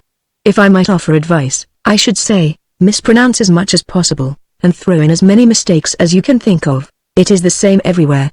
Each country keeps a special pronunciation exclusively for the use of foreigners, a pronunciation they never dream of using themselves, that they cannot understand when it is used. I once heard an English lady explaining to a Frenchman how to pronounce the word have. "You will pronounce it," said the lady reproachfully, "as if it were spelt H-A-V. It isn't. There is an E at the end." "But I thought," said the pupil, "that you did not sound the E at the end of H-A-V-E. "No, or you do," explained his teacher. "It is what we call a mute E, but it exercises a modifying influence on the preceding vowel. Before that, he used to say have quite intelligently. Afterwards, when he came to the word he would stop dead, collect his thoughts, and give expression to a sound that only the context could explain. Putting aside the sufferings of the early martyrs, few men, I suppose, have gone through more than I myself went through in trying to attain the correct pronunciation of the German word for church, Kirche. Long before I had done with it I had determined never to go to church in Germany, rather than be bothered with it. "No, no," my teacher would explain, he was a painstaking gentleman, "you say it as if it were spelt Kirchke. There is no K. It is." And he would illustrate to me again, for the 20th time that morning, how it should be pronounced, the sad thing being that I could never for the life of me detect any difference between the way he said it and the way I said it. So he would try a new method. "You say it from your throat," he would explain. He was quite right, I did. "I want you to say it from down here," and with a fat forefinger he would indicate the region from where I was to start. After painful efforts, resulting in sounds suggestive of anything rather than a place of worship, I would excuse myself. I really fear it is impossible, I would say. You see, for years I have always talked with my mouth, as it were. I never knew a man could talk with his stomach. I doubt if it is not too late now for me to learn, by spending hours in dark corners, and practicing in silent streets, to the terror of chance passers-by, I came at last to pronounce this word correctly. My teacher was delighted with me, and until I came to Germany I was pleased with myself. In Germany I found that nobody understood what I meant by it. I never got near a church with it. I had to drop the correct pronunciation, and painstakingly go back to my first wrong pronunciation. Then they would brighten up, and tell me it was round the corner, or down the next street, as the case might be. I also think pronunciation of a foreign tongue could be better taught than by demanding from the pupil those internal acrobatic feats that are generally impossible and always useless. This is the sort of instruction one receives. Press your tonsils against the underside of your larynx. Then with the convex part of the septum curved upwards so as almost but not quite to touch the uvula, try with the tip of your tongue to reach your thyroid. Take a deep breath, and compress your glottis. Now, without opening your lips, say guru. And when you have done it they are not satisfied. Chapter 13.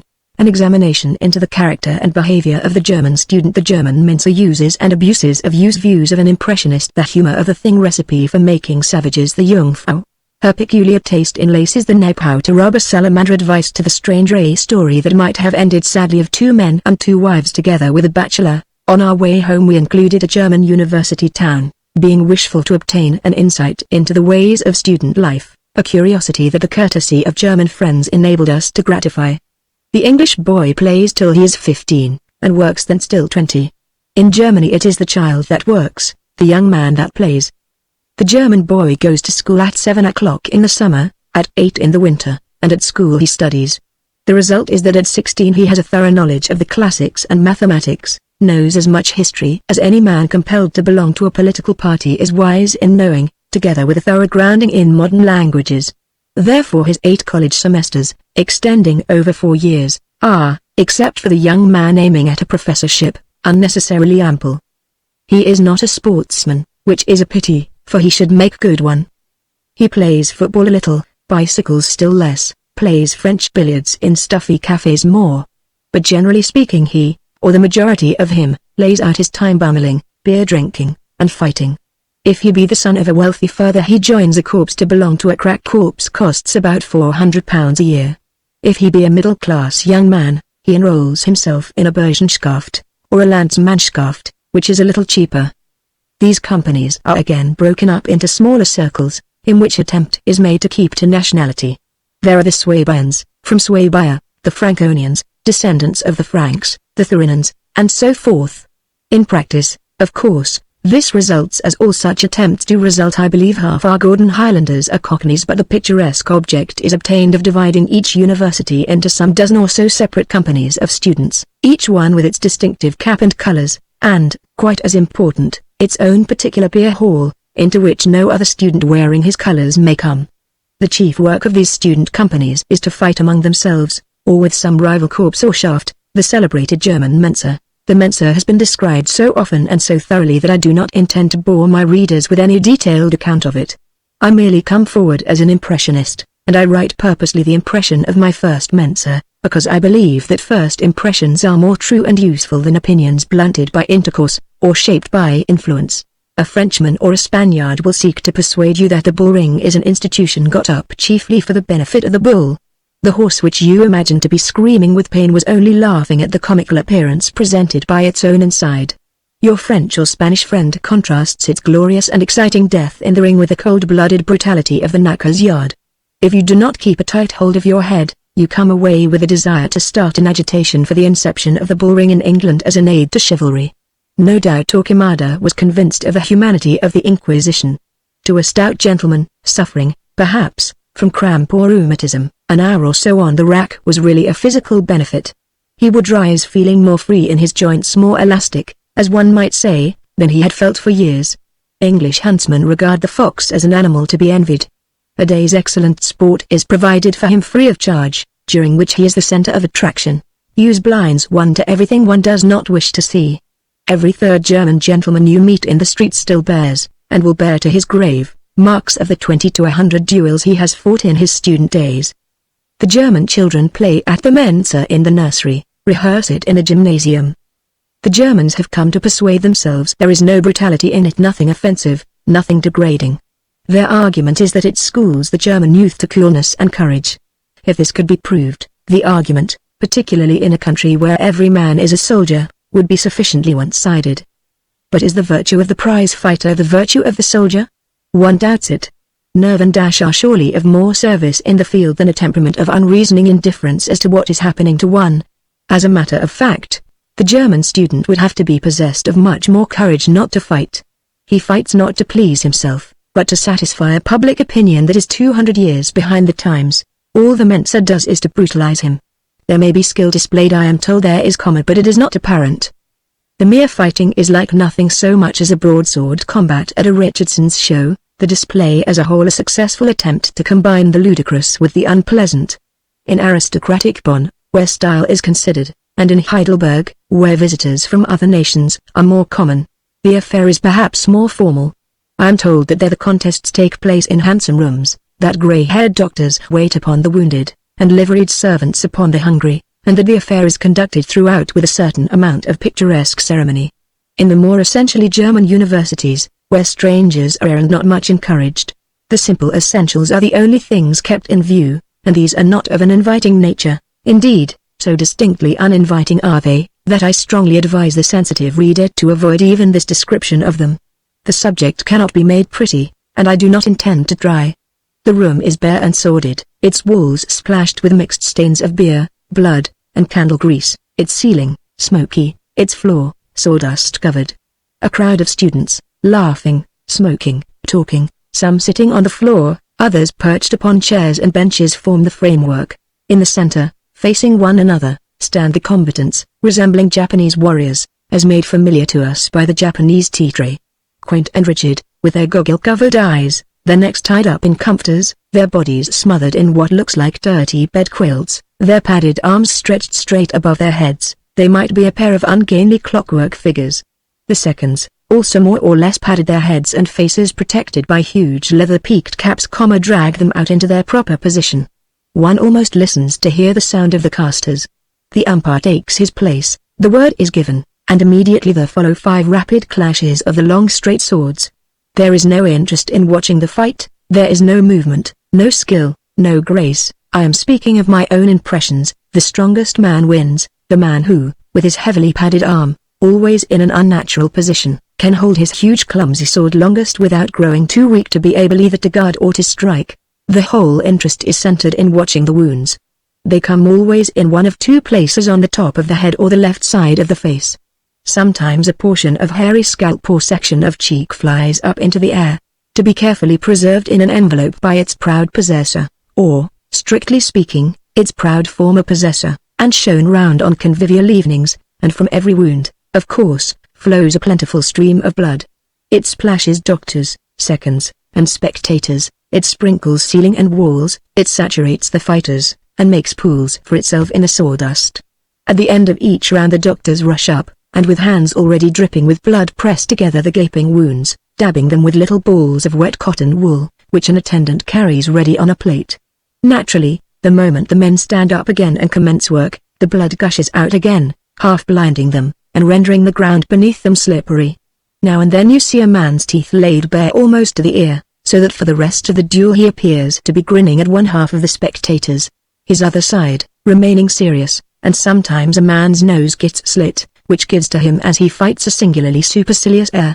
As the object of each student is to go away from the university bearing as many scars as possible, I doubt if any particular pains are taken to guard, even to the small extent such method of fighting can allow. The real victor is he who comes out with the greatest number of wounds, he who then, stitched and patched almost to unrecognition as a human being, can promenade for the next month. The envy of the German youth, the admiration of the German maiden. He who obtains only a few unimportant wounds retires sulky and disappointed, but the actual fighting is only the beginning of the fun. The second act of the spectacle takes place in the dressing room. The doctors are generally mere medical students, young fellows who, having taken their degree, are anxious for practice. Truth compels me to say that those with whom I came in contact were coarse-looking men who seemed rather to relish their work. Perhaps they are not to be blamed for this. It is part of the system that as much further punishment as possible must be inflicted by the doctor, and the ideal medical man might hardly care for such job. How the student bears the dressing of his wounds is as important as how he receives them. Every operation has to be performed as brutally as may be, and his companions carefully watch him during the process to see that he goes through it with an appearance of peace and enjoyment. A clean-cut wound that gapes wide is most desired by all parties. On purpose it is sewn up clumsily, with the hope that by this means the scar will last a lifetime. Such a wound, judiciously mauled and interfered with during the week afterwards, can generally be reckoned on to secure its fortunate possessor a wife with a dowry of 5 figures at the least. These are the general bi-weekly mensurs, of which the average student fights some dozen a year. There are others to which visitors are not admitted. When a student is considered to have disgraced himself by some slight involuntary movement of the head or body while fighting, then he can only regain his position by standing up to the best swordsman in his corps. He demands and is accorded, not a contest, but a punishment. His opponent then proceeds to inflict as many and as bloody wounds as can be taken. The object of the victim is to show his comrades that he can stand still while his head is half sliced from his skull. Whether anything can properly be said in favor of the German Mensa I am doubtful, but if so it concerns only the 2 combatants. Upon the spectators it can and does, I am convinced, exercise nothing but evil. I know myself sufficiently well to be sure I am not of an unusually bloodthirsty disposition. The effect it had upon me can only be the usual effect. At first, before the actual work commenced, my sensation was curiosity mingled with anxiety as to how the sight would trouble me, though some slight acquaintance with dissecting rooms and operating tables left me less doubt on that point than I might otherwise have felt. As the blood began to flow, and nerves and muscles to be laid bare, I experienced a mingling of disgust and pity. But with the second duel, I must confess, my finer feelings began to disappear, and by the time the third was well upon its way, and the room heavy with the curious hot odor of blood, I began, as the American expression is, to see things red. I wanted more. I looked from face to face surrounding me, and in most of them I found reflected undoubtedly my own sensations. If it be a good thing to excite this bloodthirst in the modern man, then the Mensa is a useful institution. But is it a good thing? We prate about our civilization and humanity, but those of us who do not carry hypocrisy to the length of self-deception knows that underneath our starched shirts there lurks the savage, with all his savage instincts untouched. Occasionally he may be wanted, but we never need fear his dying out. On the other hand, it seems unwise to overnourish him. In favor of the duel, seriously considered, there are many points to be urged. But the Mensa serves no good purpose whatever. It is childishness, and the fact of its being a cruel and brutal game makes it none the less childish. Wounds have no intrinsic value of their own, it is the cause that dignifies them, not their size.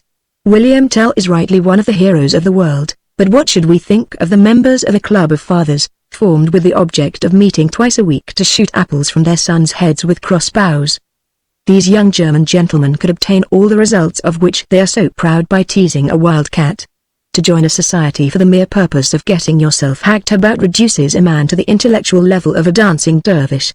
Travelers tell us of savages in Central Africa who express their feelings on festive occasions by jumping about and slashing themselves. But there is no need for Europe to imitate them. The Mensa is, in fact, the reductio ad absurdum of a duel, and if the Germans themselves cannot see that it is funny, one can only regret their lack of humor. But though one may be unable to agree with the public opinion that supports and commands the Mensa, it at least is possible to understand. The university code that, if it does not encourage it, at least condones drunkenness, is more difficult to treat argumentatively. All German students do not get drunk, in fact, the majority are sober, if not industrious. But the minority, whose claim to be representative is freely admitted, are only saved from perpetual inebriety by ability, acquired at some cost, to swill half the day and all the night, while retaining to some extent their 5 senses. It does not affect all alike, but it is common in any university town to see a young man not yet 20 with the figure of a Falstaff and the complexion of a Rubens Bacchus. That the German maiden can be fascinated with a face, cut and gashed till it suggests having been made out of odd materials that never could have fitted, is a proved fact. But surely there can be no attraction about a blotched and bloated skin and a bay window thrown out to an extent threatening to overbalance the whole structure. Yet what else can be expected, when the youngster starts his beer drinking with a Frusskoppen at 10 a.m., and closes it with a nap at 4 in the morning? The nap is what we should call a stag party, and can be very harmless or very rowdy, according to its composition. One man invites his fellow students, a dozen or 100, to a cafe, and provides them with as much beer and as many cheap cigars as their own sense of health and comfort may dictate, or the host may be the corpse itself. Here, as everywhere, you observe the German sense of discipline and order. As each newcomer enters, all those sitting round the table rise, and with heels close together salute. When the table is complete, a chairman is chosen, whose duty it is to give out the number of the songs. Printed books of these songs, one to each 2 men, lie round the table. The chairman gives out number 29. First verse, he cries, and away all go, each 2 men holding a book between them exactly as 2 people might hold a hymn book in church. There is a pause at the end of each verse until the chairman starts the company on the next. As every German is a trained singer, and as most of them have fair voices, the general effect is striking. Although the manner may be suggestive of the singing of hymns in church, the words of the songs are occasionally such as to correct this impression. But whether it be a patriotic song, a sentimental ballad, or a ditty of a nature that would shock the average young Englishman, all are sung through with stern earnestness, without a laugh, without a false note. At the end, the chairman calls Prosit. Everyone answers Prosit. And the next moment every glass is empty. The pianist rises and bows, and is bowed to in return, and then the Fräulein enters to refill the glasses. Between the songs, toasts are proposed and responded to. But there is little cheering, and less laughter. Smiles and grave nods of approval are considered as more seeming among German students. A particular toast, called a salamander, accorded to some guest as a special distinction, is drunk with exceptional solemnity. We will now, says the chairman, a salamander rub, ein Salamanderreiben. We all rise, and stand like a regiment at attention. Is the stuff prepared? Signed Die Stoff Parrot. Demands the chairman. Sunt, we answer, with one voice. Adix Acetium Salamandri, says the chairman, and we are ready. Eins. We rub our glasses with a circular motion on the table. Zwei. Again the glasses growl, also a drei, drink. Beer bite, and with mechanical unison every glass is emptied and held on high. Eins. Says the chairman. The foot of every empty glass twirls upon the table, producing a sound as of the dragging back of a stony beach by a receding wave. Zwei. The roll swells and sinks again. Drei.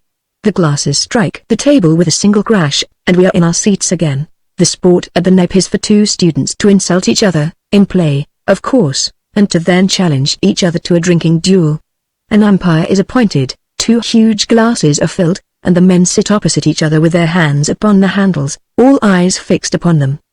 The umpire gives the word to go, and in an instant the beer is gurgling down their throats. The man who bangs his perfectly finished glass upon the table first is victor. Strangers who are going through a Nap, and who wish to do the thing in German style, will do well, before commencing proceedings, to pin a name and address upon their coats. The German student is courtesy itself, and whatever his own state may be, he will see to it that, by some means or another, his guest gets safely home before the morning. But, of course, he cannot be expected to remember addresses. A story was told me of 3 guests to a Berlin Nap which might have had tragic results. The strangers determined to do the thing thoroughly. They explained their intention, and were applauded, and each proceeded to write his address upon his card, and pin it to the tablecloth in front of him. That was the mistake they made. They should, as I have advised, have pinned it carefully to their coats. A man may change his place at a table, quite unconsciously he may come out the other side of it, but wherever he goes he takes his coat with him. Sometime in the small hours, the chairman suggested that to make things more comfortable for those still upright, all the gentlemen unable to keep their heads off the table should be sent home. Among those to whom the proceedings has become uninteresting were the 3 Englishmen. It was decided to put them into a cab in charge of comparatively speaking sober student, and return them. Had they retained their original seats throughout the evening all would have been well, but, unfortunately, they had gone walking about, and which gentlemen belonged to which guard nobody knew, least of all the guests themselves. In the then state of general cheerfulness, this did not to anybody appear to much matter. There were 3 gentlemen and 3 addresses. I suppose the idea was that even if a mistake were made, the parties could be sorted out in the morning. Anyhow, the 3 gentlemen were put into a cab, the comparatively speaking sober student took the 3 cards in his hand, and the party started amid the cheers and good wishes of the company. There is this advantage about German beer, it does not make a man drunk as the word drunk is understood in England. There is nothing objectionable about him. He is simply tired. He does not want to talk, he wants to be let alone, to go to sleep, it does not matter where, anywhere. The conductor of the party stopped his cab at the nearest address. He took out his worst case. It was a natural instinct to get rid of it first. He and the cabman carried it upstairs, and rang the bell of the pension. A sleepy porter answered it. They carried their burden in, and looked for a place to drop it. A bedroom door happened to be open. The room was empty. Could anything be better? They took it in there. They relieved it of such things as came off easily, and laid it in the bed. This done, both men, pleased with themselves, returned to the cab. At the next address they stopped again. This time, in answer to their summons, a lady appeared, dressed in a tea gown, with a book in her hand. The German student looked at the top one of 2 cards remaining in his hand, and inquired if he had the pleasure of addressing Frau Y. It happened that he had, though so far as any pleasure was concerned that appeared to be entirely on his side. He explained to Frau Y. that the gentleman at that moment asleep against the wall was her husband. The reunion moved her to no enthusiasm. She simply opened the bedroom door, and then walked away. The cabman and the student took him in, and laid him on the bed. They did not trouble to undress him. They were feeling tired. They did not see the lady of the house again, and retired therefore without adieus. The last guard was that of a bachelor stopping at an hotel. They took their last man, therefore, to that hotel, passed him over to the night porter, and left him, to return to the address at which the first delivery was made. What had happened there was this. Some 8 hours previously had said Mr. X to Mrs. X, "I think I told you, my dear, that I had an invitation for this evening to what, I believe, is called a neb." "You did mention something of the sort," replied Mrs. X. "What is a neb?" "Well, it's a sort of bachelor party, my dear, where the students meet to sing and talk and smoke, and all that sort of thing, you know." "Oh, well, I hope you will enjoy yourself," said Mrs. X, who was a nice woman and sensible. "It will be interesting," observed Mr. X. "I have often had a curiosity to see one. I may," continued Mr. X. "I mean it is possible that I may be home a little late." "What do you call late?" asked Mrs. X. "It is somewhat difficult to say," returned Mr. X. "You see these students, they are a wild lot, and when they get together and then, I believe, a good many toasts are drunk. I don't know how it will affect me. If I can see an opportunity I shall come away early, that is if I can do so without giving offense, but if not," said Mrs. X, who, as I remarked before, was a sensible woman, "you had better get the people here to lend you a latchkey. I shall sleep with Dolly, and then you won't disturb me whatever time it may be." "I think that an excellent idea of yours," agreed Mr. X. "I should hate disturbing you. I shall just come in quietly, and slip into bed, sometime in the middle of the night, or maybe towards the early morning." Dolly, who was Mrs. X's sister, sat up in bed and listened. "Jenny," said Dolly, "are you awake?" "Yes, dear," answered Mrs. X. "It's all right. You'll go to sleep again, but whatever is it?" asked Dolly. "Do you think it's fire?" "I expect," replied Mrs. X, "that it's Percy. Very possibly he has stumbled over something in the dark. Don't you worry, dear, you'll go to sleep." But so soon as Dolly had dozed off again, Mrs. X, who was a good wife, thought she would steal off softly and see to it that Percy was all right. So, putting on a dressing gown and slippers, she crept along the passage and into her own room. To awake the gentleman on the bed would have required an earthquake. She lit a candle and stole over to the bedside. It was not Percy, it was not anyone like Percy. She felt it was not the man that ever could have been her husband, under any circumstances. In his present condition her sentiment towards him was that of positive dislike. Her only desire was to get rid of him. But something there was about him which seemed familiar to her. She went nearer, and took a closer view. Then she remembered. Surely it was Mr. Y, a gentleman at whose flat she and Percy had dined the day they first arrived in Berlin. But what was he doing here? She put the candle on the table, and taking her head between her hands sat down to think. The explanation of the thing came to her with a rush. It was with this Mr. Y that Percy had gone to the Neb. A mistake had been made. Mr. Y had been brought back to Percy's address. Percy at this very moment. The terrible possibilities of the situation swam before her. Returning to Dolly's room, she dressed herself hastily, and silently crept downstairs. Finding, fortunately, a passing night cab, she drove to the address of Mrs. Y. Telling the man to wait, she flew upstairs and rang persistently at the bell. It was opened as before by Mrs. Y, still in her tea gown, and with her book still in her hand. "Mrs. X," exclaimed Mrs. Y. "Whatever brings you here, my husband?" was all poor Mrs. X could think to say at the moment. "Is he here, Mrs. X?" returned Mrs. Y, drawing herself up to her full height. "How dare you?" "Oh, please don't misunderstand me," pleaded Mrs. X. "It's all a terrible mistake. They must have brought poor Percy here instead of to our place. I'm sure they must." "Do please look and see, my dear," said Mrs. Y, who was a much older woman, and more motherly. "Don't excite yourself. They brought him here about half an hour ago, and, to tell you the truth, I never looked at him. He is in here. I don't think they troubled to take off even his boots. If you keep cool, we will get him downstairs and home without a soul beyond ourselves being any the wiser." Indeed, Mrs. Y seemed quite eager to help Mrs. X. She pushed open the door, and Mrs. X went in. The next moment she came out with a white, scared face. "It isn't Percy," she said. "Whatever am I to do? I wish you wouldn't make these mistakes," said Mrs. Y, moving to enter the room herself. Mrs. X stopped her. "And it isn't your husband either." "Nonsense," said Mrs. Y. "It isn't really?" persisted Mrs. X. "I know, because I have just left him, asleep on Percy's bed." "What's he doing there?"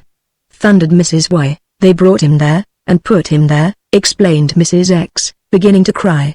"That's what made me think Percy must be here." The two women stood and looked at one another, and there was silence for a while, broken only by the snoring of the gentleman the other side of the half-open door. "Then who is that, in there?" demanded Mrs. Y, who was the first to recover herself. "I don't know," answered Mrs. X. "I have never seen him before." "Do you think it is anybody you know?" But Mrs. Y only banged to the door. "What are we to do?" said Mrs. X. "I know what I am going to do," said Mrs. Y. "I'm coming back with you to fetch my husband. He's very sleepy," explained Mrs. X. "I've known him to be that before," replied Mrs. Y, as she fastened on her cloak. "But where's Percy?" sobbed poor little Mrs. X, as they descended the stairs together. "That, my dear," said Mrs. Y, "will be a question for you to ask him. If they go about making mistakes like this," said Mrs. X, "it is impossible to say what they may not have done with him." "We will make inquiries in the morning, my dear," said Mrs. Y, consolingly. "I think these Neps are disgraceful affairs," said Mrs. X. "I shall never let Percy go to another, never so long as I live, my dear," remarked Mrs. Y. "If you know your duty, he will never want to. And rumor has it that he never did, but, as I have said, the mistake was in pinning the card to the tablecloth instead of to the coat. And error in this world is always severely punished." Chapter 14, which is serious, as becomes a parting chapter. The German from the Anglo-Saxon's point of view. Providence in buttons and a helmet. Paradise of the helpless idiot. German conscience, its aggressiveness. How they hang in Germany, very possibly what happens to good Germans when they die. The military instinct, is it all sufficient? The German as a shopkeeper. How he supports life. The new woman, here as everywhere. What can be said against the Germans? As a people the Bummel is over and done. "Anybody could rule this country," said George. "I could rule it." We were seated in the garden of the Kaiserhof at Bonn, looking down upon the Rhine. It was the last evening of our Bummel. The early morning train would be the beginning of the end. "I should write down all I wanted the people to do on a piece of paper," continued George, "get a good firm to print off so many copies, have them posted about the towns and villages, and the thing would be done." In the placid, docile German of today, whose only ambition appears to be to pay his taxes, and do what he is told to do by those whom it has pleased Providence to place in authority over him, it is difficult, one must confess, to detect any trace of his wild ancestor, to whom individual liberty was as the breath of his nostrils, who appointed his magistrates to advise, but retained the right of execution for the tribe, who followed his chief, but would have scorned to obey him. In Germany today one hears a good deal concerning socialism, but it is a socialism that would only be despotism under another name. Individualism makes no appeal to the German voter.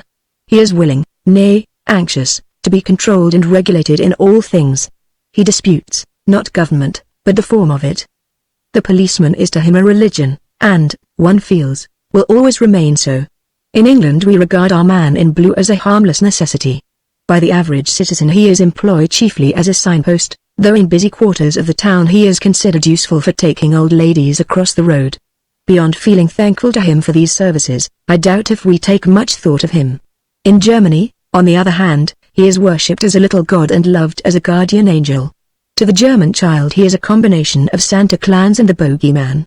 All good things come from him: Spielplatz to play in, furnished with swings and giant strides, sand heaps to fight around, swimming baths, and fairs. all misbehavior is punished by him. It is the hope of every well-meaning German boy and girl to please the police. To be smiled at by a policeman makes it conceited. A German child that has been patted on the head by a policeman is not fit to live with, its self-importance is unbearable. The German citizen is a soldier, and the policeman is his officer. The policeman directs him where in the street to walk, and how fast to walk. At the end of each bridge stands a policeman to tell the German how to cross it. Were there no policeman there, he would probably sit down and wait till the river had passed by. At the railway station the policeman locks him up in the waiting room, where he can do no harm to himself. When the proper time arrives, he fetches him out and hands him over to the guard of the train, who is only a policeman in another uniform. The guard tells him where to sit in the train, and when to get out, and sees that he does get out. In Germany you take no responsibility upon yourself whatever. Everything is done for you, and done well. You are not supposed to look after yourself, you are not blamed for being incapable of looking after yourself, it is the duty of the German policeman to look after you. That you may be a helpless idiot does not excuse him should anything happen to you. Wherever you are and whatever you are doing you are in his charge, and he takes care of you, good care of you, there is no denying this. If you lose yourself, he finds you, and if you lose anything belonging to you, he recovers it for you. If you don't know what you want, he tells you. If you want anything that is good for you to have, he gets it for you. Private lawyers are not needed in Germany. If you want to buy or sell a house or field, the state makes out the conveyance. If you have been swindled, the state takes up the case for you. The state marries you, insures you, will even gamble with you for a trifle. You get yourself born, says the German government to the German citizen, we do the rest. Indoors and out of doors, in sickness and in health, in pleasure and in work, we will tell you what to do, and we will see to it that you do it. Don't you worry yourself about anything. And the German doesn't. Where there is no policeman to be found, he wanders about till he comes to a police notice posted on a wall. This he reads, then he goes and does what it says. I remember in one German town, I forget which, it is immaterial, the incident could have happened in any, noticing an open gate leading to a garden in which a concert was being given. There was nothing to prevent anyone who chose from walking through that gate, and thus gaining admittance to the concert without paying.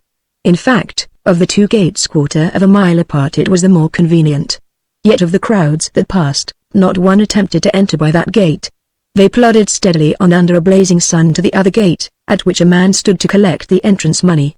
I have seen German youngsters stand longingly by the margin of a lonely sheet of ice.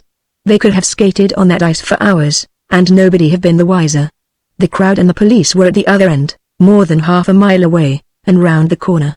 Nothing stopped their going on but the knowledge that they ought not. Things such as these make one pause to seriously wonder whether the Teuton be a member of the sinful human family or not. Is it not possible that these placid, gentle folk may in reality be angels, come down to earth for the sake of a glass of beer, which, as they must know, can only in Germany be obtained worth the drinking? In Germany the country roads are lined with fruit trees. There is no voice to stay man or boy from picking and eating the fruit, except conscience.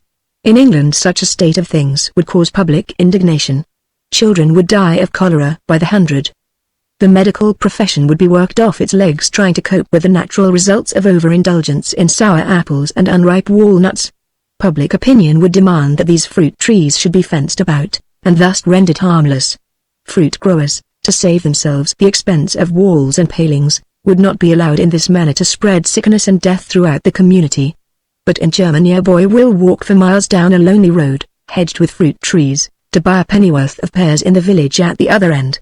To pass these unprotected fruit trees, drooping under their burden of ripe fruit, strikes the Anglo-Saxon mind as a wicked waste of opportunity, a flouting of the blessed gifts of Providence. I do not know if it be so, but from what I have observed of the German character I should not be surprised to hear that when a man in Germany is condemned to death he is given a piece of rope, and told to go and hang himself. It would save the state much trouble and expense, and I can see that German criminal taking that piece of rope home with him, reading up carefully the police instructions, and proceeding to carry them out in his own back kitchen. The Germans are a good people. On the whole, the best people perhaps in the world, an amiable, unselfish, kindly people. I am positive that the vast majority of them go to heaven. Indeed, comparing them with the other Christian nations of the earth, one is forced to the conclusion that heaven will be chiefly of German manufacture. But I cannot understand how they get there. that the soul of any single individual German has sufficient initiative to fly up by itself and knock at St. Peter's door, I cannot believe. My own opinion is that they are taken there in small companies, and passed in under the charge of a dead policeman. Carlyle said of the Prussians, and it is true of the whole German nation, that one of their chief virtues was their power of being drilled. Of the Germans you might say they are a people who will go anywhere, and do anything, they are told. Drill him for the work and send him out to Africa or Asia under charge of somebody in uniform, and he is bound to make an excellent colonist, facing difficulties as he would face the devil himself, if ordered. But it is not easy to conceive of him as a pioneer. Left to run himself, one feels he would soon fade away and die, not from any lack of intelligence, but from sheer want of presumption. The German has so long been the soldier of Europe, that the military instinct has entered into his blood. The military virtues he possesses in abundance, but he also suffers from the drawbacks of the military training. It was told me of a German servant, lately released from the barracks, that he was instructed by his master to deliver a letter to a certain house, and to wait there for the answer. The hours passed by, and the man did not return.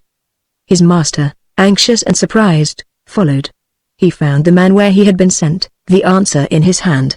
He was waiting for further orders. The story sounds exaggerated, but personally I can credit it. The curious thing is that the same man, who as an individual is as helpless as a child, becomes, the moment he puts on the uniform, an intelligent being, capable of responsibility and initiative. The German can rule others, and be ruled by others, but he cannot rule himself. The cure would appear to be to train every German for an officer, and then put him under himself. It is certain he would order himself about with discretion and judgment, and see to it that he himself obeyed himself with smartness and precision. For the direction of German character into these channels, the schools, of course, are chiefly responsible. Their everlasting teaching is duty. It is a fine ideal for any people, but before buckling to it, one would wish to have a clear understanding as to what this duty is. The German idea of it would appear to be blind obedience to everything in buttons. It is the antithesis of the Anglo-Saxon scheme, but as both the Anglo-Saxon and the Teuton are prospering, there must be good in both methods. Hitherto, the German has had the blessed fortune to be exceptionally well governed. If this continue, it will go well with him. When his troubles will begin will be when by any chance something goes wrong with the governing machine. But maybe his method has the advantage of producing a continuous supply of good governors. It would certainly seem so. As a trader, I am inclined to think the German will, unless his temperament considerably change, remain always a long way behind his Anglo-Saxon competitor, and this by reason of his virtues. To him life is something more important than a mere race for wealth. A country that closes its banks and post offices for 2 hours in the middle of the day, while it goes home and enjoys a comfortable meal in the bosom of its family, with, perhaps, 40 winks by way of dessert, cannot hope, and possibly has no wish, to compete with a people that takes its meals standing, and sleeps with a telephone over its bed. In Germany there is not, at all events as yet, sufficient distinction between the classes to make the struggle for position the life and death affair it is in England. Beyond the landed aristocracy, whose boundaries are impregnable, grade hardly counts. Frau Professor and Frau Candlestick make a meet at the weekly Café Clack and exchange scandal on terms of mutual equality. The livery stable keeper and the doctor hobnob together at their favorite beer hall. The wealthy master builder, when he prepares his roomy wagon for an excursion into the country, invites his foreman and his tailor to join him with their families. Each brings his share of drink and provisions, and returning home they sing in chorus the same songs. So long as this state of things endures, a man is not induced to sacrifice the best years of his life to win a fortune for his dotage. His tastes, and, more to the point still, his wife's, remain inexpensive. He likes to see his flat or villa furnished with much red plush upholstery and a profusion of gilt and lacquer. But that is his idea, and maybe it is in no worse taste than is a mixture of bastard Elizabethan with imitation Louis XV, the whole lit by electric light, and smothered with photographs. Possibly, he will have his outer walls painted by the local artist, a sanguinary battle, a good deal interfered with by the front door, taking place below, while Bismarck, as an angel, flutters vaguely about the bedroom windows. But for his old masters he is quite content to go to the public galleries, and the celebrity at home not having as yet taken its place amongst the institutions of the fatherland, he is not impelled to waste his money turning his house into an old curiosity shop. The German is ignorant. There are still English farmers who, while telling you that farming spells starvation, enjoy their 7 solid meals a day. Once a year there comes a week's feast throughout Russia, during which many deaths occur from the overeating of pancakes, but this is a religious festival, and an exception. Taking him all round, the German as a trencherman stands preeminent among the nations of the earth. He rises early, and while dressing tosses off a few cups of coffee, together with half a dozen hot buttered rolls. But it is not until 10 o'clock that he sits down to anything that can properly be called a meal. At 1 or half past takes place his chief dinner. Of this he makes a business, sitting at it for a couple of hours. At 4 o'clock he goes to the cafe, and eats cakes and drinks chocolate. The evening he devotes to eating, generally not a set meal, or early, but a series of snacks, a bottle of beer and a billig semmel or two at 7, say, another bottle of beer and an off-snit at the theatre between the acts, a small bottle of white wine and a spiegelia before going home, then a piece of cheese or sausage, washed down by more beer, previous to turning in for the night. But he is no me. French cooks and French prices are not the rule at his restaurant. His beer or his inexpensive native white wine he prefers to the most costly clarets or champagnes. And, indeed, it is well for him he does, for one is inclined to think that every time a French grower sells a bottle of wine to a German hotel or shopkeeper, Sedan is rankling in his mind. It is a foolish revenge, seeing that it is not the German who as a rule drinks it. The punishment falls upon some innocent traveling Englishman. Maybe, however, the French dealer remembers also Waterloo, and feels that in any event he scores. In Germany expensive entertainments are neither offered nor expected. Everything throughout the fatherland is homely and friendly. The German has no costly sports to pay for, no showy establishment to maintain, no purse-proud circle to dress for. His chief pleasure, a seat at the opera or concert, can be had for a few marks, and his wife and daughters walk there in homemade dresses, with shawls over their heads. Indeed, throughout the country the absence of all ostentation is to English eyes quite refreshing.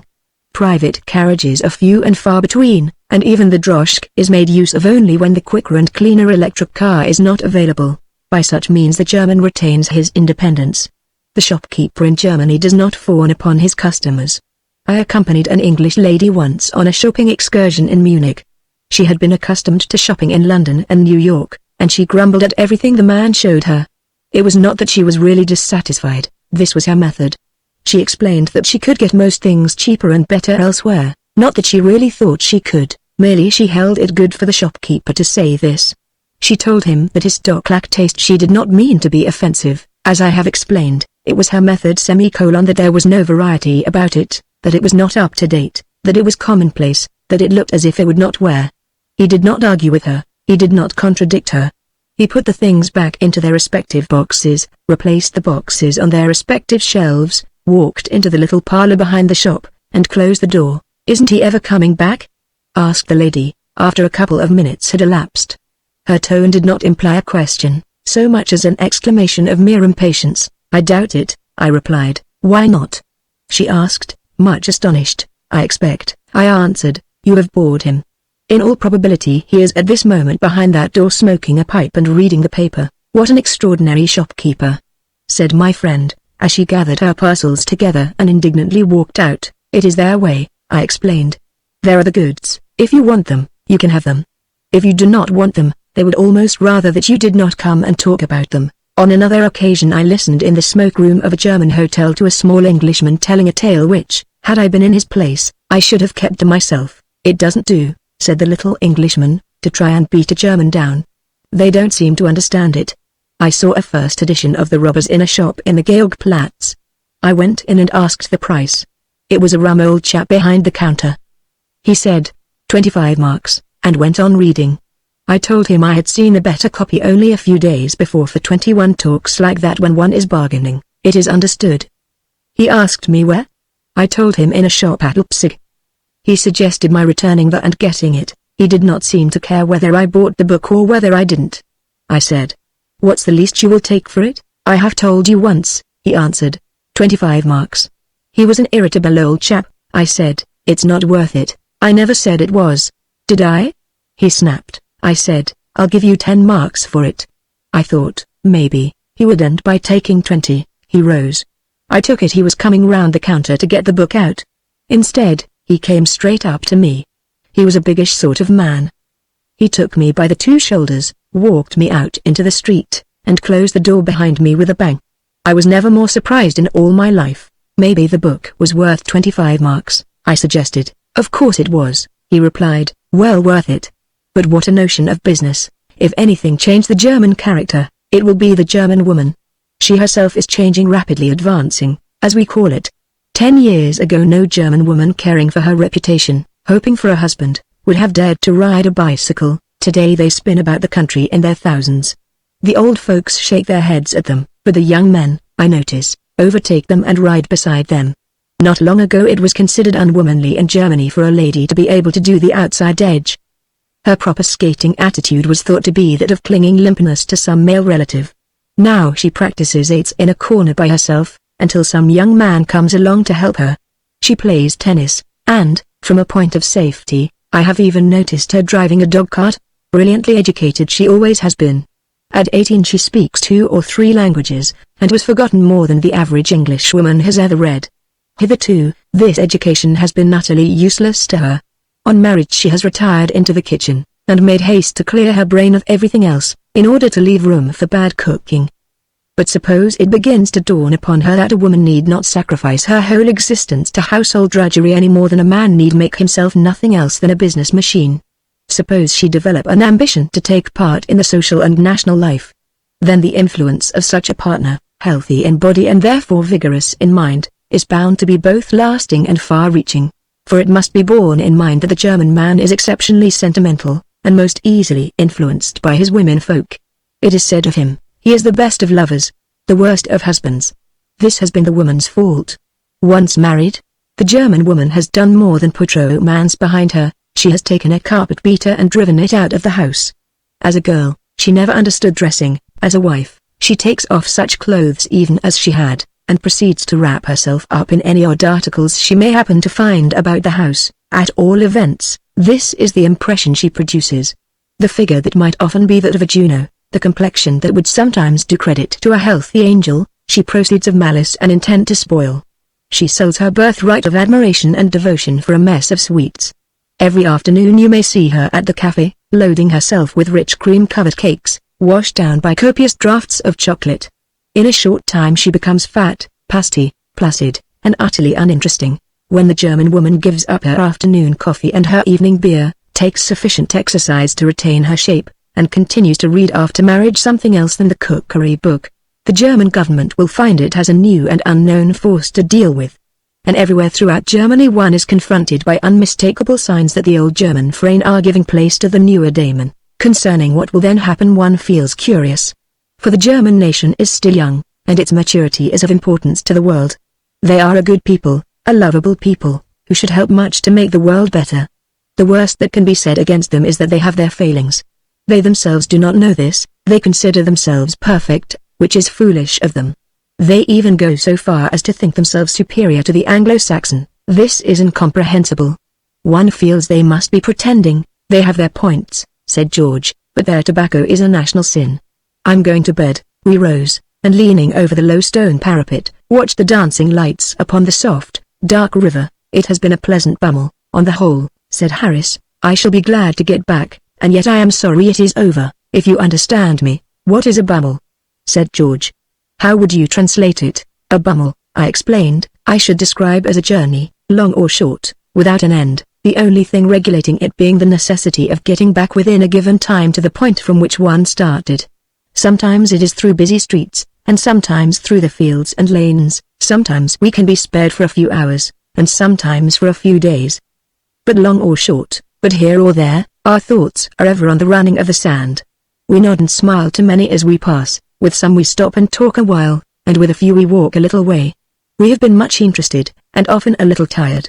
But on the whole we have had a pleasant time, and are sorry when 'tis over.